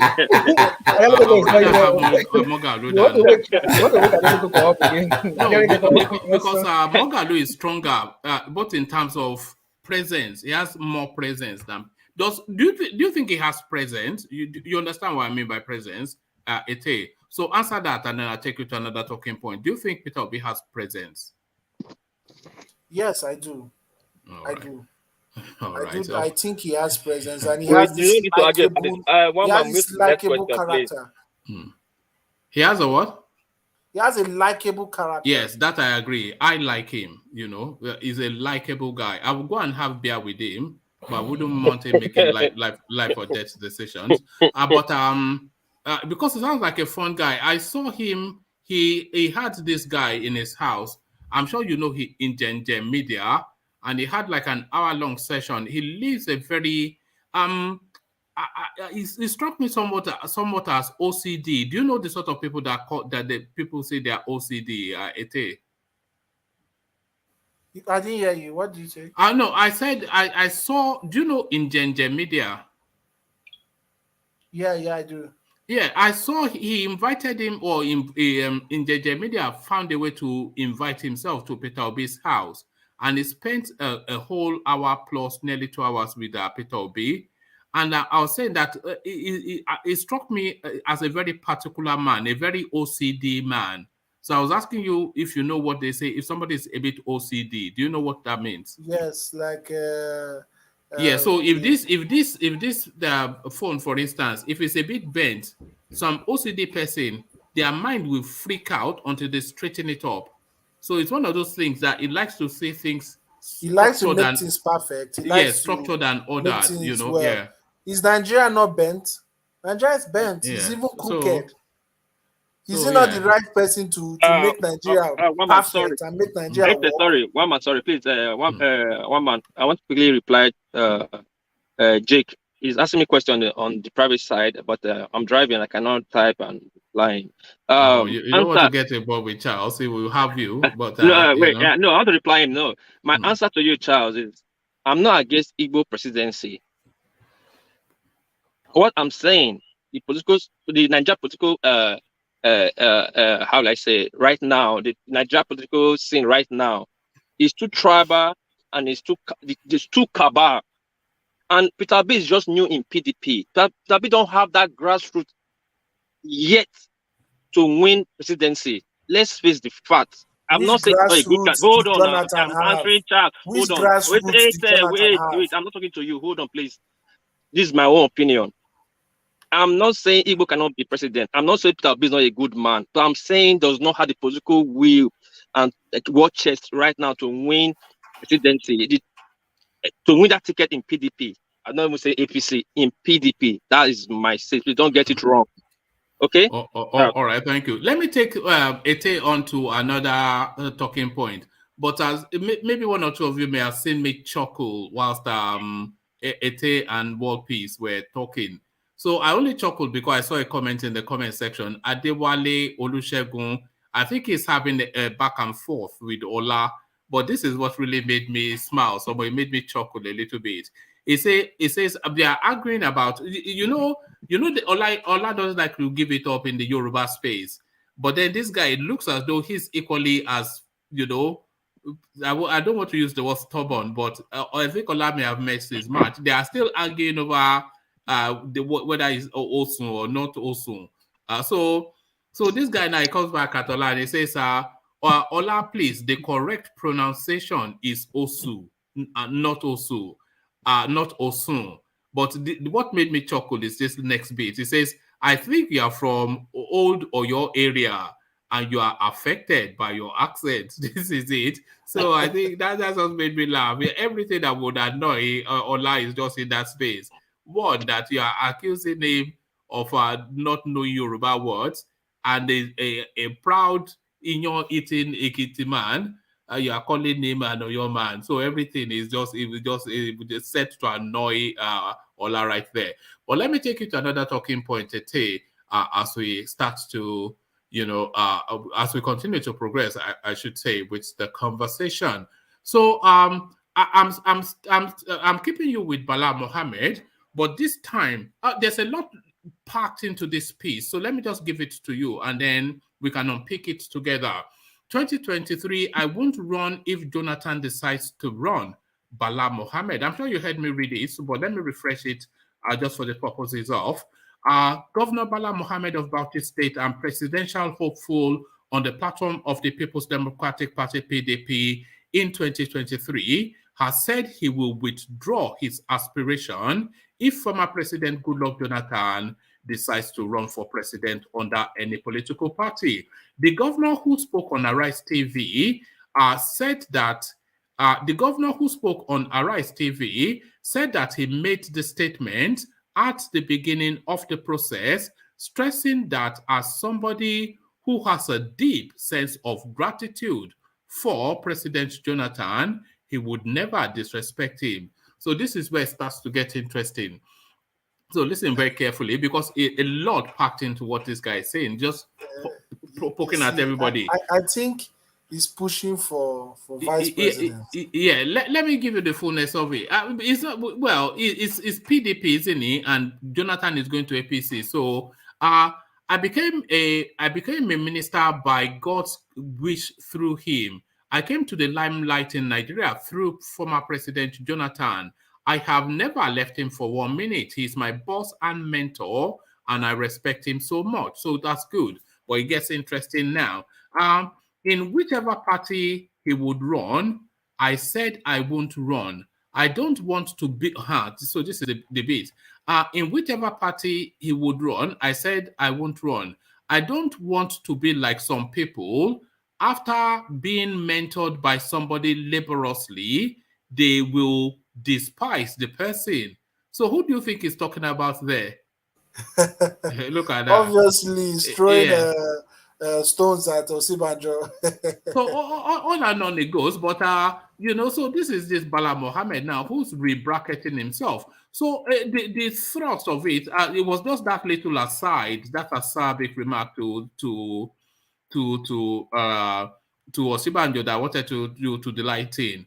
But to the broader point, one of the front runners for the PDP ticket, saying that out of the sense of loyalty, because he said Jonathan brought him completely out of obscurity, made him a minister in the Federal Capital Territory, brought him into prominence within the Nigerian political dynamics, which has then made him the man that he is today. And he says he feels a deep sense of gratitude for that. And he has always maintained, both in private conversations with and in public pronouncements to everyone, that if Goodluck Jonathan says he's running, he would not run to counter him in whichever political party. So what are you making of that statement? Is it being braggadocious? Is it being bombastic? Is it just is that hot air? Or is it being calculative? Is it being manipulative? Whatever relatives do you see in that speech that is just made? So what do you think this guy is on about, Bala Mohammed? I think he's very calculative. And the truth is, he's no forerunner in PDP. He's not going to get a ticket. So obviously, he's not going to get a ticket. In fact, it's going to be a miracle for him to even come third or fourth. So the thing is, he's trying to sell the loyalty card out there. That is a very loyal person, unlike some people and all that.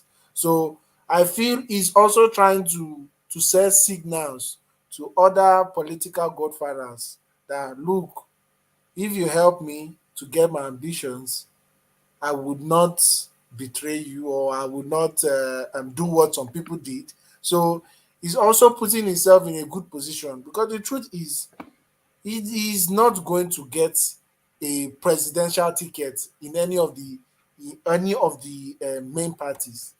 So what he can do is align himself well, so that anybody that gets power, he can easily be part of power. That's what he's doing. All right. Ete, can I say this? What do you mean by part of the power? Part of power is, in sense, get administration role, or probably... Really? A whole past president will be a minister? No, are you I'm not kidding talking me? about Jonathan. I'm talking about Bala. Is Bala ever a president? Bala. I thought you were talking about Jonathan. Sorry. Logan, if you listen to that interview that Seun Okibaloye that you just read, I think maybe you left that part. Or no, I didn't hear you read that part. He said he gave me an hypothetical situation. If you pick up the ticket for PDP, and Jonathan happens to be the one that pick up the ticket for APC, what will you do? You know what he said? He said, yeah, I think he was hesitant in answering the question at some point. I mean, at the beginning. Then he said, then I'm going to have to go and talk to my northern elders, and we have to discuss about it. I was like, what is wrong with this guy? They gave you a ticket from PDP. You are the presidential ticket, and then you have to go back and talk to your northern elders to think about it, whether you should contest against your... I was like, this guy, do you even know what you're even doing? So what I'm here trying to say is, I don't think that guy is not really serious. I don't just see any seriousness in him. He's just making noise just so that everybody knows that he's relevant. Maybe like Ete said, maybe he's just trying to tell some people that I'm loyal, I'm still relevant, I'm here to serve you, whatever. Maybe he's just fighting for his own pocket. I don't really see anything serious in that guy. This is a guy who said every Fulani from every country is welcome. Imagine you have that kind of a person as a chief in command. Yes, that one statement is damns him forever. Yeah. I mean, when they were even asking him, are you sure? I mean, he said, yeah, any Fulani man from anywhere, they are welcome. I was like, my goodness, that's a national security issue. You're bringing people we don't even know, you don't even know who they are, you don't even know run any background check on them. They're coming to your country. No wonder our country is in a mess from that part of Nigeria. So for me, I just see that man is not serious. Bala is not serious at all. All right. Thank you. So rational.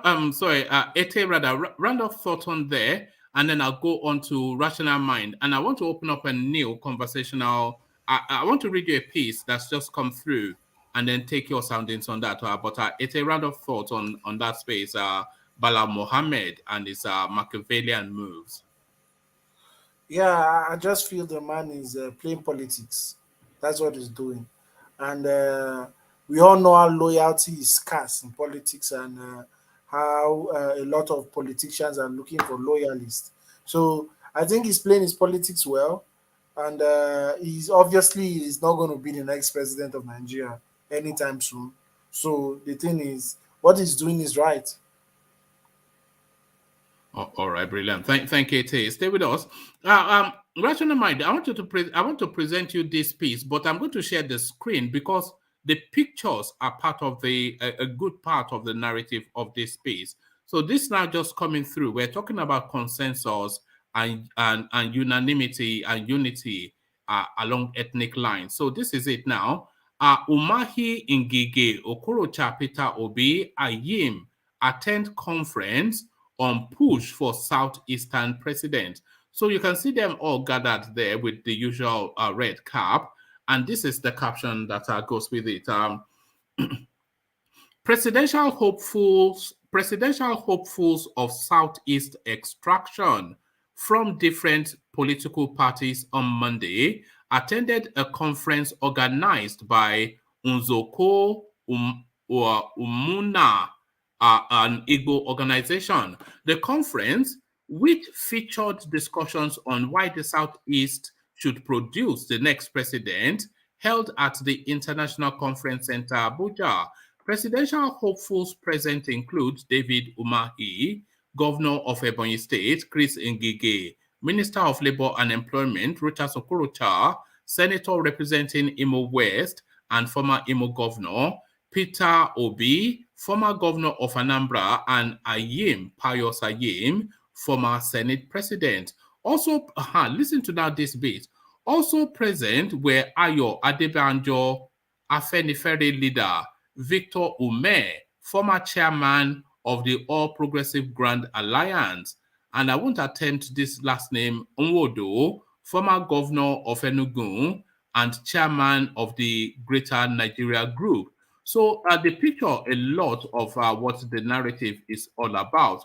But interesting, the insertion of Ayo Adebanjo or the Afenifere leader in this now conference, this confab that they are having in Abuja amongst the Easterners. So I'm flicking through just to see if I can see Ayo Adebanjo, but they did record that it was there. But you can see the grades and maybe a lot of people will say not so good of the Eastern space. You can see them all gathered there to come up now with one unanimous candidate, a consensus candidate essentially. So this is consensus, I would say, in its purest form. Everybody gathered now to agree to line up behind one person. So we often query that the East, they don't politic, but this is politicking going on right here. And the real master stroke was to have the Afenifere leader. So also present was Ayo Adebanjo, the Afenifere leader. So what are you then making then of this confab that is going on in Abuja, Rational Mind? Well, I've heard a lot about the whole planning on the Afenifere, the Pandev, and I think one other groups too, social cultural group. They've been all. I mean, we all know the Afenifere Ayo Adebanjo has been consistent over time, saying that it's the next. I mean, it's the Igbos people's turn to produce the president. And like we know, they've narrowed the whole thing. I mean, ever since we've been seeing now, we've been hearing that they've narrowed it to Southeast. Like Adelukuka has been saying that it should be Southeast, which in my own opinion, as long as the person is an Igbo person, regardless of the geographical area. Should the Yoruba see it as treachery on yes, well, with so many Yoruban people in play, going to parley with the Yorubas, East? The Yorubas are seen as a treachery will be Yorubas that are in the political bandwagon of Tinubu and what's it called, Sibajo and the rest of them. The Yoruba that think that reasons that are informed, that really believes in equity, that believes in fairness, will also think of it that, okay, Yoruba people has had it before in the person of Basanjo. So why now? Why not their own turn now? And they've been clamoring for not being part of Nigeria, being excluded in many ways, in many parts of, in many areas, in political position and all of that. They're not even in number 1 or 2, 3 of the executive. So why do we still want to be part of the country? So we know all the narrative of what they've been talking about recently. So I mean, if it's been zoned to the south, I think it's the turn of the south had had it in the president of Jonathan. So why not the Igbos this time around? So maybe they could come to a consensus and just give it to see. I mean, just zone it to southeast. But then the question is, who among them there can really fly that ticket? But then if APC does... Let me give you the names again and also address also the cross-party spread of the gathering, the cross-party spread. Yeah. So presidential hopefuls present include David Umahi, Chris Ngige. So David Umahi, APC, Chris Ngige, APC, Rocha Sokorocha, APC, Peter Obi, PDP, Ayim Pius Ayim, PDP. Yeah. So what are you making of the cross-party spread? It means they are serious now, because I've been thinking about this some time back, that if only people can come together, regardless of your political party, maybe that they can form a united front. Maybe that will really make both political parties consider zoning it to zeroing the whole thing to southeast, that space, that 5 states that made up a 5 southeast. So now with these coming together, I just hope it's for the good, that they will be resolute and they won't move. They will hold their ground, that regardless of whoever, for what I see, if APC is there and PDP is there, which means they're asking these two parties to narrow it to east, to the southeast. For what I'm saying again, another interpretation I could put to this is that if in the event that APC does not give it to any person of Igbo extraction, and then they go on to give, let's say, to a southwest person, I see that the APC, the Igbos in APC would just back off. They will support their own candidates if PDP give it to if PDP gives it. They will have to cross carpet, would they not? Because somebody will have to cross carpet. They might have to cross carpet. Well, sometimes they might not. Because you cannot be in the APC, can you? They could be campaigning for Peter Obi. Yeah. They might have to cross. Well, that's how it's going to happen. Eventually, they might have to cross carpet. But there could be also moles within the APC, giving the PDP the whole setup of what is going on, how they're going to read the election, whatever. I don't know how they want to do that. So, but I see that happening eventually, that they will all just move their tents all to the PDP. They'll go pitch their tents with the PDP, and that might give them an upper edge against the southwest, because if the northerners... Who will constitute a loss to the APC amongst those people listed? We might say maybe Okorocha, we might say they don't. We might say that they don't really have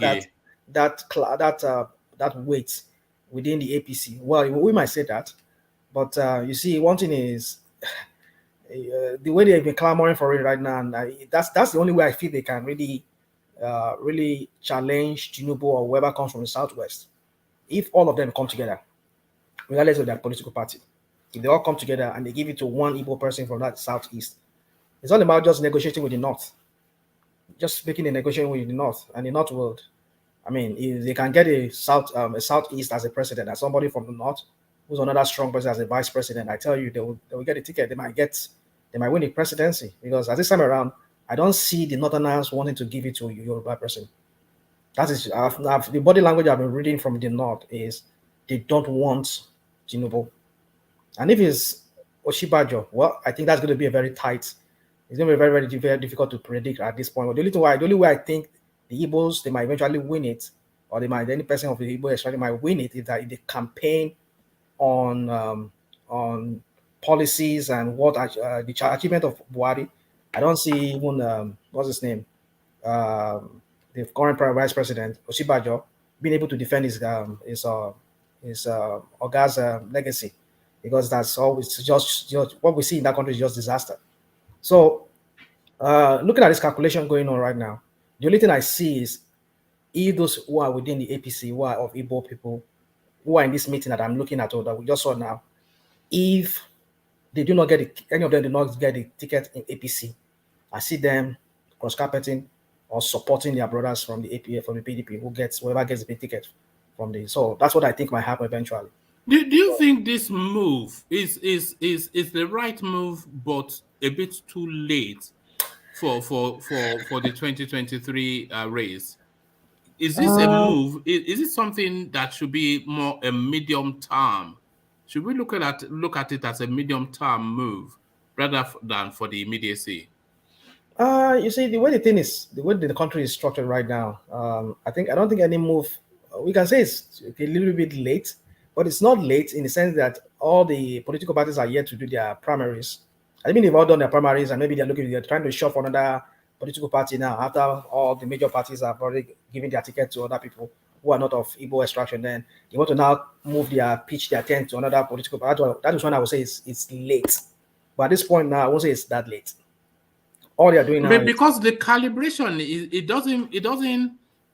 they spread across too many parties, and then they've brought in a Yoruba senior so that they can, they can tap into his wealth, and then he can, from a Yoruba perspective, say this is the sort of a relationship that we can form together. So a lot of that, because what are we looking at? We're looking at what? In fact, decisions have to be made within the next 3 to 4 weeks. Exactly. For the reasons of INEC timetable. So all of this now, is it just for the cameras and the cross-carpetedness of it?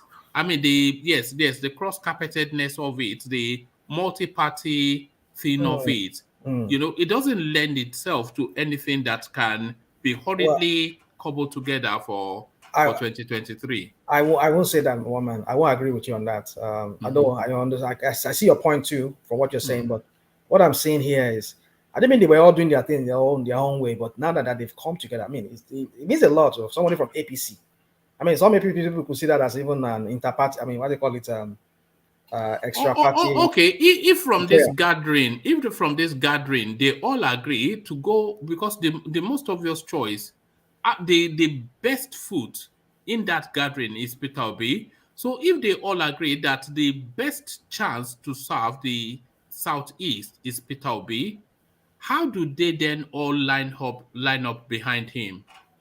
What I'm looking at is this. You see, what they are saying, what I'm looking at this from what you just read, and what I'm saying is, it's not just PDP, it's just two major parties. They're asking the two political parties that zero this thing to Southeast. It's either of any of the candidates you have that are of Southeast in APC, give one of them ticket. Then PDP, you too, give them the ticket. But what I'm saying here is that if they fail to give it to a Southeast in APC, I'm seeing those people in the APC, like the likes of Umahi and the rest of them, moving to PDP back, or maybe, I mean, they were all in PDP. They were all in PDP before. Either they moving back, or they just put their war chest behind that one person from PDP that has the ticket. Even though they're saying they might be doing extra party. Mind. Yeah, go on. Don't you feel that it's a political suicide for them to give the APC ticket to Southeast? Because obviously they are going to lose. Then in fact, they stand no chance. In APC, if an Igbo person is given a ticket in APC, if a Southeasterner is given the ticket in APC, they stand absolutely no chance. Well, the only thing you can tell me is, hold on, defend that, because that's an outlandish thing to say. But defend that, Ete. They stand no chance because of the best and the only credible person right now in the Southeast that is a consensus candidate. Oh, okay, Peter Obi. All right. Yeah, okay. I know that's how did I was a bit slow. Of course, yeah, okay. Yeah. No, I didn't even. I thought he had something. I thought he had some elegant theory. Myself, I look at it too. I don't. Beside it, AMAECHI that seems to be who you don't even consider as a Southeasterner. So I don't wonder. I wonder who again. Is he Umahi? What does Umahi? I mean, is it Okorocha now? Is it this one, the short man there? What's his name? That is short labor leader. I mean, is it him? What is does even look at the way he talks? You can say that guy does not even see him as he claims to be a medical doctor. But don't underrate IMO. The IM's presentation. I'm not talking about IM right now. I'm talking about I was just making a comment that I just listened to his submission to the National Working Committee, and the guy was really intelligent. And you need to listen to him. He didn't disappoint at all. But it doesn't have name recognition. Well, he was Senate President. He was Secretary to Government of Federation. You know, he has experience. So, you know. but Nigerians don't know him. He's not a known name, except for aficionados like yourself who are steeped in politics. The average man does not know who Ayim is. Yeah, you see, what I'm saying is, you see, that is why they want to zero it to Southeast. They want the two political parties to zone it to Southeast. And if it's ever done that way, you see, I know the Igbos. If one of their person can get it, and if one other party does not give it to the other person who's of Igbo, I tell you, they won't move their tents. They will use all their money. They will. I said maybe there's still some treacherous people among them who are just bent in betraying the Igbos still. Who's most likely Rochas or Okorocha now? So that's Pade Banjo, by the way. I was wondering where he was here. So no, he was there. I mean, I don't know if you've seen one of Shore's write up on his YouTube or something.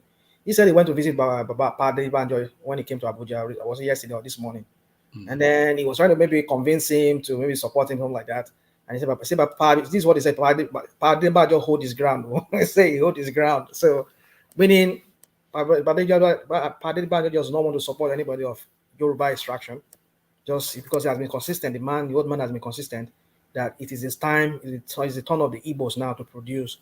So with this new development now we've seen, because I never thought that APC was going to attend, because I was thinking it's just going to meet Obi, Ayim, and the rest of them.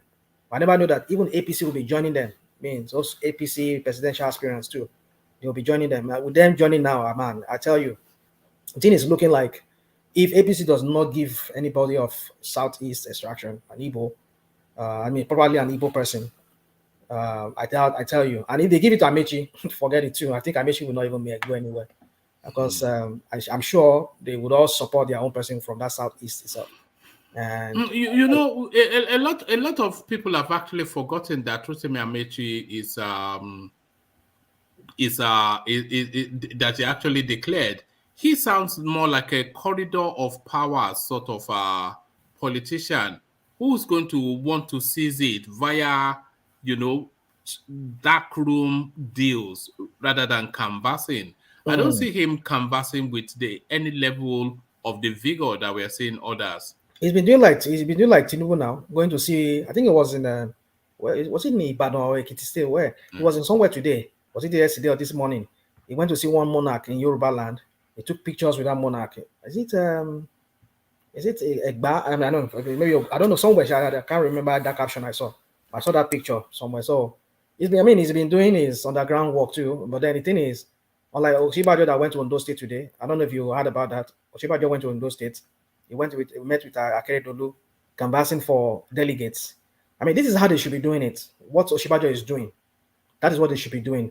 But I can understand what is going on with the Igbos right now, because they need to figure out among themselves who they want to bring as a consensus among themselves, either in APC or in PDP.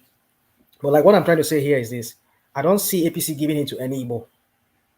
Maybe I said Amechi, perhaps, which even the Igbos are not considering as even the Southeastern now. They're even saying it's not they want somebody from Southeast, that 5 states from Southeast.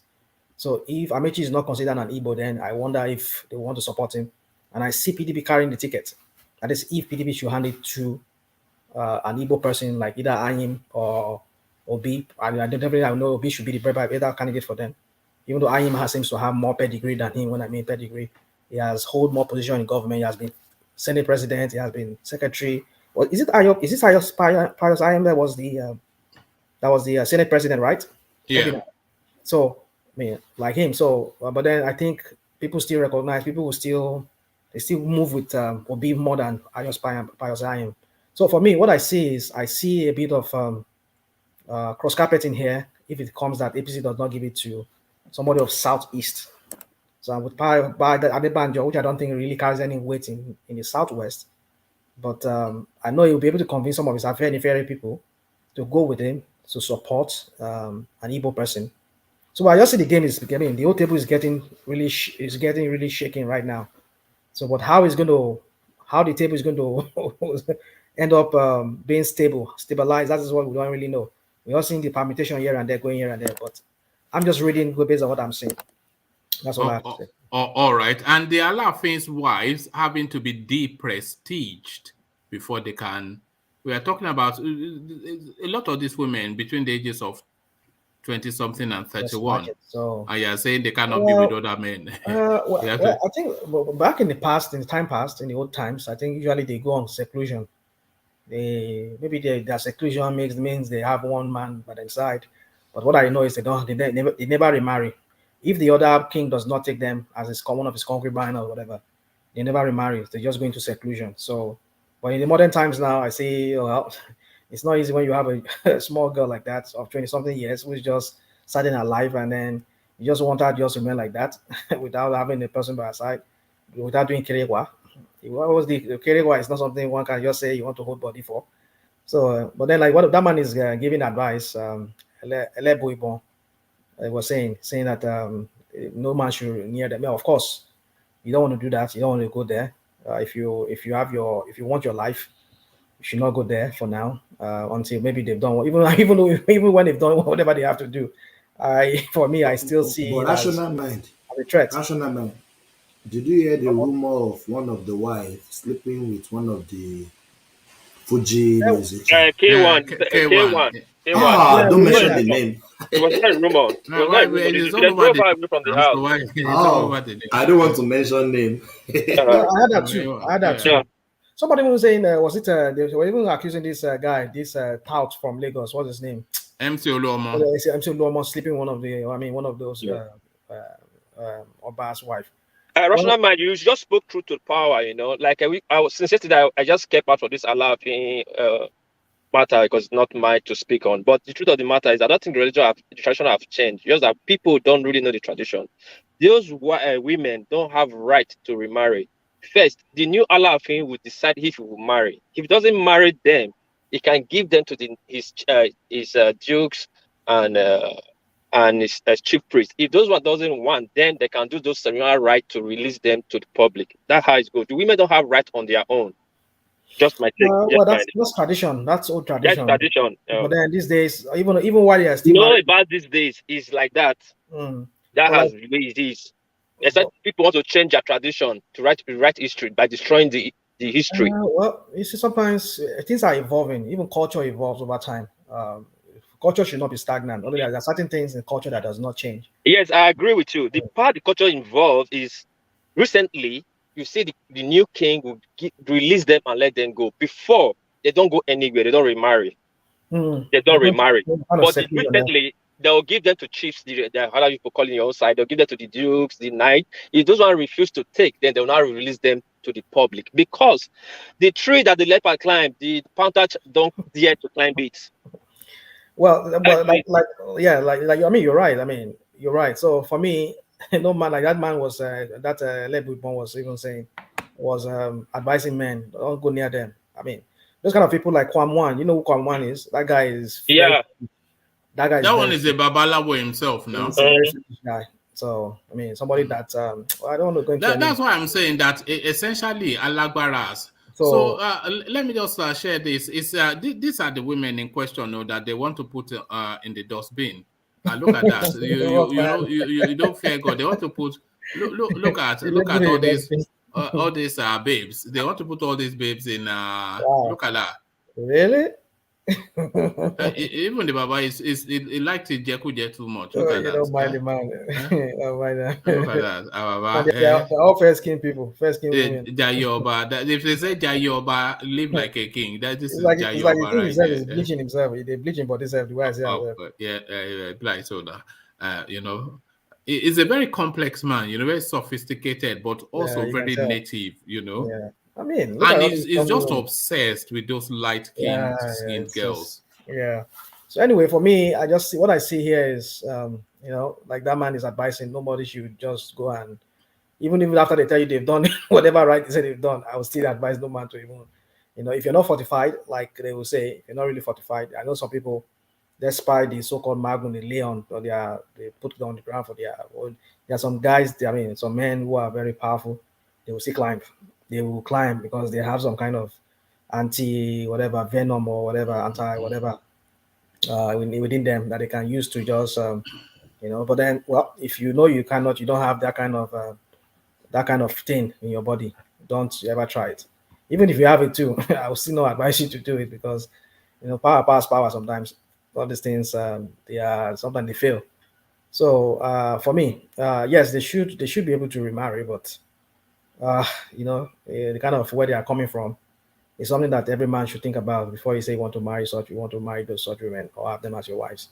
All right, I won't encourage anybody to do it until you are no, very sure. Even if they debug them as they debugged or not, just leave it. So many women in the world. Why do you want to, you know, man?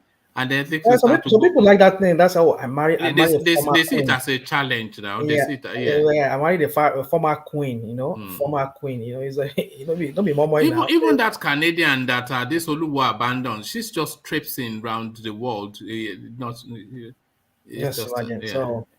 So you can imagine. So it's an accolade to them. You know that I'm married to former queen of a kingdom or whatever. So it's just what it is. So for me, my advice is don't go there. Don't go there if you want to. You're sure. At least people saw what happened to Diana when he was Princess Diana. Then people saw what happened to her in the British monarch when she was trying to marry the king fat. Imagine Prince William having an Egyptian half brother. So it's not possible. So it's not possible. You know. Anyway, let me speak to some people in the chat comment. My own thinking now. People that know history are not talking, and the people that don't know are speaking so much. History is history. Tradition is tradition. There's no two ways about it. The ALAAFIN'S wife, the Oba's wife, first of all, is not what you told with. The women don't have the choice of their own. They know what they are getting into. They know what they know what they bargain for. These are not ordinary women that people think they have right. These people don't have rights on their own. It's tradition. Don't be saying who is this man is Yoruba. It's not about Yoruba. It's culture. It's tradition. It's the new ALAAFIN that can release these women out. In the old, it was more crude. The women would be there. It happened in my own state. At one time, the Oba had to change it. That when the party, you have more than 100 women. Some are even old. They have to release them out, change the culture a little bit. It's the new ALAAFIN that has the power to release those women out, and it's not even advisable for anybody to go there. Even they release them. But I think they need to release them. Because these girls are still, this lady are still young. They still young. They should release them and go and let them go. But people say they can go and marry. It's wrong. Let's say the truth. Let's don't destroy our tradition because of our religion. The truth is the truth. ALAAFIN wife is not what you toy with. Even time was that people were sleeping with rumor they were sleeping with. Those things are wrong. The king is it is that lie the crown. Easier than lie the crown. You know what that guy carries on his shoulder? He does not meet people. It does not go out like that. They give him everything to satisfy him inside that palace. They say one place is good for a king, but it's not good for his subject. The king is subject to be in one place. You don't see him every day. I've been in my life. I've not seen Oba Benin. My father is 85. I've only seen Oba once in his life. You don't just put that you see like that. They are gods, man. We should not bring them so low. All right, thank you. All right. So he's a traditionalist. So that's the passion. Let me take you from there. Then, rational mind. I'll tackle insecurity within 6 months, aspiring President Wike declares. So, what is it? Is he a yam head? This little man from River State? I mean, like I said, I think I spoke a little bit on it. You see, when some people just come, this was how they sold them. The one that is there right now, the idiot that is there, the clueless one that is there right now.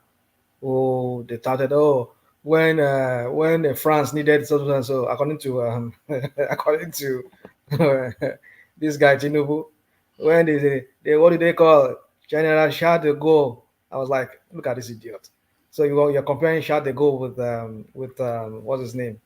With Buhari that is clueless. He's almost dead, almost going to his grave. Then back then, the way he looks like back then, until they had to pump him up. So anyway, so what I'm trying to say is, now this one is now trying to sell himself and say, oh, when they hear Wike, bandits and Boko Haram will run. At the year of my name, Wiki, I was like, what is wrong with this guy? I know the guy is an idiot, just so comical. So what I'm just trying to say is, I don't think you understand what is getting himself into. This was the same way this what's his name, Gabashew and this additional was saying that we never knew that Nigeria, when we took over, we never knew how bad Nigeria was when we made those promises back then. We never knew. I'm sure this one too will have to repeat himself too when he comes there, if he ever wins the presidency. He was, oh, I don't know that Nigeria was so bad. APC they did not even buy Super Tucano. Even the Super Tucano does not have battery inside it.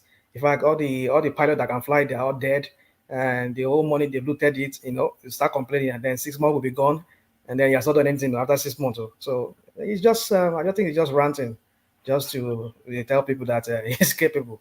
For 6 months, no, I don't think he can solve it in 6 months. 6 months is not something you can do. Not even a year. It's going to take a lot of preparation to really flush these guys out. Because the security architecture, the intelligence, everybody, they've infiltrated everything. So he has to do a little bit of background check on everybody who is in the intelligence, who is in the army, who comes on security briefing and everything. They have to put them on a watch list and make sure that these people, you have to fire the old big boys in the army and bring back the younger ones, perhaps the younger officers, and you have to go send them for training again, real training to fit into the position they want to roll, they want to play. So this is not going to take 6 months. He's not going to do it in 6 months. It's not even 1 year. So it should just simply say, I will make sure that security, like I just explained now, if that's how you want to explain it, I'll fire the boys, I'll do this thing. My project is that within a year or two or a year and a half, I'll get this done. Then people look at it as sensible that saying, at the year of my name, Wiki, they will run. In the year Wiki, they will run. I was like, look at this idiot. Is your name kind of like some charm or some kind of fetish thing that Boko Haram will hear you and then they'll run away? So, so when people don't campaign and explain their policies, like Obi will do, which I think that guy is good at when it comes to that. The only problem I just have with Obi is his way of bringing us out of this economic problem is what I have issue with. You'll be giving money out to SMEs like that without even, that's not a way of stimulating the economy. There are other ways, which is one part of the ways, but he's saying the bulk of what he's going to do is going to be through that means. Forget it. I don't see it really working. So for me, Wike, I think Wike is just blabbing. He can't get it done within 6 months. All right. Thank you, Rational Mind. So thank you, Rational Mind, and thank you, gentlemen. I want to start to wrap up here because we're coming up to the 5-hour mark, and I think it's just a round spot to round it off. So we round it off, and gentlemen, please, when we come towards the end, I'm already, I've come to the end of what I'm able to offer too. So when I'm taking so you have to just wrap it through it, so it doesn't have to be too long and labored. So we wrap it through it to land on Rational Mind in the absence of Ajanle Koko, and we kick it off with Charlie Boy, if it's still with us. Charles, are you still there? Okay. Okay. So in the absence of Charles, let me do his rounding off for him. I'm telling you, woman, they're just killing them like chickens. It's a disgrace, and it's a fact. It's a fact. It's a fact, isn't it, Charlie Boy? So Charlie Boy, the man with the fact. So thank you, Charlie Boy. From Charlie Boy, let's go on to Ete. Ete, to you. Yeah, today's session was a very nice session. At least I learned a new Yoruba word. Is it Mogu or what's the name? The thing is Magu. No be Magu, EFCC, former EFCC man. Magu. Magu. No be Magu you talk now. Magu. Magu. Okay, thank you. At least you butchered it enough. So continue. Let me not take your time. Go on, please. No problem. Yeah. So today was a nice session, and the thing is, we should all realize and forget about all these stereotypes. They've tried to push the agenda that we should not come out to vote. They've tried to push our vote doesn't count. They've pushed so many agendas to make sure that people don't make the right choice. That is, The only people that come out to vote are their own people that they give money to come out to vote. So we should take it upon ourselves to educate every person we know, especially those that are in Nigeria, educate them and push them so that they should come out and vote. Everybody should come out and vote. They should choose their choice. Their choice is their choice. Anyone that they choose, they should choose it and they should own it. But they shouldn't sit at home and later complain that Nigeria is bad. Because if you don't vote and you're complaining Nigeria is bad, you're part of the problem. So that is it for me today. Thank you. All right, thank you. Ete Magun, Magun. So if it's spelled out, then maybe you. So Magun, Magun. So Magun, but then that doesn't need any introduction to. Let's go to World Peace. World Peace, let's have you. So World Peace, we're taking quick closing remarks. Oh, now well done. We don't reach the final moment. You know, at the PO, I beg give thanks to one man to bring everybody together. And quickly for the Nigeria policy space, I'm not saying Igbo not fit contest, but I'm not saying the right Igbo man now we go fit take that power from the north. Let's speak truth. Let's speak the truth. Maybe tell ourselves the truth. But they still get time to still bring themselves together to work on something. That space. Coming to the ALAAFIN wife, I beg we could remove I for soldier salary. We could leave ALAAFIN wife for the palace people to deal with. And hope they do the right thing to pick the next ALAAFIN. And I hope say Wike will stop to talk anyhow. But for right now, for PDP, now yeah, article 9 did there for us right now. So I hope say we will see better president soon. Thank you everybody for the comment session. Thank you, one man. Thank you, National Mind, and the rest people. Peace. All right, thank you, and peace to you too. So that's world peace, but in peace. One of these days we'll have world peace and Lord Michael on the screen to come and pigeon it out. But as we wait for that, we hear the words of Thomas. Thomas, are you still there? Thank you, one man. Thank you, our listeners, our co-debater. May God bless our country. We've spoken a lot tonight. Like, share the channel, then subscribe. God bless you, everyone. Thank you, one man, for having me. Thank you. All right, thank you, Thomas. So, thank you, Thomas. So, the final word to Rational Mind, but Rational Mind, just try and condense this if you can. Thank you. Okay. Thank you, one man. Thank you, everybody listening. We thank you all. Those chatting, we can see a lot of activities, chatting and correction in the chat section. We appreciate you guys. You are the strength of this platform, and we encourage some of you to come on the studio to come talk to some of the issues we talk about. We debate on here, so that way we can have other perspectives to what we already know. So anyway, just in passing, I just want everybody to know that Yoruba people are not religiously fanatic people who put one religion above the other. Over the years, as far as I'm old enough to know, we've always lived in peace. Like Adelikoko said, in the family you might see people of different religion, and they will still all come together, maybe during a festive time, or when they have some kind of family meeting, they all come together, regardless of their religion. But this say one man, not one man as in our own one man here. I'm talking about the idiot, fanatic Muslim guy, the Murik guy, who every time talks gibberish, and he always would want to bring Yoruba, butt our heads against each other just because of religion. Forgetting that, like we already said here, the Muslim has already had 16 years. Even during these times, they had Muslim deputies, which Yoruba's, Yoruba Christian guy, whoever wrote that state, they never had a Christian, or not even this guy that is there, present one, Sanwo Olu. So why is he bringing religion into this? Like I've always said on one man's platform, religion is one of our problems in that country. And until we put religion where it belongs, put it out of political sphere, let them not interfere. I don't think that country moving forward. So that's all I have to say. And I want to thank you, one man, once again. And thank you all. Hope to see you in the next session. All right. Thank you, Rational Mind. So that's Rational Mind, a real delight. So Rational Mind, a name and voice that you know. You don't know what it looks like because you know it's a bit of a shifty character. He's always on the run. He's hiding even from his own shadows, Rational Mind.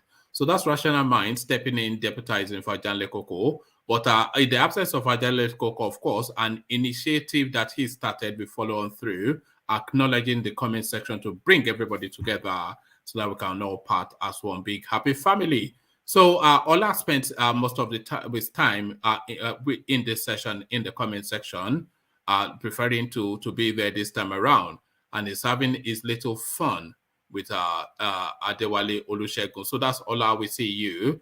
British Victim, we see you as well. We see Canadio Network, we see you too. And Adewale Olusegun, who has been Ola's sparring partner in the comment section. We see you, Adewale Olusegun. So we see you there. We see this chap regularly, but he comes in via Facebook. Mickey Okata, Rufai Tongi. We see you as well. So that's Rufai or Rufi, you know. You know what they call a roofie? That's a blunt, isn't it? That's Igbo smoking, you know. So hopefully, nothing to do with that. I'm sure he's a clean-cut mosque visiting person. So Ajanle Koko, who came man and boy, was on the screen, and then he had to go and attend to matters, but he's come back to interact with the comment section. Roosevelt Uzoma. So we see you. That's a new name in the space. So we see you. Moses Fadikpe. So that's a Christian Yoruba right there. Meadowman, we tried to rename him Malam Meadowman, but very quickly he shook that off in rapid speed. How dare you? Was what he said. So how dare you and dare you no more? So that's him right there. Chibuzo, I will attempt your first name one of these days, but I don't want to cause offense, and I know that I will just butcher it if I attempt it.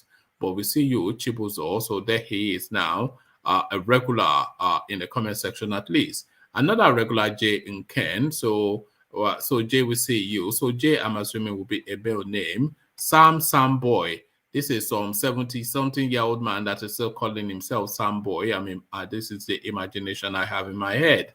Nothing to say. I don't know him personally. Oh, that's just me, just yabbing. So Kachi Achem. So Kachi, we see you. Ayon Kunle Agbolade. So we see you as well, my man. So a regular. So these are people now that just this is the thing about this sort of spaces. You gravitate there, and then you chime with what they're doing. You form relationships, and then it just forms the backdrop to your day. So that's the idea. So this is now part of the regularity. I'm sure even some of your families, they are hearing you. They are hearing what you are hearing, and they are wondering why you are listening to some empty-headed, funny talking guy just talking incoherent gibberish on the internet. But this is the flavor of it. Truth hurts. That is the truth teller right there. Adebisi Adedoyin, a fan of Coco Mama, because he or she got excited when he or she saw Coco Mama in the comment section. There's none mighty on the screen. Is already been dubbed the chairman of the platform, and of course, we all knew that even before he was given that coronation. Alexander Gomez, of course, keeping things righteous and elegant in the comment section. Jennifer Oge won, and then Jennifer Oge won again. So you cannot be Jennifer Oge won and then Jennifer Oge won again, unless, of course, is that dyslexia that is going on? What's going on with you, man? Jennifer, fix up. Aizon, our man from the creeks. So sapele water to everybody when Aizon is around. So Ogogoro talking there. Then we have Eva Maliva. What was that thing? 101 Dalmatians, one of those Disney films. Do you remember Is it Cruella de Vil? That's what puts me in mind. Just from the tonality of that name, Cruella de Vil. Eva Maliva. Look at that. That sounds like something straight out of James Bond. Eva Maliva. To attention and stand steady. The Marine here reads Ortiz. So reads, of course, are one of the stalwarts of this platform. So we see you, reads my man. How is life in the barracks? You know, are you on rations? You imagine that soldier boys should always be on rations. So, you know, eating whatever it is, the equivalent of Gari and Ewa in America, you know. This is the thing. That is what soldier boys are meant to be fed, Gari and Ewa. So we take maybe a couple more. Late Vlog Igwe, also known as Jake, also known as Charlie Boy, but just known. So that's Charlie Boy right there, keeping it 100 in the comment section. Onovo Richard, so that's a Creek name right there, I'm assuming. That's just my leap of assumption. Nothing to do with anything that I know, just a leap of assumption. Mikibo NG, Mikibo Niger. So Mikibo, I see you, we see you, and how are you? So top merchandise, but what is the gear? She said, "Team like I know, let them not to say that. I was about to cross the line there, but let me not. I've already crossed the line once with at least a couple of names. Simon Keshaw, we see you, Simon. In instances, your party men, they'll call you Sai. That's what they usually abbreviate Simon to, isn't it? I wonder if that is your experience. Do your party men call you Sai, your buddies, your drinking homies? So Michael Bibes, we see you. Baba T, who just made a cameo appearance just to insert a little bit of witticism into the proceedings and quickly scurried away. You know, just poof, and then it's gone. It was like about bracadabra. It was magic. A magic moment with Baba T. Kelvin Obianke. So we see you, Kelvin, our man from the East. So just the last name is the giveaway. John Rosemary Okoro. So that's just a dubious name right there. Very dubious name. So it could be John Okoro, and then there will be a standing, upstanding, straight out of Abakaliki name. But John Rosemary, how are you, John Rosemary? How does that even rhyme? What's the rhyme to the? What's the rhythm to that rhyme? It's just I've already accused somebody of being like a Bobrisky-like in there. That's a Bobrisky-like name. I'm sorry to keep repeating this. XTO555. So I suspect, is that a password? If anybody ever comes across this person's phone, try and unlock it with that. XTO555. That sounds like a password of some sort. I can almost put money on that. But do you want to be flashing your passport out in public is the question. Kaginwa, a regular staple. Na Johnson, no, he don't come again. You see, that is the thing. This is somebody now. That sounds like a Creek type Delta-ish, you know, assumption that I'm making about that name. Let's just take one or two more, and then we'll just shut it down after that. Kana Niger, a regular staple. I'm sure we've seen him plenty. And our main man, of course, Obina, who has been delighting us in recent times with his elegance. So, well, I was going to end it there, but how can I end it when the name Flash Mankind suddenly flashes across my screen? So that has been the session, and that has been what's happened. You know the routine. We came, we saw, and then, but did we conquer is the thing. We came, we saw, but did we conquer? So if we conquered, then click on the like button. And if we conquered, then click on the subscribe button. That is the only thing that propels the channel. Explain severally so you understand all the reasons why you should do that. And it's not a matter of I will do it later. It's essentially just do it now and get it out of the way. So make sure you are subscribed to the platform, please. And make sure you are clicked on the like button as well for reasons of growth of the space and the enhancement and expansion of the conversation. So I'll leave it there. Carry the conversation on within the comment section, but here I say peace.